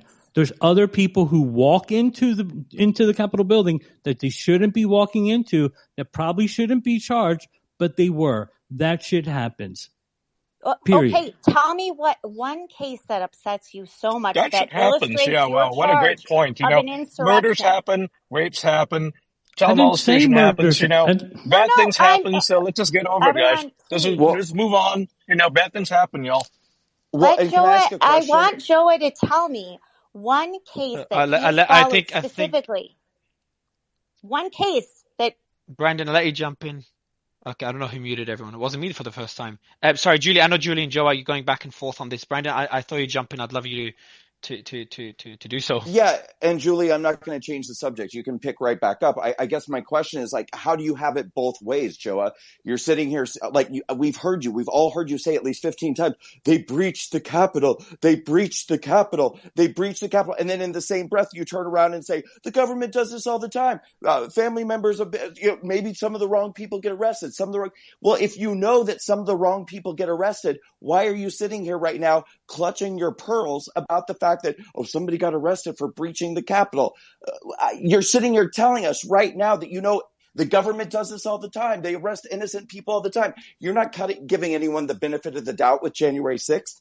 You're not saying, Brando, maybe that person didn't break the law. If you didn't impede a federal officer, you don't deserve what you got. Point blank. I don't think you do. I'm not talking about everyone. I never said everyone. I'm saying there are people that shouldn't have been in the building. For example, on Derek's case, for example, he had on full riot gear. You're going to tell me he didn't know he was doing something wrong? I had on a helmet and a jacket. I had no riot gear. Okay, it looked like riot gear from the tape. No, that is ridiculous for you to say something that is so dumb. And for the record, you have on a riot helmet. No, I did not. It was a 1970 motorcycle helmet that I grabbed out of my garage at the last minute because Antifa was attacking people all over the country during the Summer of Love leading up to that. And for the record, we declared that area Chaz before we stormed the Capitol, so therefore it was our own country and it was perfectly fine to do so. My God, what a dumb argument. Oh my God, it's just brain numbing. We don't care what Beta Mel Soy Boys have to say. It's brain numbing, folks. It's just brain numbing. It's brain numbing. You know what's really brain numbing? How Democrats burn America to the ground. Mario, I feel like we're all talking in circles. My God, yeah. So just quickly, I've sent through the video to everyone just because I can't download it, but I've sent you through the link. If you can have a look at it, Ian, I've just kind of sent you on WhatsApp as well. The one that Joe is referring to, just kind of close this topic. So if you could have a look at it regarding Brian Siddick's we're all going to bed.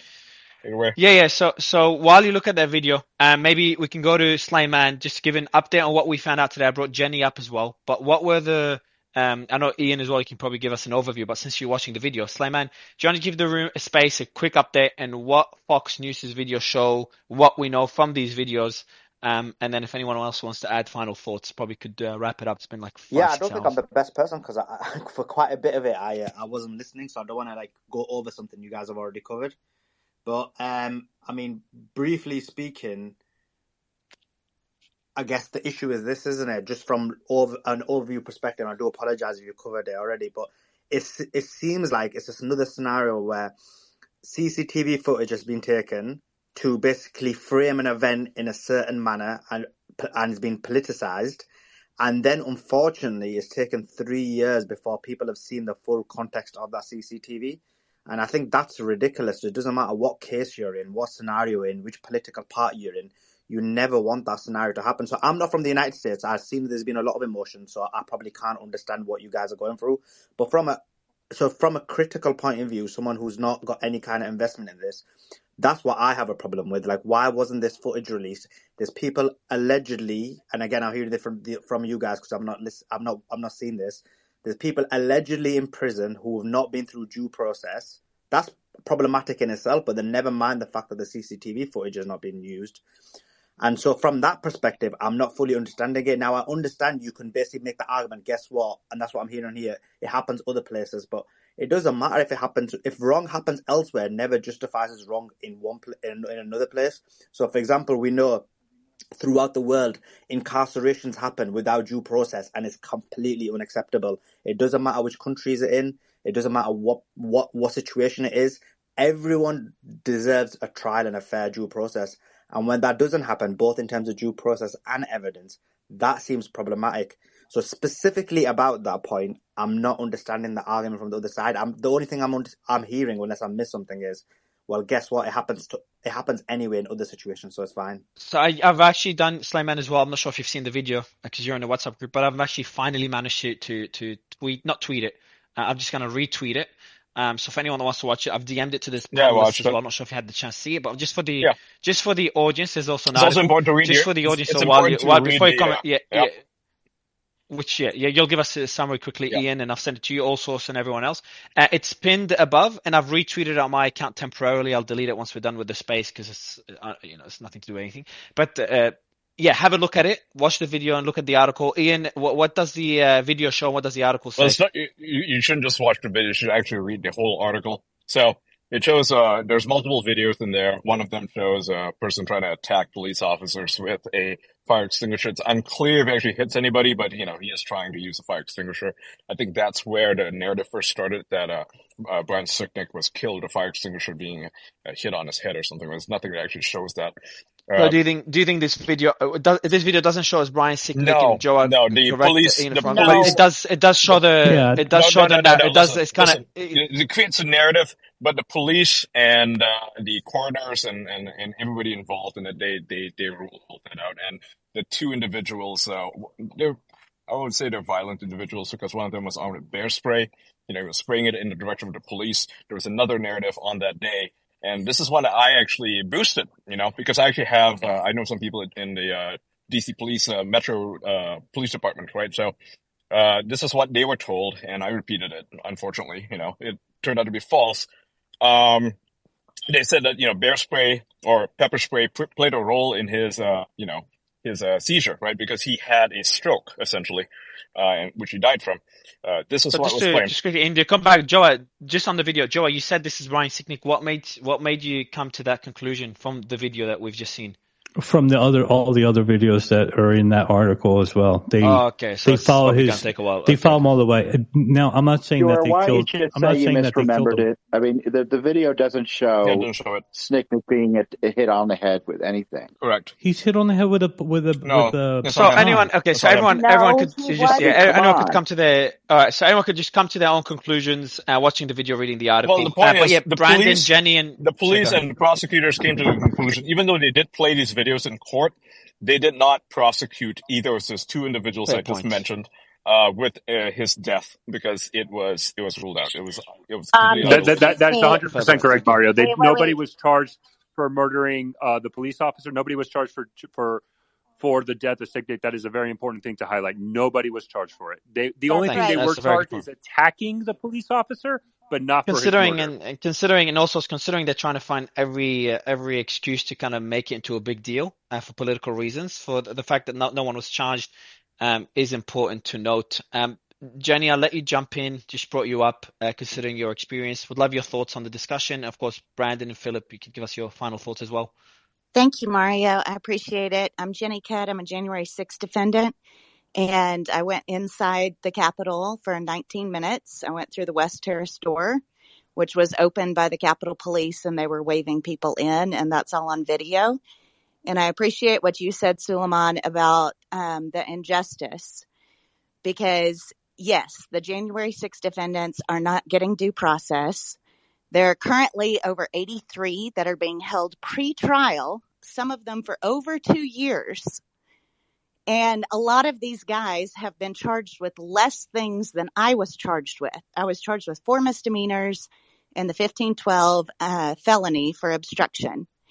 And I wound up taking a plea deal for trespassing, and I was sentenced in March of last year, so a whole year ago. So I'm already off probation, everything. But I can tell you from personal experience that the only video that I ever had access to in discovery was the one of me walking through the West Terrace door. I never had any video of the other 19 minutes of me being inside. So these guys that are currently fighting for their lives and facing 20 to 40 years in prison do not have access to their own discovery because the prosecution refuses to give it to them. So to the point of this whole conversation, I'm super grateful that Tucker Carlson put out this information. Everything that he said tonight was not new information to myself, Brandon, Derek, Julie, Philip, any of the J6 people. We already knew all of this. We've already seen all of those videos. But for the general public that gets their information off of headlines and news clips, I think it's huge. And it's a huge win for all of the over 1,000 January 6 defendants and their family members that have been prosecuted and persecuted by the federal government to the fullest extent of the law, and not just criminally, but also prosecuted by the media and prosecuted by local media, and to the things that Brandon talks about that I have also experienced, like being deplatformed and having banking issues and being listed basically as the highest level of terrorists that's still allowed to fly. And the court all of public those different opinion. Things have happened to every one of the January 6 defendants and to our family members, to people that weren't even there. So yes, it's an injustice issue, regardless of what you believe in politically. There are people that are literally being denied religious services. The January 6th political prisoners have only been able to have one religious service in over 2 years. One. And there's a reason why over 35 of the January 6th political prisoners signed a letter asking to be transferred to Guantanamo Bay, where they could actually receive medical treatment. Several of them have cancer and have been denied treatment. Several of them have celiac disease or kidney failure, whatever it is, cannot get access to medical treatment, do not have access to a legal library in order to construct their own defense. A lot of them are denied the right to have access to an attorney. There are political prisoners, and this is pre-trial, so these people have not had their day in court. They have not been convicted of anything, that have not been allowed to see their family members for over 2 years, even through video conferencing, right? And a lot of that has been under the COVID excuse, right, which is starting to lift. But still, all of the basic rights that we have as Americans, or that we thought that we had as Americans, everything that's listed in the Constitution, stuff that countless men and women, servicemen and women, have died for our country and for other countries to have, has been denied of January 6 defendants. So you cannot tell me that this is not political, because I have experienced it personally. Several of the rest of us have experienced it. God bless Julie Kelly and the work that she has done. If you think that you are an actual journalist or somebody that should have an opinion on this topic, and you have not gotten into the minutia of the court documents and the hearings and the charges and all of that stuff, then in my opinion, you really need to shut up, because some of us have actually done our homework and have looked into it. So I'm really grateful that Tucker has started to put this information out. I look forward to seeing what else he puts out. I still think it is a massive miscarriage of justice that the general public and all the J6 defendants and their lawyers do not have access to all of this discovery in order to help them plead their case. And I hope that those of you that are listening will turn your anger and your outrage into something positive, and to help these different January 6 political prisoners, especially, whether it's writing them letters or putting money on their commissary books or giving to their Give Send Goes, whatever it is, get involved, because it's a massive injustice. And honestly, I can say this for myself, and I think for other J6ers that are in here, we would be just as outraged and fight just as hard if this were happening to the other side, because it is wrong. It is not what America is about. It is not what we believe in as a country. And so I don't care if you are on the complete opposite politically of what I am. if this kind of injustice is happening to you and you no longer have rights in our country as a supposed free American, then I would fight tooth and nail for you. And I think that's something that's very unique about January 6 defendants compared to possibly other groups or other human injustices, is that we will fight for anybody who is being denied their basic due process and their basic rights. So thank God that the information is getting out there. Thank God that hopefully this will start to change hearts and minds. Hopefully we'll be able to get cases transferred out of DC to where you can actually be judged by a jury of your peers. Hopefully that some of the judges will see this too, because they're judging a lot of us based off of their hatred for President Trump, which has absolutely nothing to do with what it is we did or did not commit, right? I walked inside the Capitol. I took a plea deal saying, okay, I walked inside the Capitol. I was convicted of that and I was sentenced of that and my time is done. But the consequences from January 6th are not done at all for the vast majority of us. So thank you for having this space and for letting me share. And I hope that all of you that are feeling this sense of outrage and anger will start to do something productive with it to continue this information that is going out there to support the different January 6 groups. Just tune into every single morning. There is a January 6th wife whose husband has been incarcerated for over 2 years. Her name is Cajun Queen. And she hosts a space for January 6ers and January 6 defendants and their families every single morning. And if you listen to our side of the story, it doesn't matter if you agree with us politically.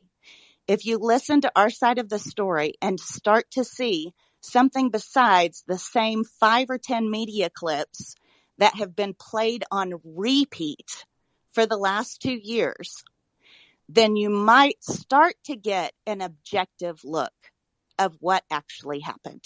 Thank you. Tone? Tone,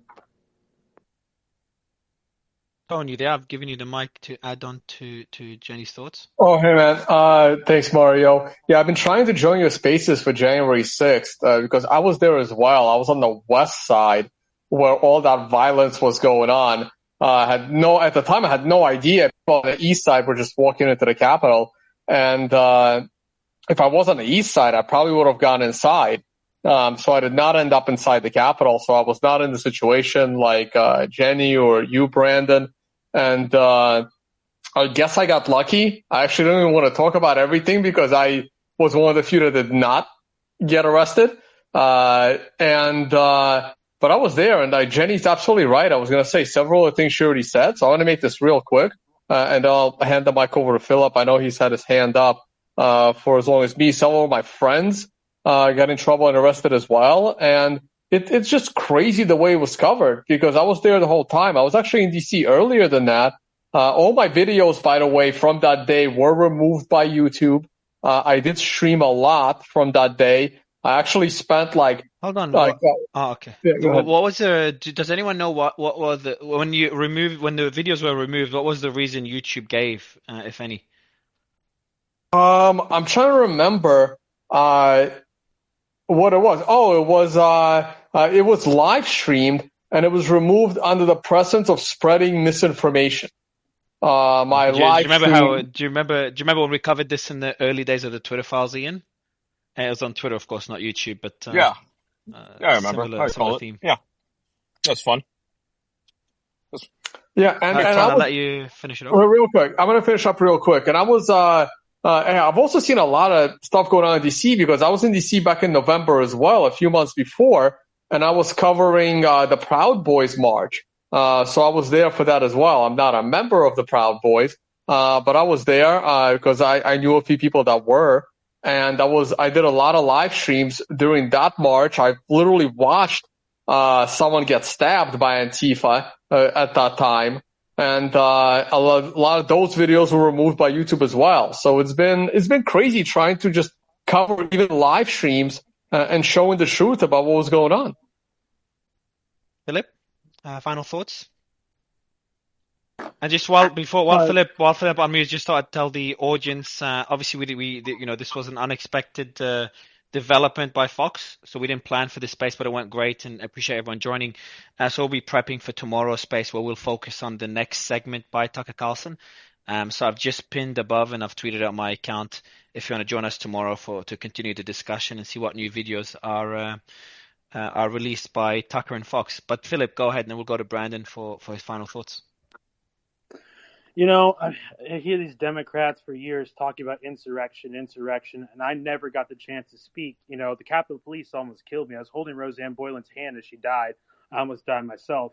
I hear these Democrats talking all this shit. I'm like, but here's the thing y'all have to understand. Democrats are the ones that did the insurrection. They're the insurrectionists. I know that because I was banned from Facebook. I was banned from Instagram. I was banned from Twitter. I was banned from GoFundMe. I was banned from Airbnb. I was banned from TikTok. And none of these platforms even gave a reason to why they banned me. On top of that, the Democrats burned America to the ground. They didn't just step inside of federal buildings. They burned these federal buildings down. They attacked federal agents, okay? And they did it for almost an entire fucking year. So for them to talk about, they're Trump supporters staying inside a federal building, they broke the law. Get the fuck out of here, dude. Y'all burned America to the ground until Joe Biden. They didn't stop burning America to the ground until Joe Biden got in office. That is a violent insurrection. They did not stop their violence until Joe Biden got in office. It had nothing to do with George Floyd. George Floyd died of fentanyl. You could put your knee on the back of my shoulder. Philip, just to go back, because I don't want to kick off a new debate, just to go back on what happened on January 6th. One curious point I want you to touch on before we go to Brandon, when you said you got suspended of all the platforms. Hold on, you got banned from Airbnb as well as social media platforms? Yes, just like hours after Antifa knocked out my front teeth at my free speech rally and my hours after the. Okay, how long after? So was that related to Jan 6, right after Jan 6, or was it a while after that? It was before. Basically, big tech was going crazy with their censorship and bans because they're stealing the election from Trump. Facebook, Instagram, Twitter, Google, YouTube, they're all working together, conspiring to help Sleepy Joe get in there. I mean, the senile retard, he has to, use big tech to get in there. That's really the only way he can. That, the BLM lies and all the COVID bullshit. Everything was fine. Trump was going to win. Then all hell breaks loose with COVID, with all the BLM nonsense. That's not a coincidence. That was planned, all right? The COVID-19, you see how there's tens of millions of Hong Kong protesters protesting for their freedom against the communists. Then all of a sudden, COVID comes out of nowhere, and these Chinese people go into hiding. We're going a bit off topic, Philip. We're going a bit off topic, but I appreciate you coming in. I just want to keep it just to balance the January 6th, just to not kick off a new debate, but I appreciate you coming on. Brandon, Mario, real quick. Whoever said earlier that protest happened because Trump people, couldn't stand the decision on the voting. No, we know it wasn't a fair election, right? They weren't there because they were in denial. Again, but this, I don't want to kick off a debate on whether the election was fair or not, because I know that will take obviously a long time. But Brandon, give you just final thoughts, just on the discussion, and I appreciate you coming in and sharing your experience as well. I've had you on stage a few times, never this frustrated. So, mic is yours. Brandon, you there? All right, so I'm not sure if Brandon can't unmute, but I'm just gonna wrap it up. Julie has her hand up. I'll go after Julie. I lost my signal, but I'm back. But she can go ahead. All right, cool. Julie, final thoughts. We'll go to Brandon, and then we'll have the moderators, the co-hosts, wrap it up. So go ahead, Julie. Thank you so much for hosting this. I think it was very informative. I'm still waiting for Joa, and my grandparents were deployed to Joa's to Europe in 1940s to fight tyranny. And I think it is offensive for someone to come here and endorse tyranny of our American government, what they are doing. Now 1,000 defendants with 1,000 more coming, as we have been promised. And shame on anyone who promotes or supports what this regime is doing to Americans who dared to protest an illegitimate rigged election in 2020. All right, so Joa, I'll let you respond and give us your final thoughts before Brandon. Yeah, if anything, I'm fighting against tyranny, not trying to create tyranny. I mean, the rhetoric is absolutely ridiculous. Like, people stormed the Capitol building; they were dressed to do so.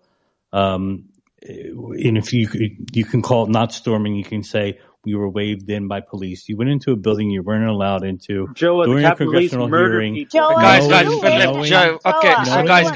Julie, what I'm trying to do is I'm wrapping it up. So I've given everyone the time to speak. Yeah, Joe, I'll give you your final thoughts. I know a lot of you would disagree, but this is that's what happens in every space we host. Everyone disagrees. So Joe, our final thoughts, then we'll have Brandon final thoughts, and then we'll have the co-hosts wrap it up. There's obvious problems with sentencing guidelines throughout America, which is very evident here as well. I'm not saying people deserve what they got, but you did do something wrong. There are consequences when that happens, and that's all I'm saying. At the end of the day, there's things to look at, but you need to be fair and look at both sides. But justice is politicized on both sides. It's not just one-sided. Thanks, Joe. Brandon, final thoughts? Yeah, thank you. I think it's absurd that, look, I don't know you as a person, but if you're anything like 99.99% of people on the political left in this country who have gone above and beyond day in and day out to make life absolute miserable hell for every person who has been dragged into this January 6th debacle nightmare, completely manufactured nightmare. And now you're coming here and being like, oh, well, this happens on both sides. It's, it happens the same. It's happening to you guys now. It's happened to other people on our side before. No, to the point that Philip made earlier, I don't need to reiterate the whole thing about what Black Lives Matter and Antifa did for an entire year. We all know, we all saw it. But I'll tell you some of the key differences. I never saw FBI billboards asking people to turn in Antifa, asking people to turn in BLM. I never saw entire Twitter accounts with hundreds of thousands of followers dedicated to hunting down Americans. We didn't do that to people on the left. In fact, I don't even know the name of the person who murdered police officer David Dorn, a BLM protester who murdered David Dorn, because when BLM started doing that and some people got arrested, although 90% of people had their charges dropped, more than 90%, we on the right just decided, let's let the criminal justice system handle it. We'll go back to work. We'll go back on with our lives. We never took a moment away a phone call. We never took a moment to say that it's our responsibility to add to the misery of what's happening to other criminal defendants. It's not the same. It's never been the same. Nobody from BLM got permanently banned from PayPal, Venmo, Stripe, Patreon, Constant Contact, MailChimp, donor portals, email services, put on a terrorism list. All of these things have happened to me over my Class B misdemeanor charge. Google my name. Look at the dossier that you'll find that the government's compiled, putting me on a registry like a sex offender registry. We didn't do that to BLM or Antifa. Google my name and look what the media has done to my name and my reputation over a Class B misdemeanor charge. I am so sorry that you are so offended that people breached the Capitol 2.5 years ago. But it's time to get over it. It's time to move on. And it's also time to let the criminal justice system handle it in a reasonable and fair way without adding all of these collateral punishments to people, banning people, canceling people, censoring people, and feeling that it's your duty and your obligation to contribute to the destruction of people's lives. It's not the same. It's never been the same. It's completely different what happened. Nothing like this has happened in American history. Mario, there's information I need you to know. Mario. I do. No, Philip, I do want to wrap up because I know we'll just keep on going. I've given you the mic for final words. I do want the All Source, Slayman as the co-host, give us their final words, and then Tom, now we can wrap it up. All Source? Hey, Mario. Yeah, so, sorry I had to join in late.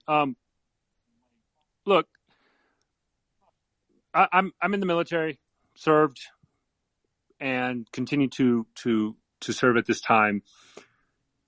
We all saw what happened in January 6th. We all saw what happened. Now, does the Justice Department is trying to send a message? Absolutely. Absolutely. They're trying to send a message that this action is intolerable. Both this administration, this Congress, they're sending a message that this is unacceptable, that we cannot allow something like this to happen ever again in U.S. politics. And it cannot happen ever again in U.S. politics. We could throw BLM, we could throw Antifa, we could throw all that, and I'm not going to go down that rabbit hole at this time. Maybe for a different space. But the Justice Department absolutely agrees is sending a message, and they do that all the time. Today, Mario, one of the reasons why I got so consumed today and I had to wait later is 4 Americans were kidnapped in Matamoros, Tamaulipas, and although the press is not talking about it, I can guarantee you 3 of them, I have the video, are killed. The U.S. government is going to respond very severely. They're going to send a message. That's how the government works, both Republican and Democrat. And I can understand the frustration that a lot of the people that are on the receiving end feel of this, but that's how it operates. We cannot have a repeat of January 6th. You can protest all you want about the elections. You can protest all you want about President Biden. But in the end of the day, you might disagree. He was elected, he was sworn in, and he's the commander-in-chief. He is my commander-in-chief, just as President Trump was my commander-in-chief. And I served under his command, and I served under Biden. This is just how the Justice Department operates, and we've seen it time and time again. Tom, final words? We talked about 2 major corruption stories or controversies, however you want to call it, corruption or controversy. COVID, January 6th. In both cases, the American people have been denied, contrary to law, access to information about what happened. COVID on one side, January 6th on the other. And you can see the response we have to just this little bit of information that's been released. There are thousands of hours of video. There are hundreds of emails, and that's just in the House. I mean, in the Congress. We're not even talking about what the Justice Department and the other agencies have with their politicized prosecutions that haven't been released. So there's a lot more to be uncovered. And to this day, they're still withholding COVID, vaccine, Wuhan, you name it, type of materials. So, there's urgency here in resolving these issues. And one way to resolve them is to, get this information out as timely as we can. And the fact that it's been withheld for years is an indictment of our government, but also it suggests that those withholding them have something to hide. Clayman? Yeah, I mean, from looking at it, it's not that complex, and I don't even think many people disagree. Largely, if somebody on January the 6th did some kind of crime, they should be punished. But what the punishment shouldn't be is excessive to the point where something very minor has been punished to such an extreme level. Whenever you have that scenario, that justice system can never work. And that is hugely problematic. That's my first point. And just my final point. I get everything, and this is media, isn't it? And everybody knows from listening to spaces, I have a huge problem with the way mainstream media operates. And essentially, when you're looking at the videos, and I've seen the videos, I went through them to put them together, the exaggeration that seems to have occurred based on what I can see on the videos is immense because, yes, people banged some doors down. Yes, some things happened. But the level of sensationalism that's occurred on the January 6th issue has been horrendous. And I just disagree with all sorts. I get it, being an American, they have this kind of thing it can never happen again. But to be honest, looking at it, it didn't even seem like that much of a big deal. Yeah, it was wrong. Yeah, it shouldn't happen. Yeah, measures should be taken in place. But even if it happened again, so what? It's not that much of a big deal, in my view. Cool. All right. Well, I appreciate you coming in. I won't give a summary on this one. And I understand there's a lot of emotion on stage. So I appreciate you all sharing your experience. And we'll see you again, hopefully tomorrow, as we prep for a panel to continue the discussion. For All Source and Slayman, whether you agree with them or do not, they've been with us since the beginning of the space, along with a few panelists as well as Ian. So thanks a lot, both of you. And Joa as well, which I know he's getting a lot of slack for the first time. But yeah, appreciate you all for being on stage since the start of the space. And Tom, I think you've been since the start of the space 6 hours ago. Appreciate you all. Thank you so much. And we'll see you again tomorrow. Bye, everyone.